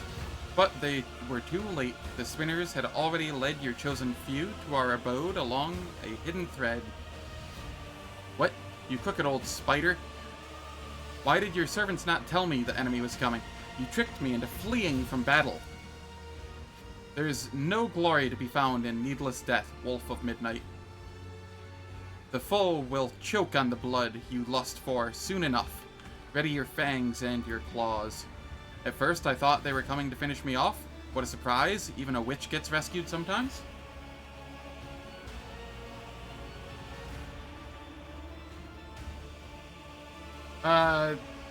Is this music too loud? Do I need to turn it down or something? Or are you just messing?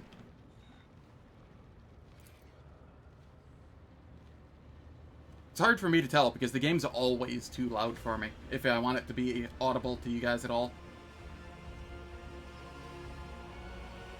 Ah, peaking for a second? Gotcha.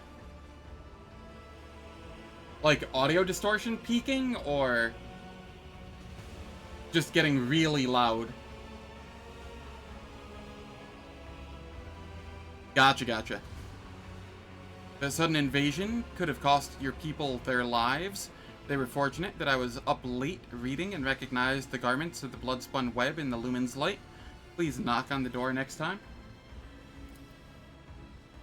First Spinner, how dare you? I'm a warrior of the Adeptus Sororitas. My place is in the thick of battle, not in some hidden sanctuary. I will give credit for assisting a representative of the Adeptus Mechanicus, and raise the status of the Cult of the Bloodspun Web on the list of benevolent organizations. Plato sensed one of the cultists coming. I thought your sect had finally showed its true colors and had started assassinating the crew. You are officially cleared of suspicion, but in regard to this incident only. The Undying One's omens foretold that the blood of his faithful would flood the flagship's pipes, that I too would join this blood and flow with it. I understand now, he whispers to me, and this string of traitors' names caresses my hearing. Yeah.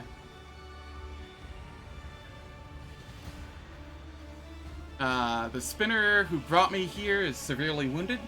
Do whatever it takes to keep him alive. This is also the desire of the Undying One.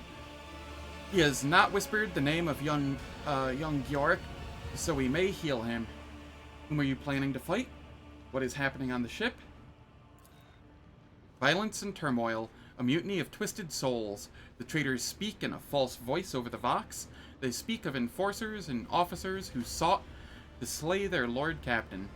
But seek they did not. It was the Merc-wreathed abominations who threatened the Daemon. The flagship is split. Those loyal to the true Daemon are fighting those who believe the twisted lie. The faithful are shaken, and the unclean press on, claiming the bays one by one. They are taking over our home with the hands of the deceived and the lowly. Who is our enemy? The Vizier nods at the emptiness behind you. Yes, it is time he learned about the ravenous star, about the beasts that appear as men, their malignant flesh imbued with Xenos filth. Long has the foe lurked, pouring its lies into the minds and veins of the disparaged. The dawns and dusks of generations followed upon one another, spawning veiled abominations until the Holy Lord of the Ark stirred the profane layer of inequity. The war emerged from the shadows in the chamber where the living honored death over the ashes, and then spilt forth. The sacred Ark is nearing its ruin, but our lot is not yet cast, your servants not yet broken. The Undying One awaits your deeds to cover you in glory. If you knew about this cult all this time, why did you not tell anyone? We did not know who our foe is. There was only the appalling shadow upon the bulkheads. The divinations were silent. and no answer was read. But the signs changed when the corruption assailed your flagship. The Undying One bid us bare our blades, and among the deaths of the wicked, answers rang out. At once I sent his spinners to those of the lower bays that should not fall into the foe's hands. Others became guides for your chosen few. But I killed the cult's leader with my own hands. One sees now that this was but a pawn, ushered into place merely to deflect the falling sword. The player knew the game was forfeit, and thus made a trade. A few of their tribe sent to the slaughter, so that they might sell the lie that the foe was dead. They call the true master the Sire, it which spawned the cult, a vessel of xeno-heresy, a fierce yet cunning predator that twists the minds into a single knot with only its will. That knot must be severed. Heinrich rubs the bridge of his nose in exhaustion. This is the worst scenario imaginable. All this time, your ship has been carrying the very progenitor of the Gene Stealer cell, a Xenos of immense psychic and physical strength, who has total control over the cultists. It must be destroyed. This is no longer a question of our own safety, but rather the continued existence of the Expanse as a whole. Are you going into battle yourself? You're a little old for that, are you not? An old blade, if hardened well and honed with care, does not lose its sharpness, Daman. I smell no reason to worry about this one's head staying on his shoulders. His bearing tells me all. This worn body belies the spirit of a mighty warrior, the kind who stands tall in the midst of battle, knee-deep in blood, and with a grim prayer on his lips. He seems surprisingly well informed about what is happening here. This man, blind and wretched, knows nothing, but he knows all. He points a knotted finger at the majestic statue. He reveals the truth to his this unworthy speck, warns him through divinations, and the spinners who dance upon the threads help him grasp the visions. Come dress our wounds, we have many lives to take today. The Death Spinner mends the wounds of the breathing with a bloody thread. A horde of predators hunts you, Lord of the Ark. Here in the dark tunnels, the faithful stand in their way, but death is whispering for them, and they will not last long. If warned by a death cult assassin, when the wearer gains a stack of Blood Blessed, they also gain 20 toughness for 2 rounds, does not stack. Seems kind of bad for this point of the game. Go to your people, for it is difficult for them to die without your voice. The Vox Master's pleas still echo through the bays, and the muzzles still bark. The spinners say that the Enforcer's post has not yet fallen. The end is not now. May the tenets of the web guide your blade. Be swift. I gotta blow my nose.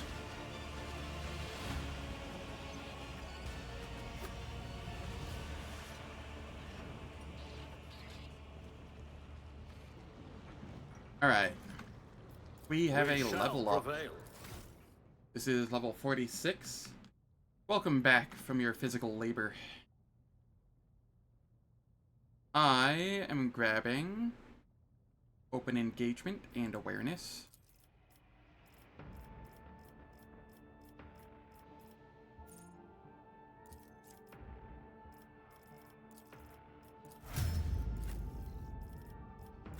Heinrichs, you are grabbing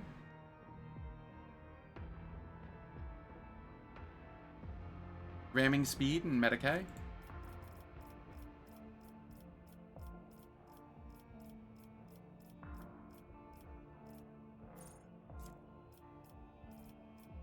Did I already take ramming speed? I did. Alright, we'll take impetus then.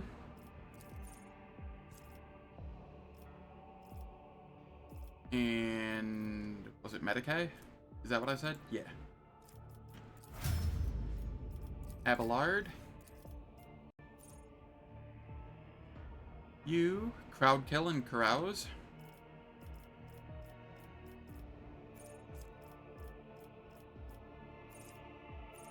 I already have crowd kill. Okay.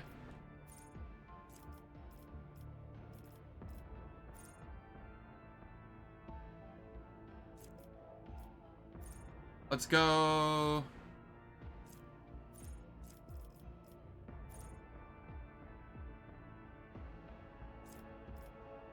Reckless Fury? Or... Let's go Vigorous Training. Sure. Unless there's something up here I want. I could get Doing My Part. I don't think I need that, though. I'll just go this, and then Carouse. It's not super relevant at this point.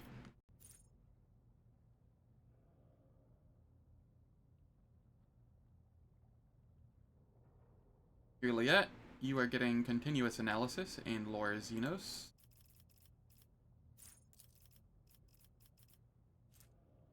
Or, in this case, Awareness, I think. Yes. Eogunn, you are grabbing...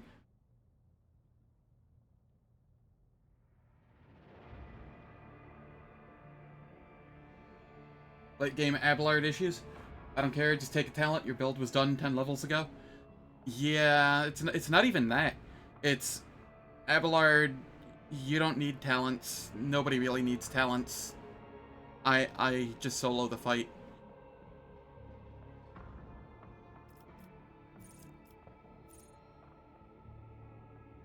We'll do Take Aim, or Steady for Take Aim. Or we could do Seize the Initiative.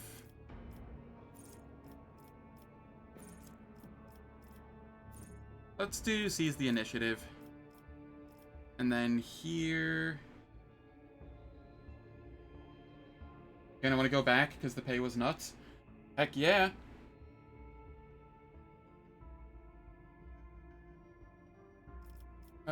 Tech use, Logic. Jai.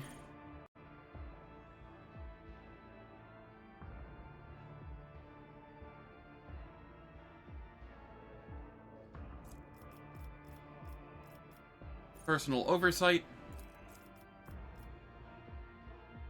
And Persuasion.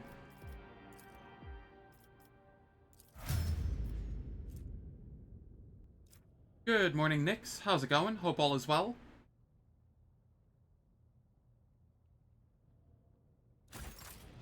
Oh, it's still fun leveling me as well, because I can make use of so many different varied abilities. Ranged, melee.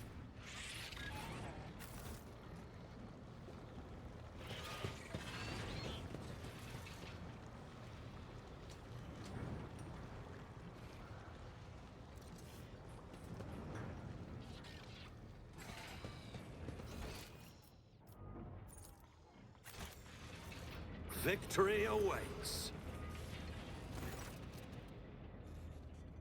Let me show you the way. The way to what? The path to where the lay people dwell is complex, web-like. Let me show you. How's it going, Gnometoe? Hope all is well. Yeah, my build is very, very nice in that, I get to use all sorts of fun talents. I'm glad things are going well for you today. Show me the way.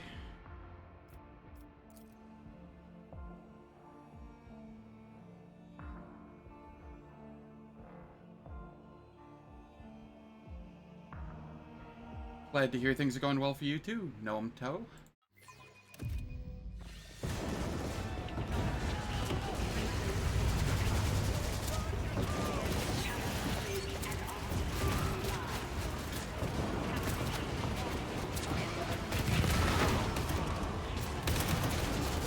I am doing pretty damn good.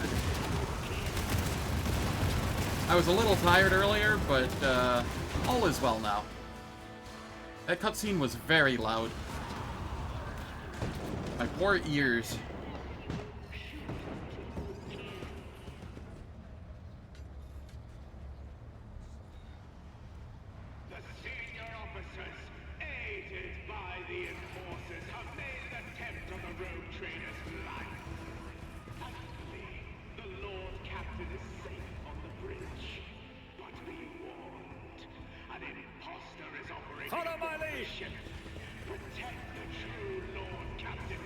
I see the high factotum.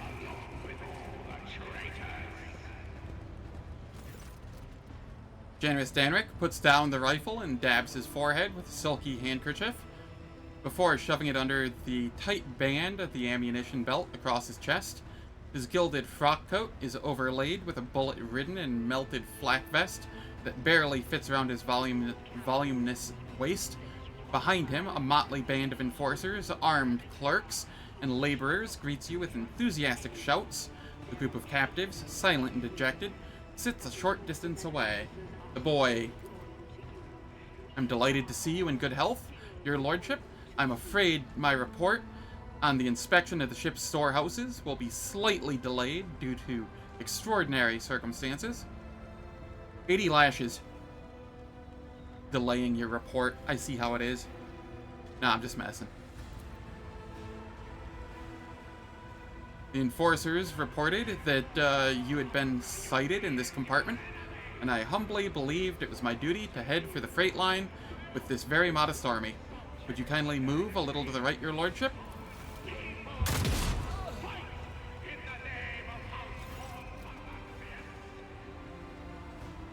Down here, counting inventory and bodies he's stacking? Yep. The factotum blows the head off a heretic with a precise shot, then lowers his rifle. Much obliged.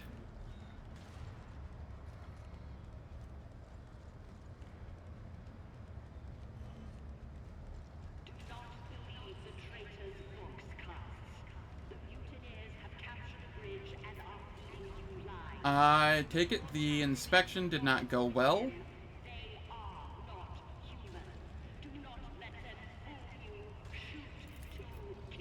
The factotum loosens the straps on his flak vest slightly and gives a satisfied groan. It was going splendidly until we were rudely interrupted by the traitorous mutants.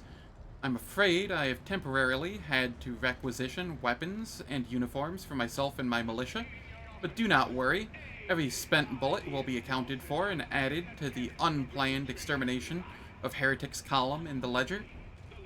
I did not expect you to be so skilled with rifle. I'm flattered, your lordship. I can assure you that smiting heretics is no more difficult than shooting up serfs at my aunt's birthday party.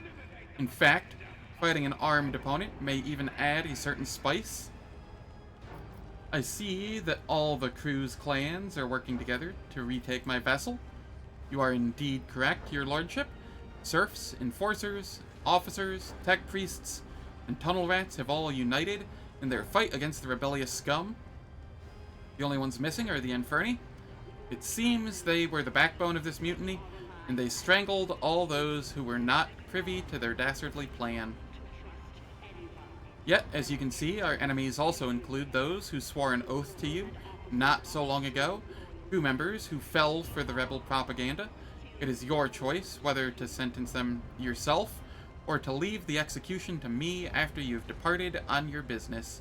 How bad is the situation on the ship? Quite bad. But it could have been far worse if it were not for Mistress Sauerbeck's paranoia and insufferable temper. As you well know, she has a nasty habit of expecting betrayal from everyone except your lordship. She had therefore taken care to draw up special protocols for all sorts of mutiny, and had stationed agents on every deck. If only all of the Sauerbecks could have been that useful, then I wouldn't have had to, you know, just snuff out their family. When the riot began, these agents took out many of the seditious officers and mounted a defense. In addition, I have been informed of at least 3 cases in which the officers inciting the enforcers to mutiny were shot by Jocasta's personal aides. It looks like she had already been keeping an eye on her least reliable subordinates. I should give the Emperor a candle in greeting for making her such a suspicious hag. Alright, I gotta drink some water.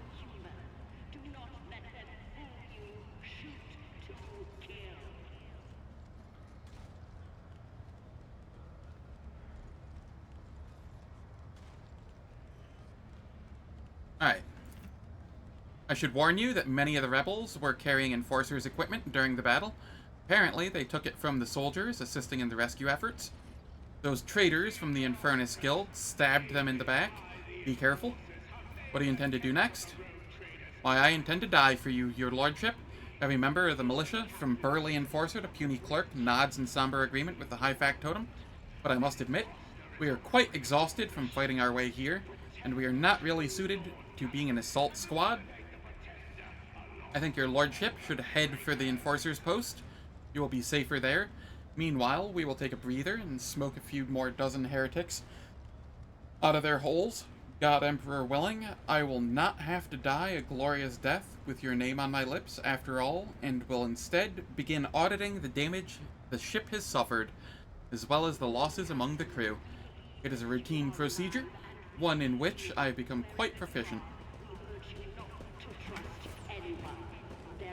It's about time.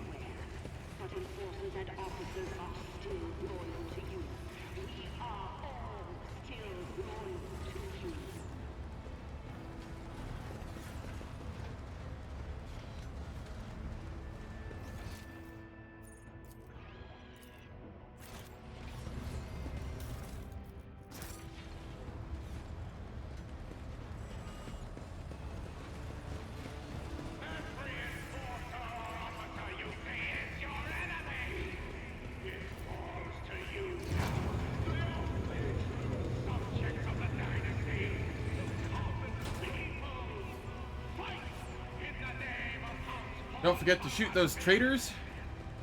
None shall stand in my way. A group of shackled commoners are huddled together on their knees. They wear no armor, just filthy rags and tattered coveralls. Some hide their gaze, while others sob quietly or mutter prayers. Only one woman, swarthy and heavily built, glares at you. She's trying to appear proud and fearless, but her lip is trembling. What are you waiting for? Just end us and be done with it? Isn't that what tyrants do? Are you from the cult of the Ravenous Star? Cult? At first the woman looks confused, but then a bitter smirk appears on her lip.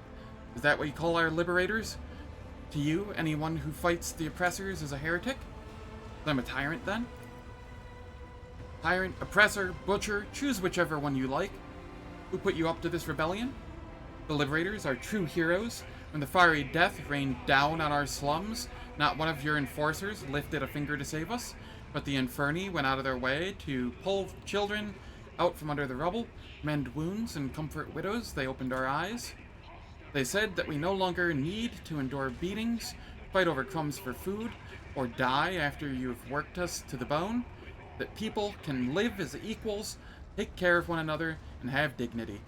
This is what they are fighting for. You profit from keeping us in poverty, and your faith is false. Why would the Emperor want his believers to suffer in vain? Even the ship's confessor renounced the faith or false covenants and went on to raise the folk hero Nemesite, and you killed both of them.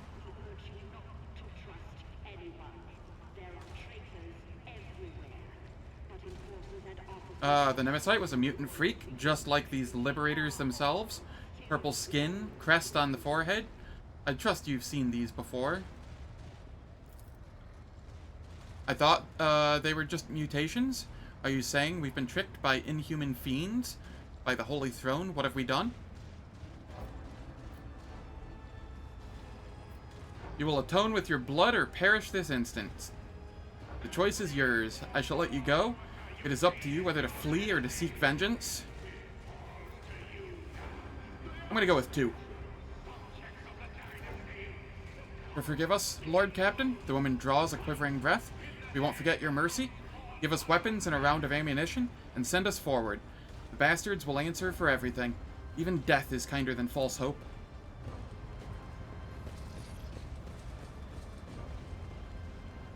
I'm not gonna sully my hands with them.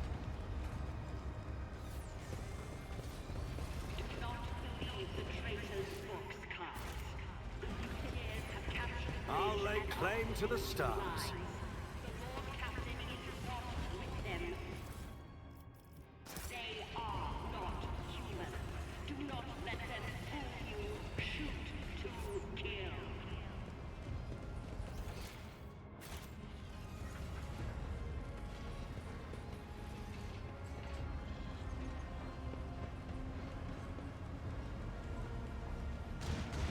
Okay, it looks like I have to go up here. I was looking for any other paths I could take, but it looks like this is the only one that I can find.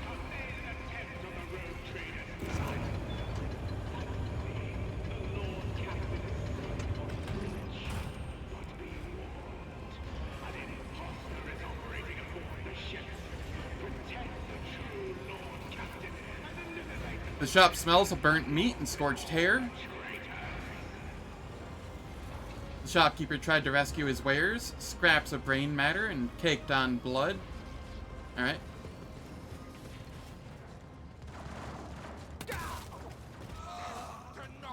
Get back, your lordship. The wretches have taken.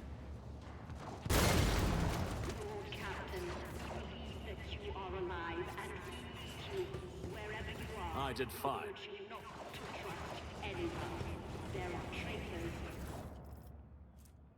Well-maintained heavy rock saw. I think I still prefer the one that Abelard has, the one that hits 5 times with a low base damage, just because he has so many ways to add flat to it.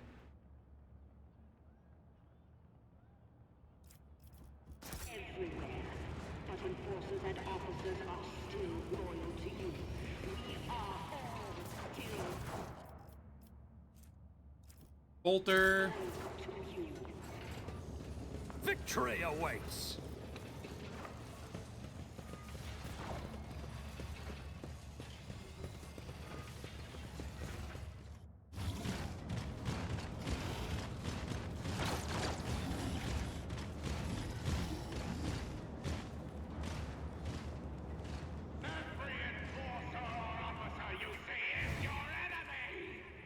The route control console stares dispassionately at the carnage unfolding on the tracks. The sounds of an approaching train ring in the distance. With a single command, you could divert the train and send it straight into the thick of battle, ending the lives of both the Xenos spawn and your subjects. The snarling voice of one of the defenders sounds familiar. It's Captain Klein, one of the enforcers who assisted in the Master-at-Arms investigation on the officer's deck. 1 second, I got to drink some water. My throat is killing me.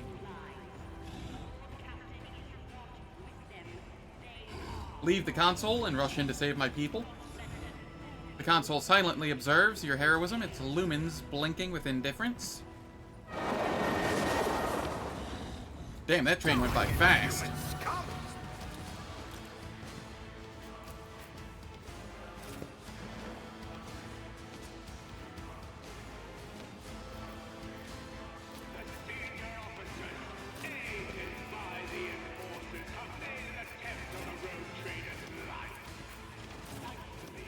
Okay, then Eogunn, you can come back here. Jai.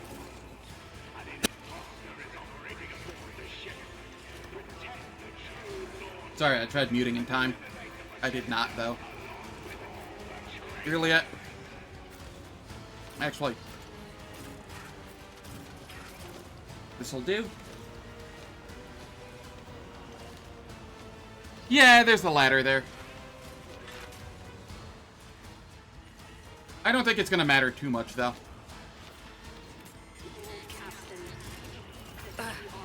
Too bad I never leave debts unpaid.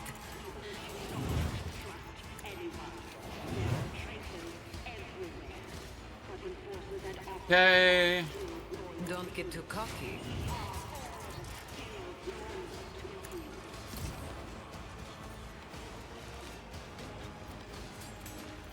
Tell me, and it is done. Because I'm going immediately after Heinrichs, which means everything's dying. I can do that, with the right incentive. Don't get too cocky. Am I getting paid for this? Don't get too cocky.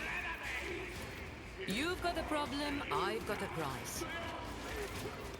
Eogunn. And it is done. A valid argument. Executing command. Lucius, I'm relying on you. The machine spirits approve. Astute observation. My creation, your assistance is required. And then I will do this so that we get extra movement.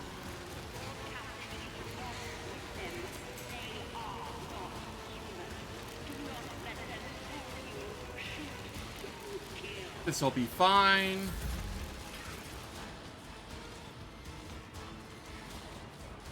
I'm gonna have Jai come down here so that I can use her finest hour.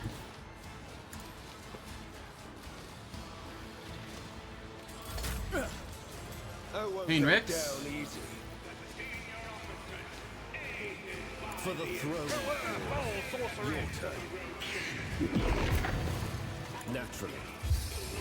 But of course, your Lord Captain. I won't object to it.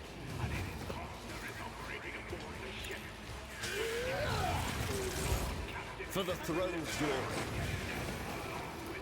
I won't object to it. Let's see to it. Alright, and we can move down here with Heinrichs now, I'll put my too. psychic abilities to use.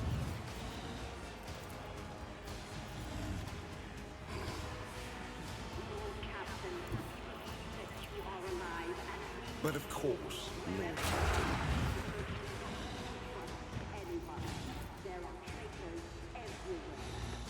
Do my bidding.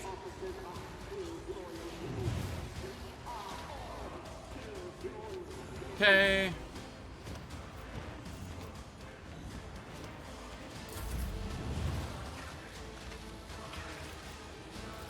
I will endure. Reckless Rush. I have 41 movement.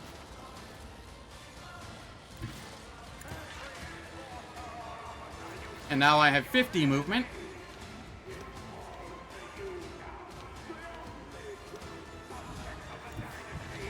I will come up over here. Reckless Strike. Tactics are flawless. Opposing me was your biggest mistake. Not my specialty.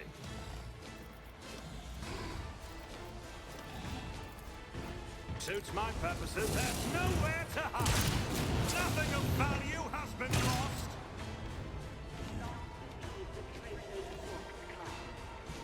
No, I did not. I'm currently using Heart of the Nameless and the Demolition Instructions.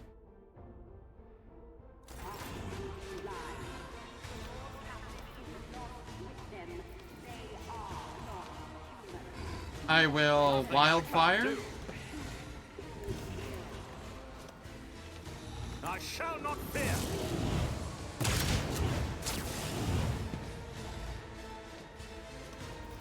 And then I will Maiming Convergence. Actually, I'm going to do this. Already done.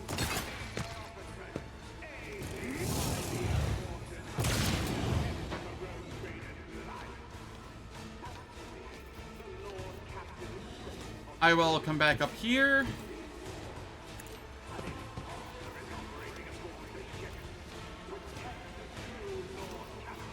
I wasn't exactly super efficient, but it doesn't matter. I hold all the cards.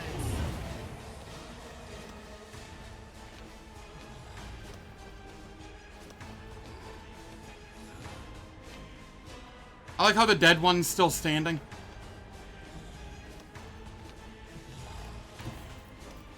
Suits my purposes. Nothing I can't do. Suits my purposes. Galvanization. Devastating attack. I don't have time for this. Already done. Watch and learn.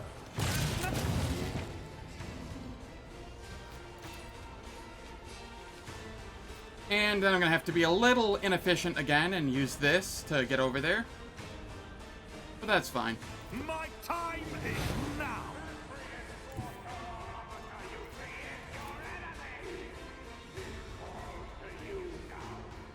I will sworn enemy.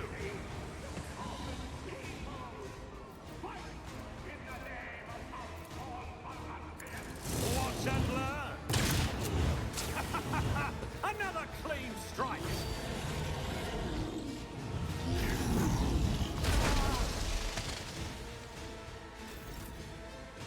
You couldn't even kill one of the crew members. How sad. Forge ahead. Avert your ass.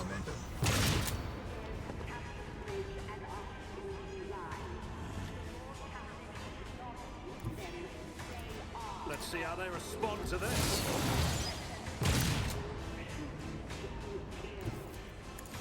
Opposing me was your biggest mistake.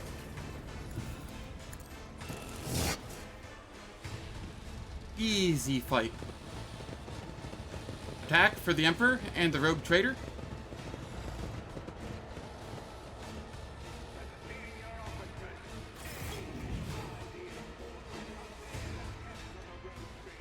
It was abominable how little he did.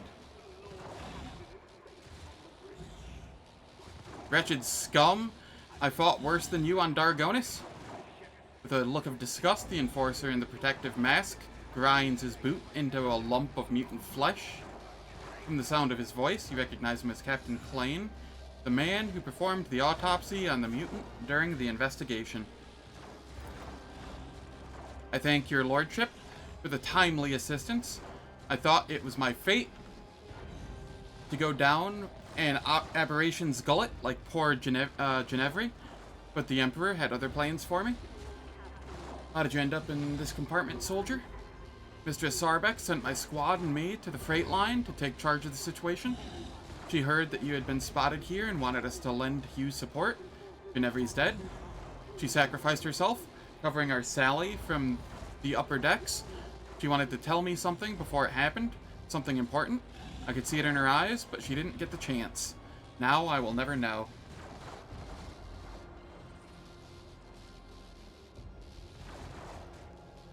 You probably appeared faster than the train by a lot.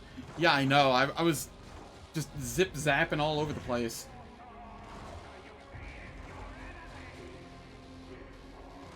I'm glad I was able to help. What comes next?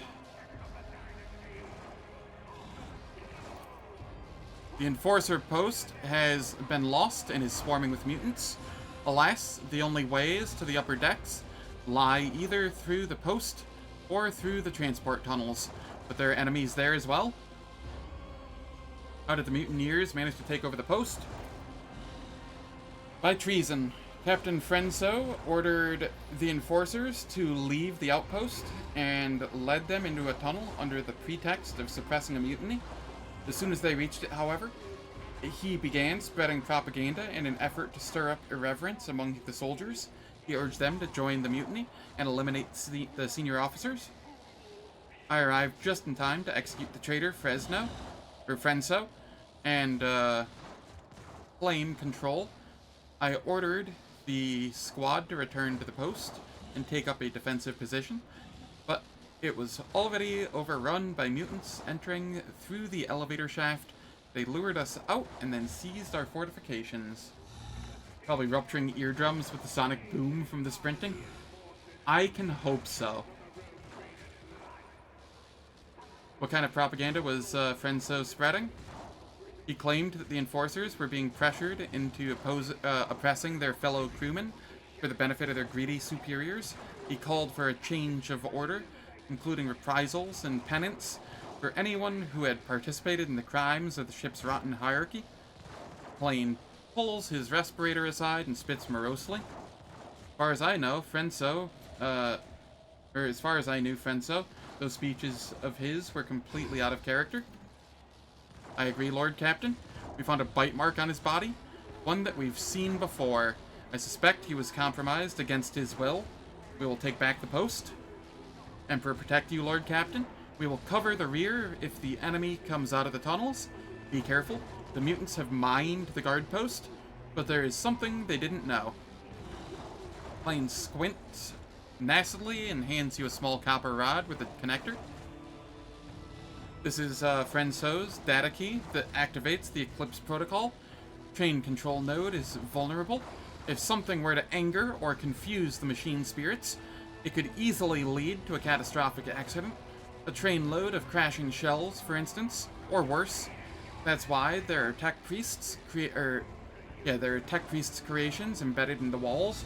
They're potent enough to rip the power out of any device.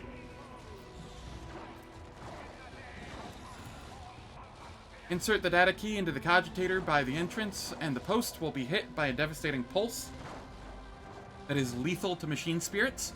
It will burn out the detonators and turn mines into harmless chunks of Fisoline stuffed iron.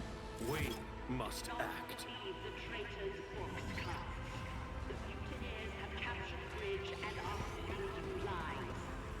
Follow my lead. It's still alive, it's standing.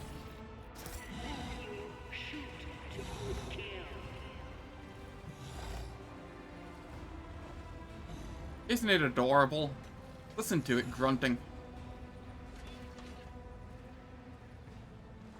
I say that and it stops grunting. Oh, there it goes.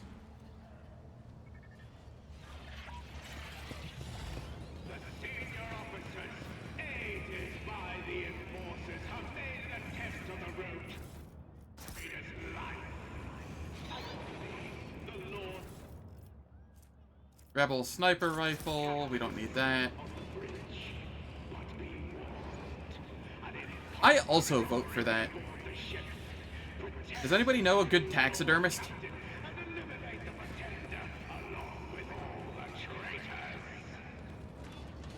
Game. I won't tolerate weakness.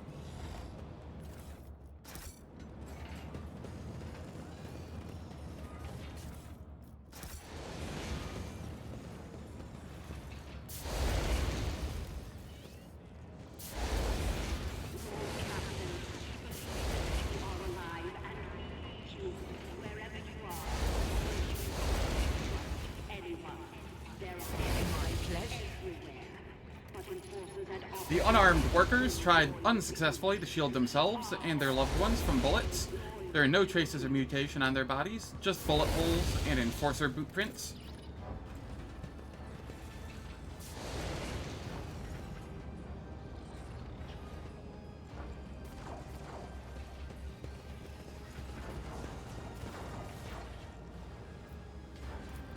Excellence matters.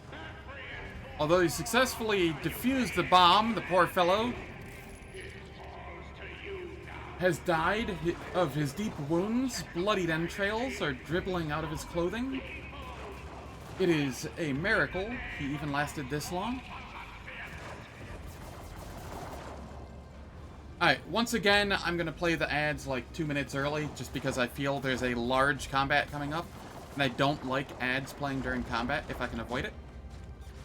So, they will last for 3 minutes. They disable pre-roll and mid-roll ads for the next hour on Twitch.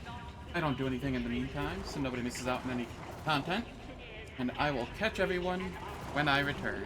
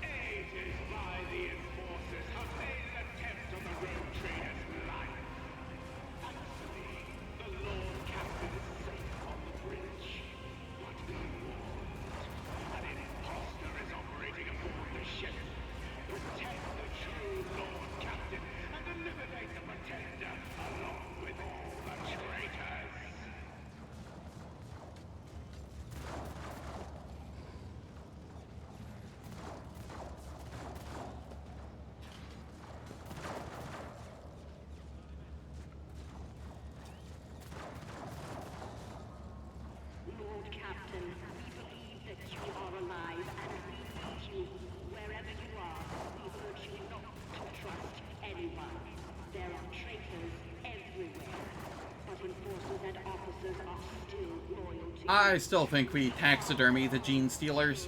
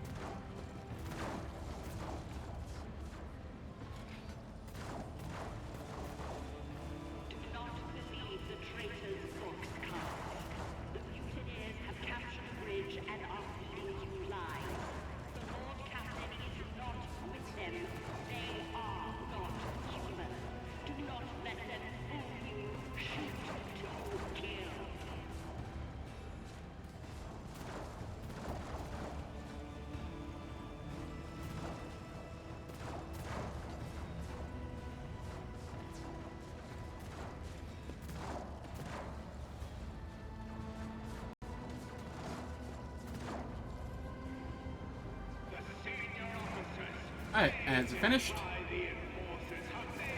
Let's go.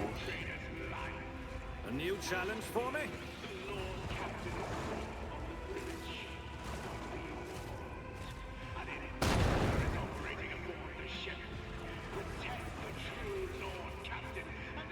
Halt! I noticed something. What is that? Oh no, demolitions. I rise to the occasion.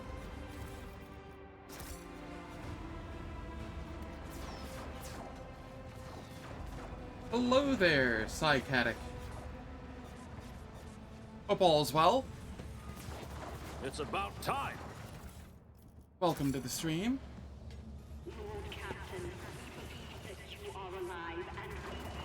This is the Void Shadows mission. Something of interest.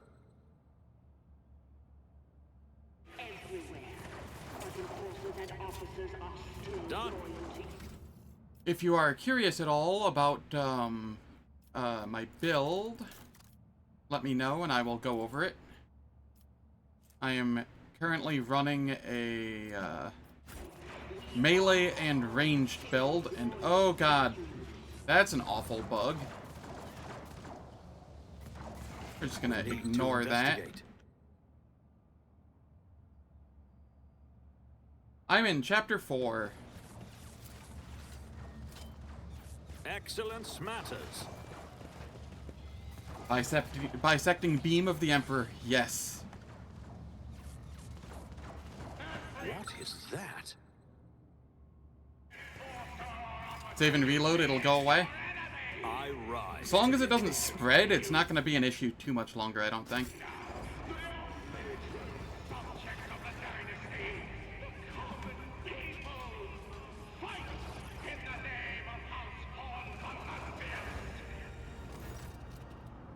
The Harvester.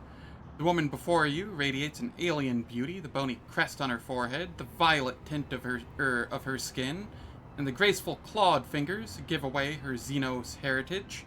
Her robes resemble those of the old mutant you put to death in the family crypt, and her posture is regal and powerful.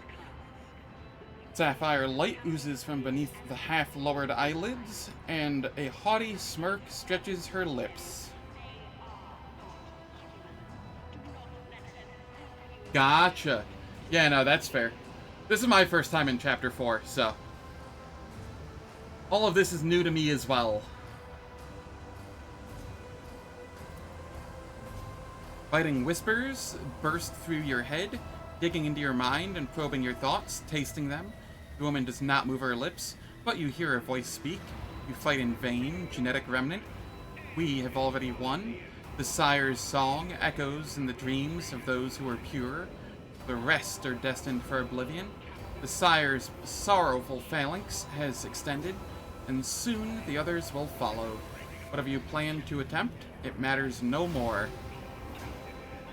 The whispers sink their fangs into your most painful memory, as into an exposed nerve. It knocks the air out of your lungs as you remember the pain that you have tried so desperately to forget. Your body's broken and flawed, and your mind is bleeding. You should have given up long ago, Fading One. Accept your death and let go of your torment. Who are you, beast? The teeth of the mental whispers in your head become sharper. They scratch at your will and nibble on your intellect, eager to expose its secrets. The woman's voice is full of overbearing self-righteousness. Speak, impure one. Speak all you want, and I will end this battle before it even begins. I will ask again, who are you? The armor of your mind weakens, now she knows who you are.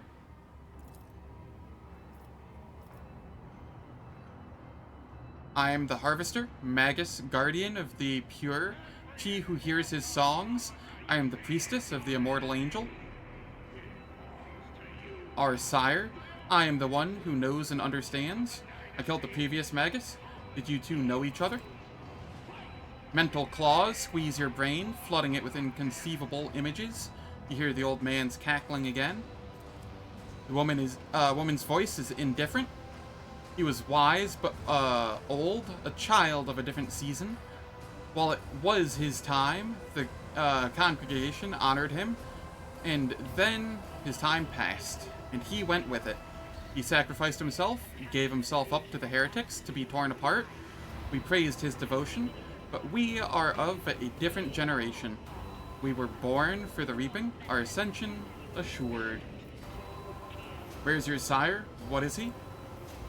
The singing angel is where where you used to dwell, impure one. From his rightful seat, he leads us to the many-armed emperor. The woman's smile grows dreamy. The sire is a child of the many-armed emperor.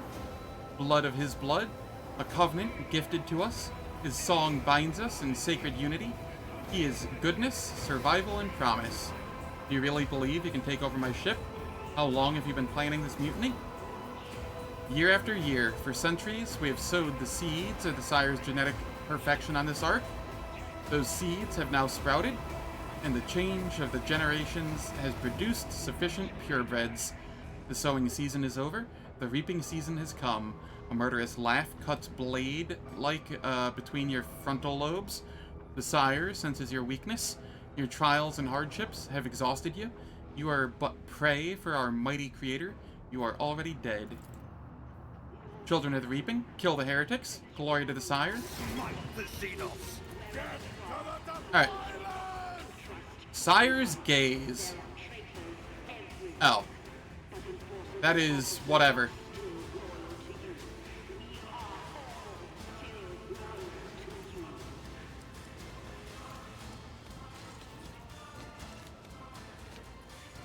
I have been ambushed. Lies. Okay, now I'm really riled up. Don't get too cocky.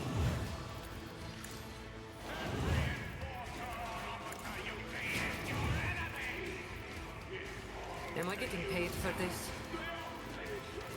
You've got a prize. And we just buff. I've got a prize. Tell me, and it is done. We buff and buff and buff. With the right incentive. Yeah, I intentionally didn't. I was worried that if I used it, I'd miss out on some dialogue or something by killing things. So, I wanted the full experience. You've got a problem? I've got a prize. Tell me, and it is done. Am I getting paid for this? Executing command. Lucius and the light. A valid argument. Executing command. Assess and act text system.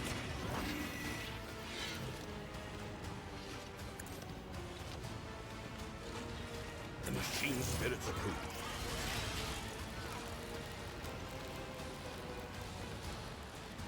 It doing something weird here.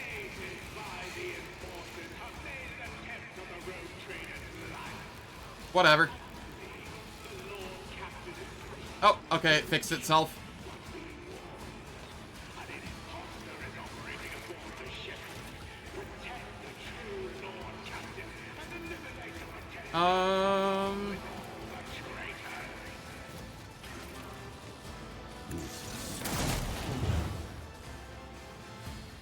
There we go.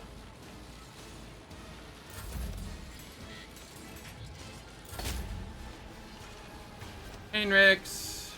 Go on, beast.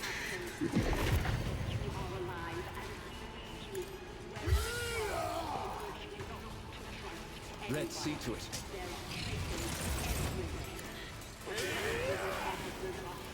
Do not disturb the great enemy. Naturally. Let's see to it. Be wary. The veil thins. I won't object to it.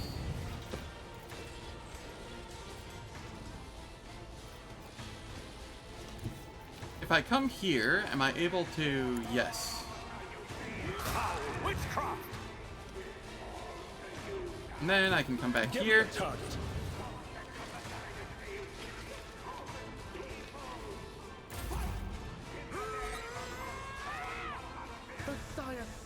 Oh, you do the exact same thing as the other guy did.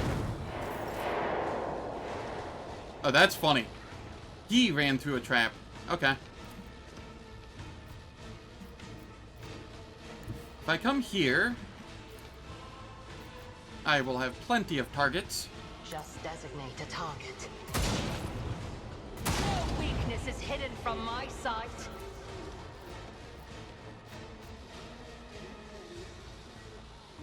I am not your slave. Moving no more. This tedious. I understand your intent. If it serves your...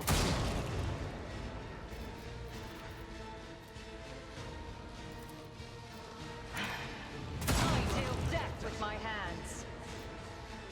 Alright. This tedium is beneath me.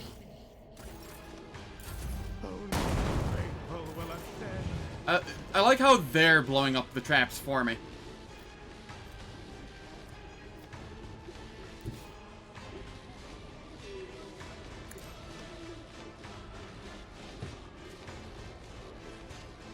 I did fine.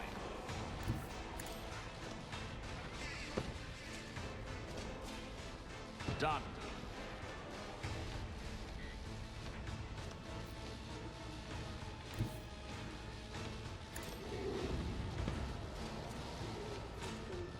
Excellence matters.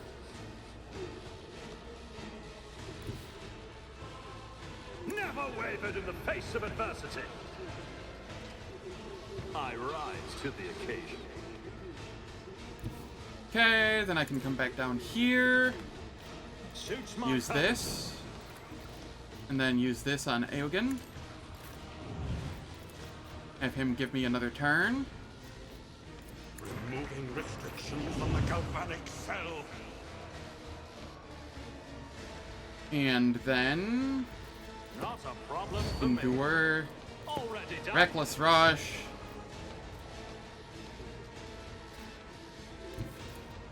I shall not fear. You didn't stand a chance. Okay, and then...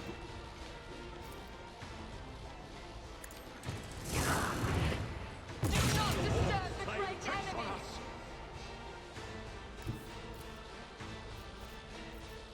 I can Reckless Strike. Devastating attack. Nothing I can't do. Suits I should my do this as purposes. well. Sworn Enemy. Nothing I can't do.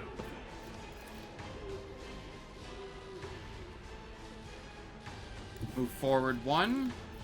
Charge in. No.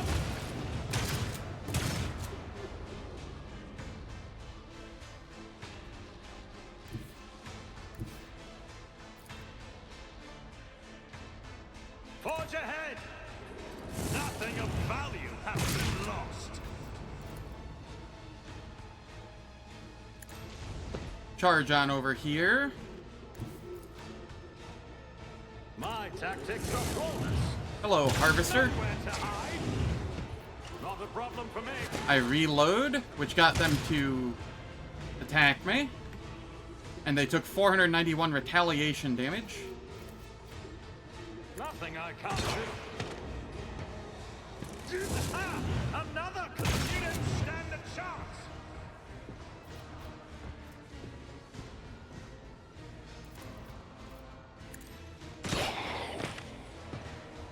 Nothing of value has been lost! I missed one there, missed one there, missed one there.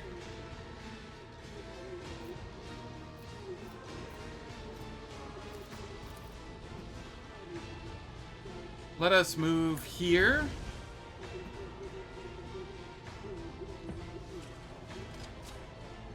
Done. And then I will use Wildfire. I'll Daring bring Breach. glory to my bloodline. I did fine. Never Traps? wavered What in the traps? face of adversity.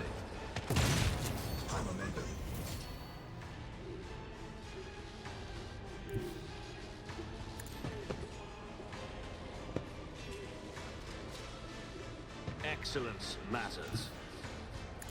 How much AP have I wasted on disarming traps here? And I was still able to solo this encounter, essentially? All too easy. After buffs? I tire of idleness. Let's move.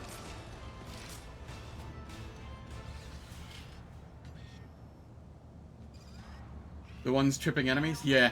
The traitor's box class. The mutineers have captured the bridge and are feeding you lies. The Lord Captain is not with them. They are not human. Do Done. not let them fool you. Shoot to kill. Okay. Excellence matters.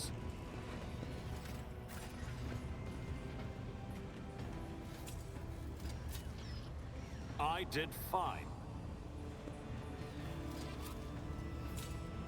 I rise to the occasion. The senior officers, aided by the enforcers, have made an attempt on the road trader's life. Excellence matters. On the bridge, but be warned, an imposter is on We have loot to grab. mission. Protect the true Lord, Captain, and eliminate the pretender, along with all the traitors. Oh, wait. I have something still back over here that I didn't get? Pardon me while I go all the way back. Oh god, what the heck?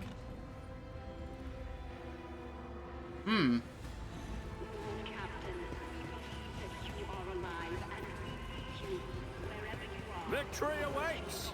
To trust anyone. There are traitors. I'm going to reload, since that stuff does appear to be spreading.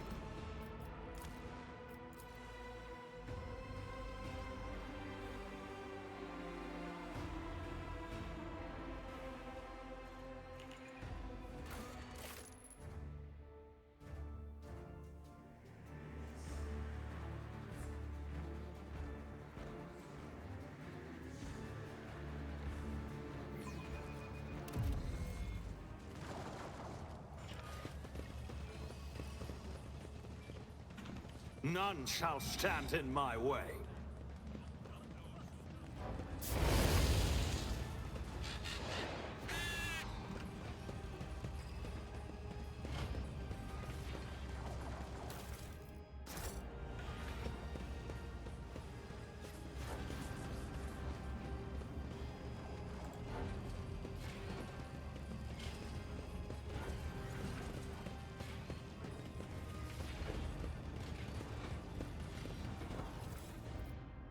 And an improved Weber. Man, they really want to force those Webers on you, even though they suck. Maybe that's what I do. Maybe I, for a challenge run, I do a Weber-only run. Like, I have to, take the shortest path possible to get the Weber, and then I have to use the Weber for, like, the entire run.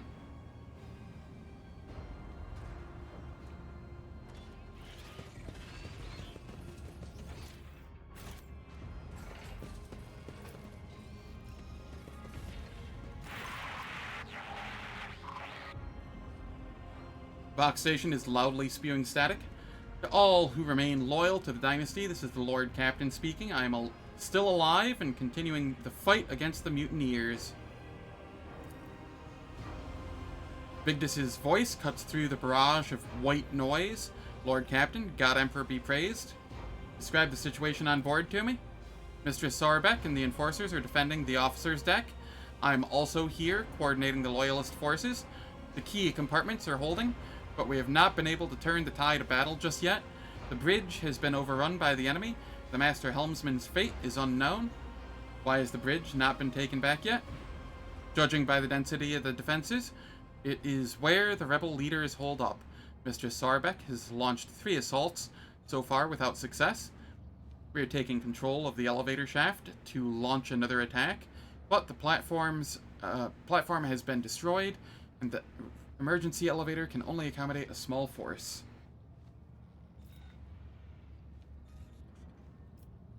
Excellent. I shall crush the enemies of humanity and purge the evil from this ship. Understood. May the God Emperor protect you, Lord Captain.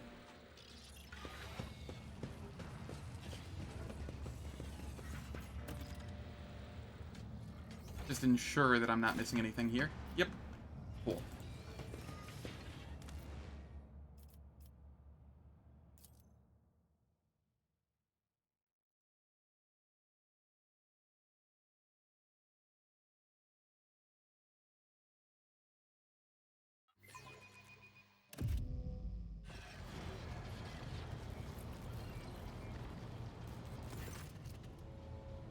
Sire, an exact copy of you sits on the throne. A sinister double crawled into this reality from behind the looking glass. His gaze meets yours, and the world expands sharply, crushing you with an overwhelming sense of your own insignificance. From somewhere far away, across millions of light years, a god is looking at you. Through those eyes, he sees you, and he is hungry. Insatiably, unquenchably so. Something starts scratching at the walls of your mind, making you ill. You hear stifled groans behind you. Even standing near this entity is torturous for anyone who possesses psychic powers. You are snapped out of your stupor by Raver's harsh bellow. The Master Helmsman's eyes are empty, his pale lips curling in fury. Not one step further, Void Scum, I sentence you to death for endangering the Lord Captain's safety. Master Helmsman, are you out of your mind? The rogue traitor stands before you. Step aside before I shoot you for treason and insubordination. No, Abelard. The rogue traitor sits upon the throne, and you dare drag this reactor sludge onto the bridge? You must have grown senile in your old age, Seneschal. If you cannot distinguish his lordship from an impostor. Raver shakes his head, a trickle of blood running from his ear. Either infected or exposed to psychic influence. Both cases call for immediate extermination. It is the Master Helmsman's duty never to deviate from the charted route. You have veered off course, Raver. Your hands shall be holding the wheel, not pointing, or should be holding the wheel, not pointing a weapon at your Lord Captain. The simple truth, known to any and all Voidsmen, causes something in Raver's mind to click. I have veered off. Blast me in the back with plasma torpedoes. Who's watching the readings? And why am I aiming this thing at Lord Captain? But if it is you, then who's sitting in the throne? Raver turns toward the imposter and recoils with a shout of terror. He reaches for his pistol, but blood begins gushing from his ears as he collapses to the floor. Your doppelganger remains seated and motionless on the throne, but his posture betrays the tension of a predator ready to pounce. He catches your gaze, and the vessel of your soul overflows with a cascade of images and feelings. You hear a song, a chorus of countless whispers that weave a tantalizing melody. You feel a unity with something great and beautiful. It is bigger than you, bigger than the ship and everyone on it.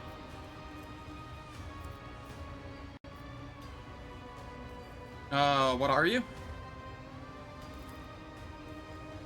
The whispers grow stronger, conjuring visions of strange worlds inhabited by unthinkable creatures. Or is it a single creature? It is unity, meaning, purpose, and perfection. It is magnificent, and next to it, you are nothing. If you are a sentient creature, then you are also capable of negotiating, are you not? I know it's not, but you know. There's a strange allure to the whispers. You begin to glimpse vague yet intriguing images. Images of glorious victories and meaningful service of a truly worthy goal, and of companions bound to you by the seal of genetic sameness. The angelic song enters your dreams, revealing astounding truths.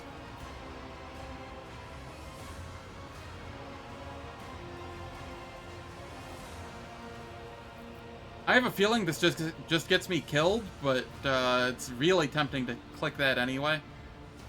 I have done the impossible before, and soon your death will become simply another page in the chronicle of my deeds.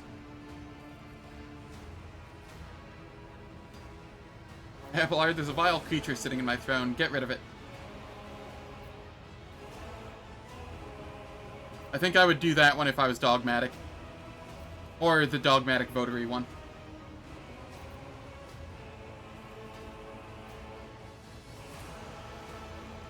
Your heart feels strangely calm. It seems that performing feats of heroism has become second nature to you. A ripple of dissonance runs through the chorus of voices as they screech in your anger. Your screech in anger, vexation, defiance. The song no longer carries a sense of overpowering superiority. The bridge shudders as a crushing roar billows across it. Behind the facade of that leering face, you glimpse the monstrous shadow. The shadow in the void that wants only to devour you.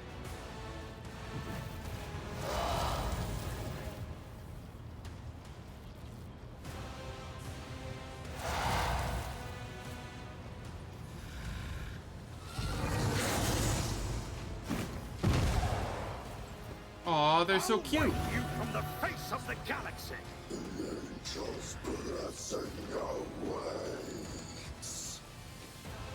3.1k HP.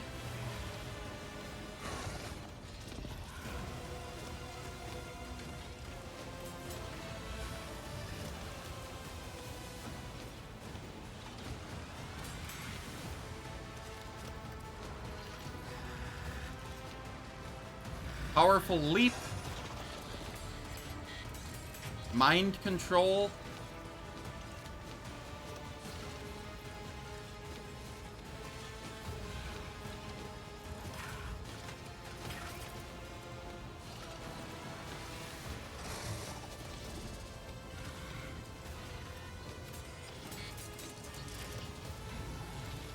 Very interesting. All right.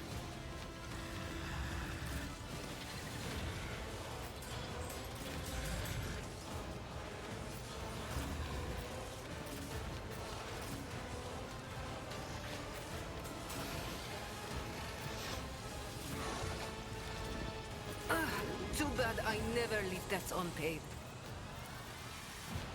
We buff Eogunn a little.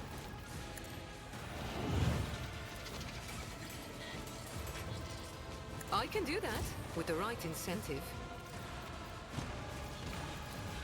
You've got a problem? I've got a prize. I can do that with the right incentive. Don't get too cocky. Am I getting paid for this? Don't get too cocky. Tell me, and it is done. You've got a problem. We give Eogunn a turn. A valid argument. Astute observation. A valid argument.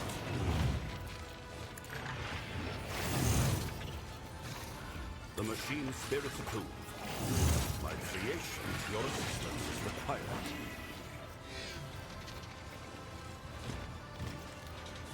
I will use this. Executing Sure.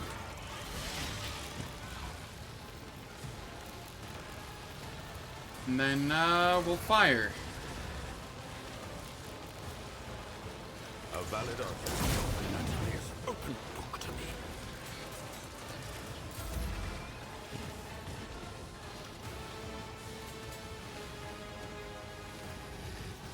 Okay, this is fine. Everybody's kind of thick right now. Focus, Van Kellogg's. Focus. And we're only going to get thicker. Let's see to it. This defies reason. But of course, Lord Captain. Let's see to it. By the light of holy terror! I won't object to it. Incomprehensible. We enfeeble.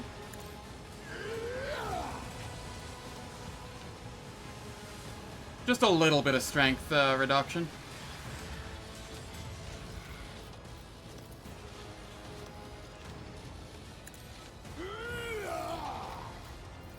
Do my bidding.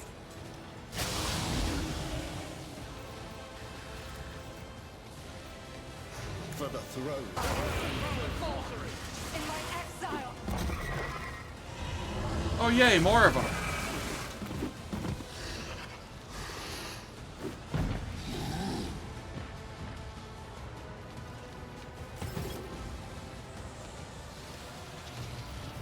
Endure.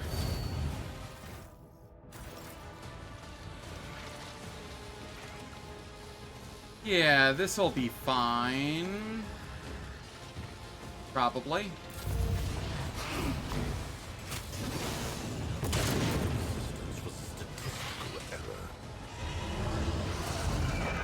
I don't know if he actually did damage to me. I didn't get to see before this cutscene thing showed up again.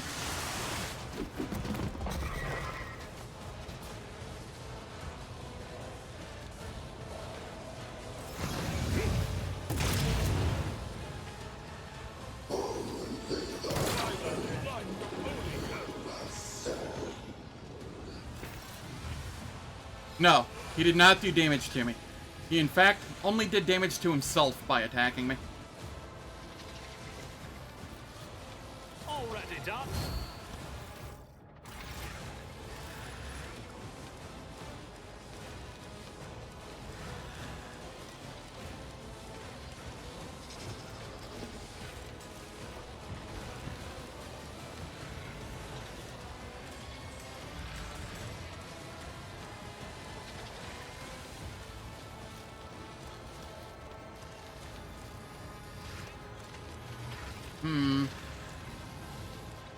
It won't show me, his attacks. That's fine.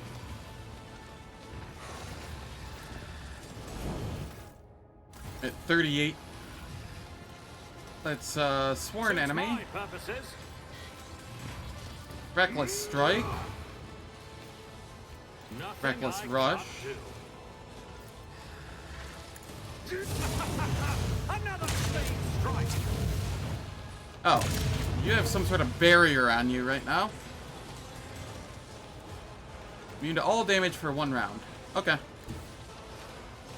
I can deal with that.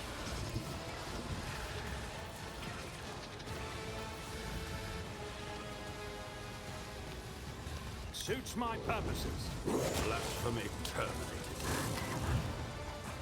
Nowhere to hide.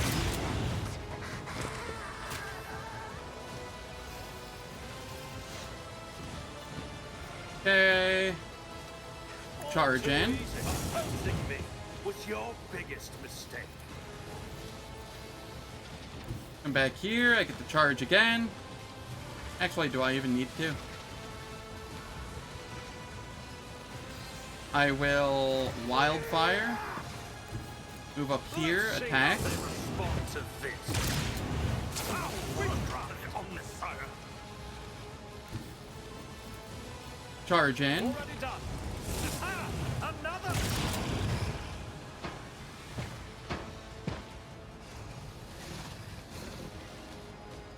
Okay, then I can hook myself over here.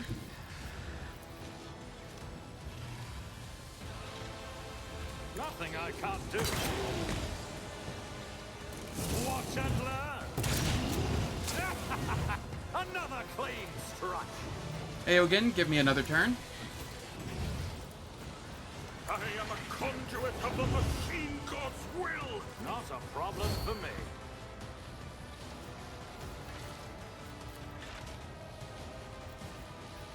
I will weapon optimizer. Already done. Nothing of value has been lost. And then I come down here. Nothing I can't. You didn't stand a chance.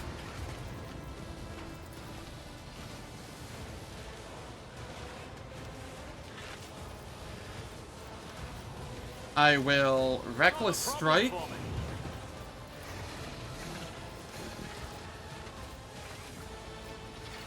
Sworn enemy. Too easy. Devastating Suits attack. my purposes. Already done. The world has been lost. It's still standing. I will move over here and reload.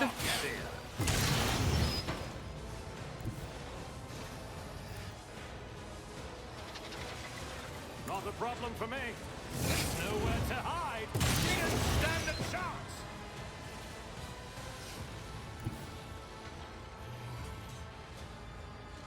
Okay, then we come over here and I charge. All too easy. Opposing me was your biggest mistake.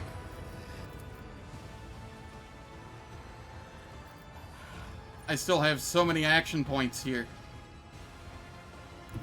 Suits my purposes.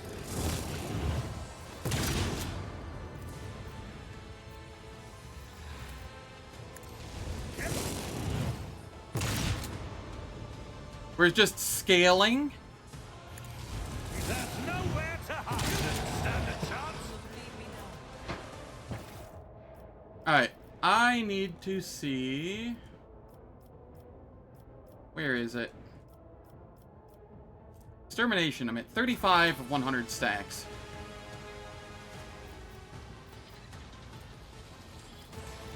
Reload. Nothing I can't do. Already done.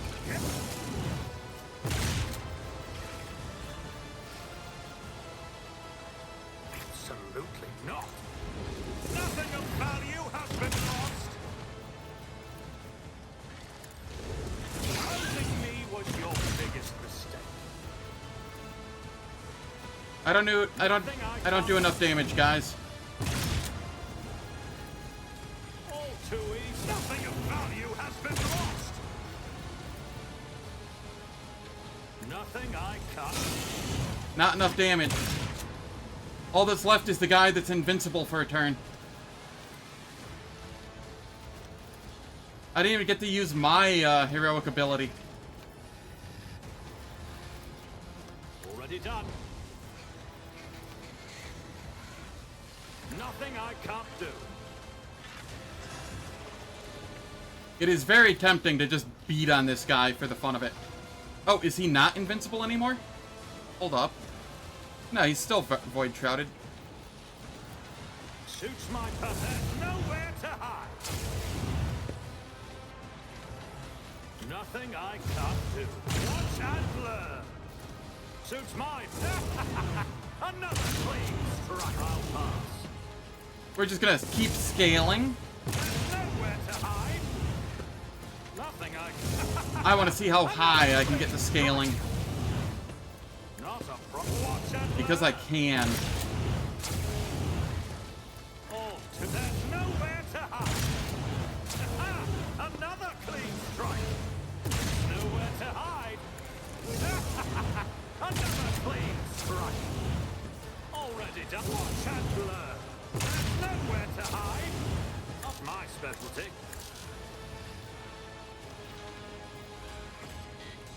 What? I hit a hard limit of number of times I can attack in a turn?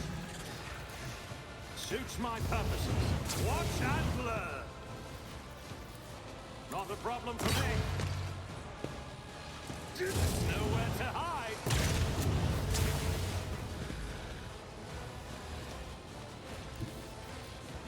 Nothing I can't do.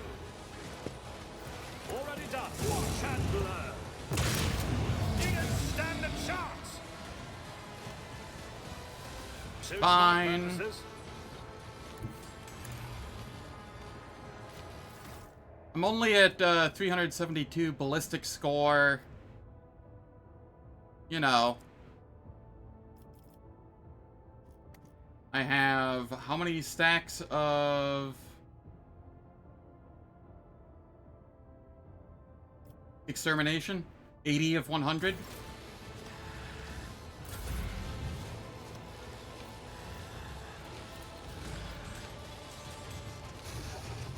Executing command. The machine spirits approve.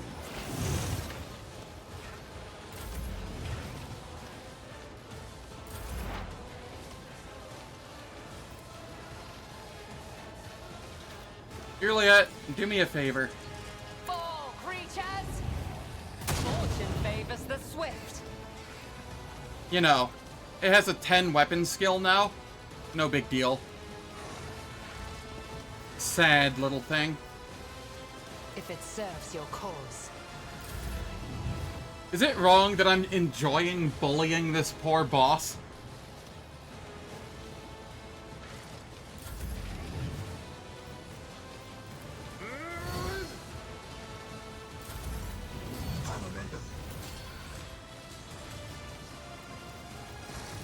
Am I getting paid for this? Don't get too cocky.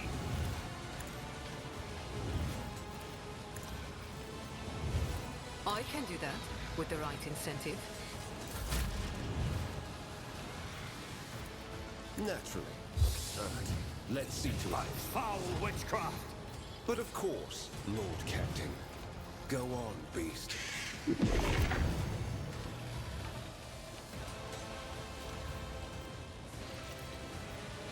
For the throne. Oh, for Tron's sake!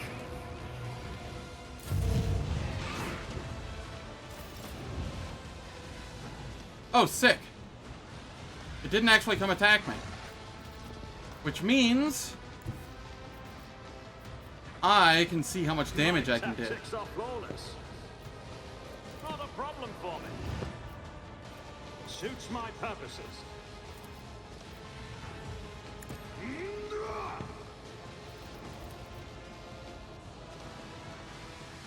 Hello, Zep. How's it going?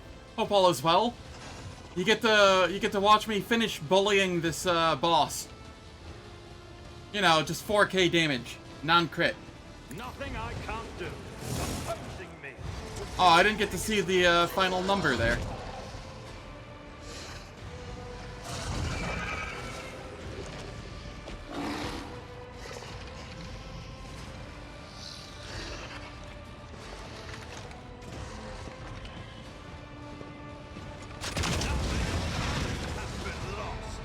Yes, it was a gene stealer.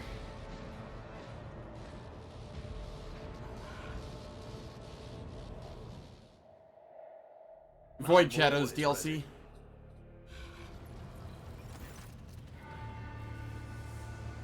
The hulking carcass of the monster lies in front of you. The amber fire has left its baneful eyes, departed along with the last drops of foul blood oozing from its wounds. In the distance, the Master Helmsman slowly regains consciousness. He immediately recoils from the dead creature, swearing profanely. Lord Captain, I'm guilty as charged. I was not myself.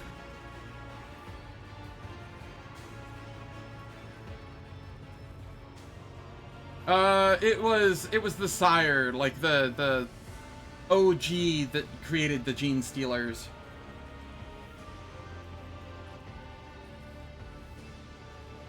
So I think it was technically more a Tyranid than Gene Stealer, but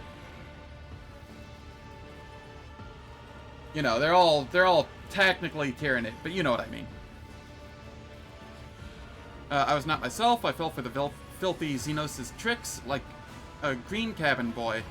I make no excuses, I know the rules, and I request capital punishment. Strike off my head and be done with it. Ever, what happened to you? The renegades stormed the bridge and then brought that thing in. We held our ground, but as soon as the monster looked at us, my mind went blank. It was like being a puppet. Damn those Xenos tricks. Not your fault, the Xenos had tremendous psychic power. Then the old tub will have to put up with me a while longer. I appreciate your clemency, Lord Captain.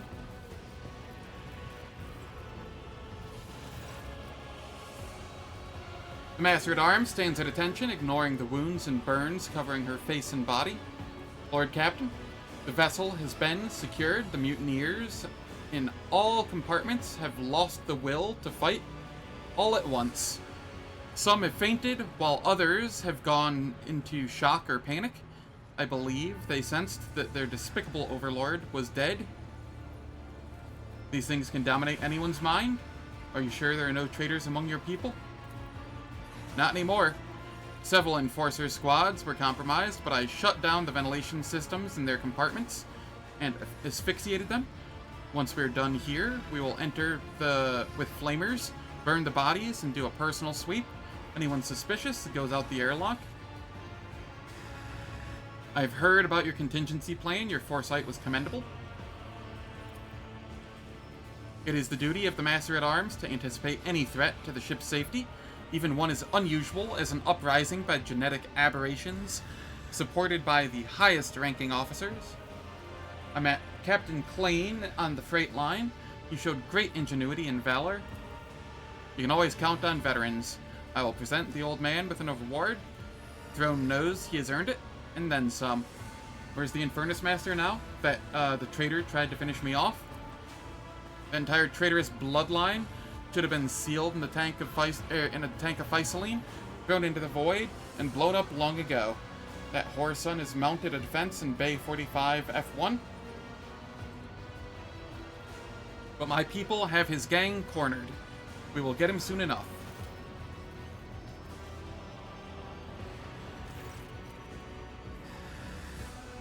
Her servo skull rattles to life and projects a hologram onto the deck.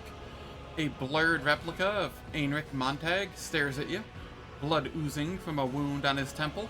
One of his hands is bound with a tourniquet, and he is lighting an Eho stick with the other. Hey, Bridge, do you copy? I see you have not yet changed the access psalms. Are you celebrating your victory, Zen?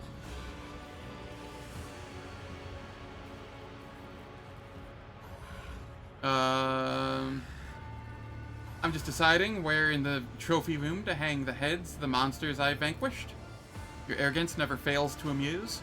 Yes, I underestimated you, as well as your retinue. Those bloody zealots and that sadist Jocasta, who would have expected such fierce resistance from a bunch of false believers. The Infernus Master appears serious, somber. The usual cheerful insolence has vanished from his face. I wanted you to see my face before I die. Commit it to memory. One day, you will realize what sacrilege you have committed, and in that moment, you will remember me. You addled, pathetic Ashmog. Just do yourself a favor and give up the ghost, Aenric. By killing your sire, did you feel that abomination die? Aenric winces angrily. We all felt every single moment of the blessed angel's agony. And then he died. And our dream died with him. You snuffed it out and stomped on it like an Eho stick butt. Now his song will not return to our dreams. The many-armed emperor will not see us. How did that monster, your leader, come to be on my ship? He's been here a long time, longer than you or anyone else. His blessed feet crossed these decks centuries ago, when Theodora's predecessor still called himself Lord Captain. He came from the stars, where the many-armed emperor dwells, to bear his word. But then he faced a great massacre at the hands of the wicked. And yet the venerable sire kept his message safe and took refuge on this vessel, away from the persecution of heretics. When that false Lord Captain led our ancestors on board, the sire heard their pain and answered their pleas, blessing them with genetic purity. He protected us after that, joining our thoughts together to a single song.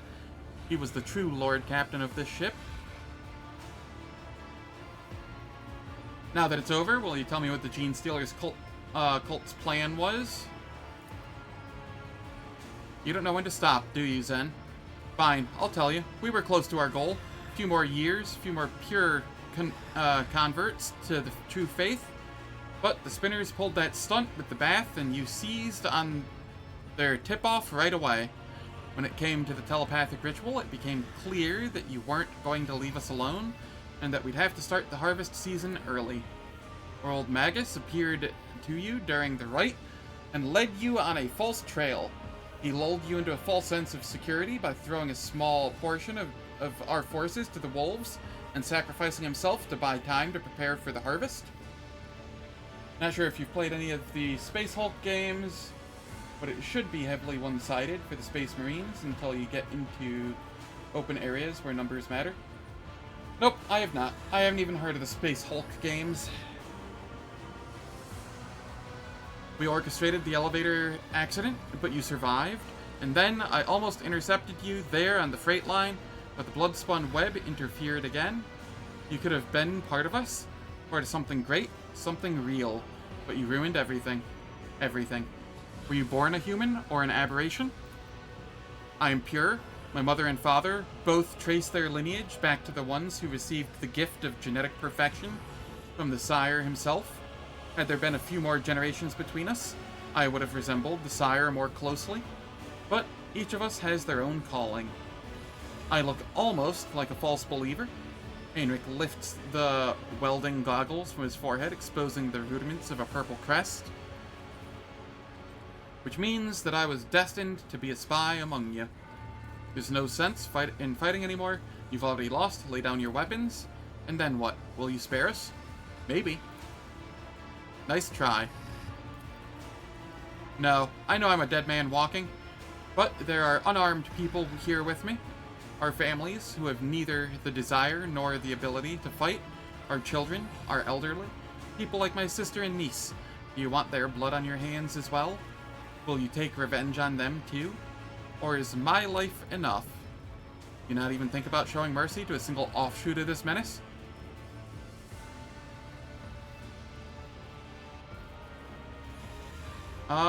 I'm not gonna choose the Iconoclast version because I know what this shit is. If I let you go, you will only start scheming, killing, and infecting people again. No, we will merely fade away. The sire is dead, and his pureblood offspring have been butchered. They alone, our pristine kin, could bestow the kiss that allowed his song to be heard. The orphans and widows are of no threat to anyone. Drop them off in any remote wilderness. Your people will die with you, such as the lot of Xenos and mutants. In that case, we will die together as a family. You hear shouting and gunfire in the background. Heinrich hastily finishes his final Eho stick. Jacasta's mongrels have begun their attack. It's time to say goodbye, Zen. It's a pity I couldn't share the blessing of purity with you and make you part of our family. A pity, too, that we couldn't kill you either. But we all must play the cards we are dealt. And now we take our leave. The way the true masters of fire should.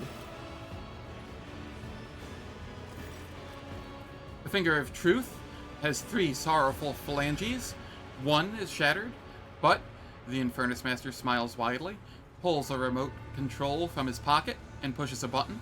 There's a sharp beeping of detonators, a monstrous roar, and the projection disappears. For a while, the sound of flames crackle from the speakers before abruptly cutting off.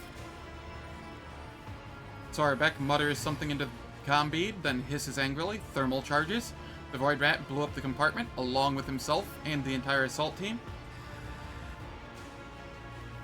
Wish I could have finished him off with my own hands. I wish you could too, Lord Captain. That was the last pocket of resistance.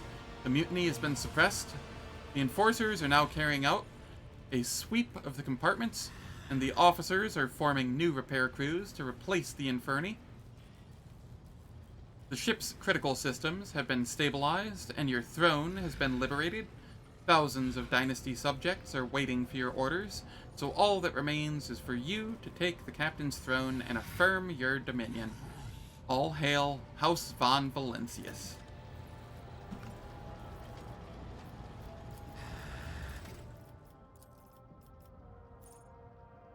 This is level 47.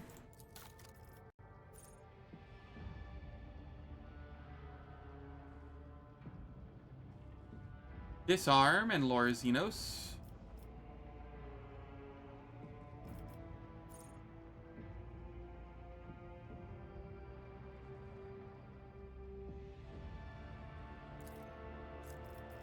And Lore Xenos.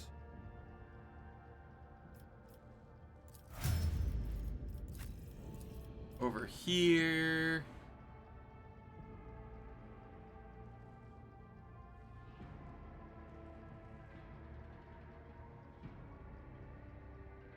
Comprehensive Analysis and Medicae.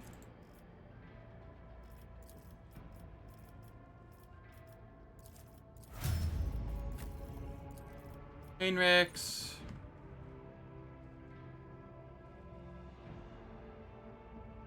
Impetus, or Brothers in Arms.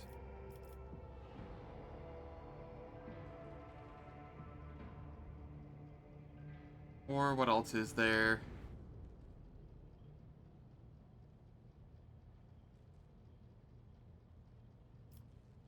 Desolation? Sure, we'll go Desolation. And then we have or Warp, Medicae,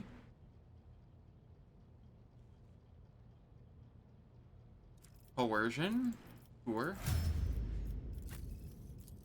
Abelard. What do I have you doing here? Contempt, Medicae.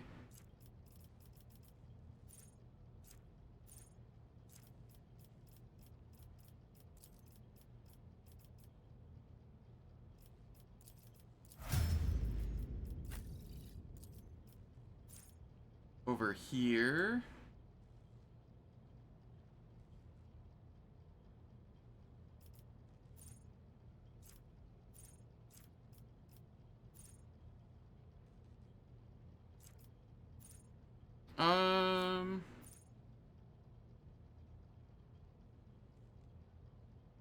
Yeah, let's get Blood of Martyrs, sure.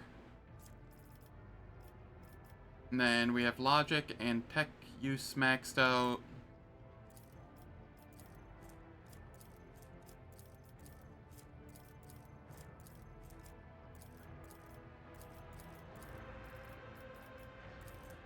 Lore Xenos, because it doesn't matter and because it's lore-friendly form.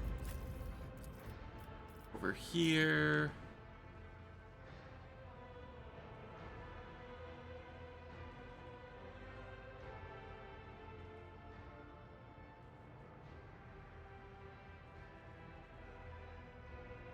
Alright, Inspiring Speech and Lore Imperium. I already have that, so I will go with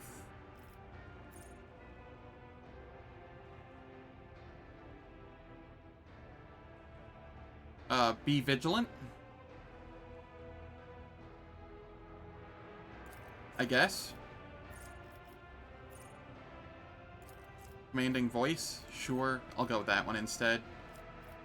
And then we'll go Persuasion.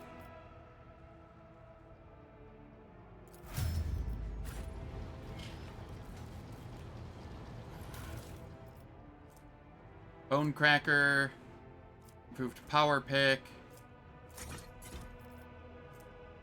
Sire's Patronage requires Psyker. Player can skip their turn to make an ally of their choice immune to all damage until the start of their wearer's next turn. That's neat. Rib Suit.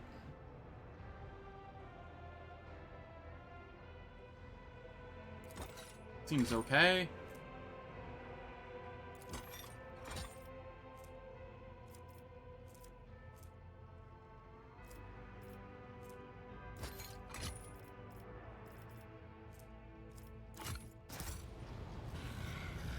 Follow my lead!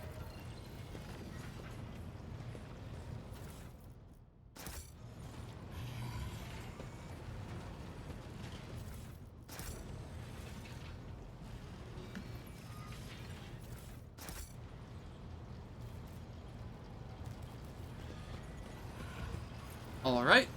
I think this is a good stopping point for the day. I've been streaming for about 6 hours. I have some things I want to do today, off of stream. So, we're going to call it here. Thanks everyone for stopping by. Very much appreciate it. If you enjoyed what you saw, please hit the follow button. And, or subscribe button on YouTube. And I hope to catch everyone tomorrow for more Rogue Trader. Let me see. Is anybody live that I can raid? Yes, actually. I will raid Chadsumi, because she raids me repeatedly.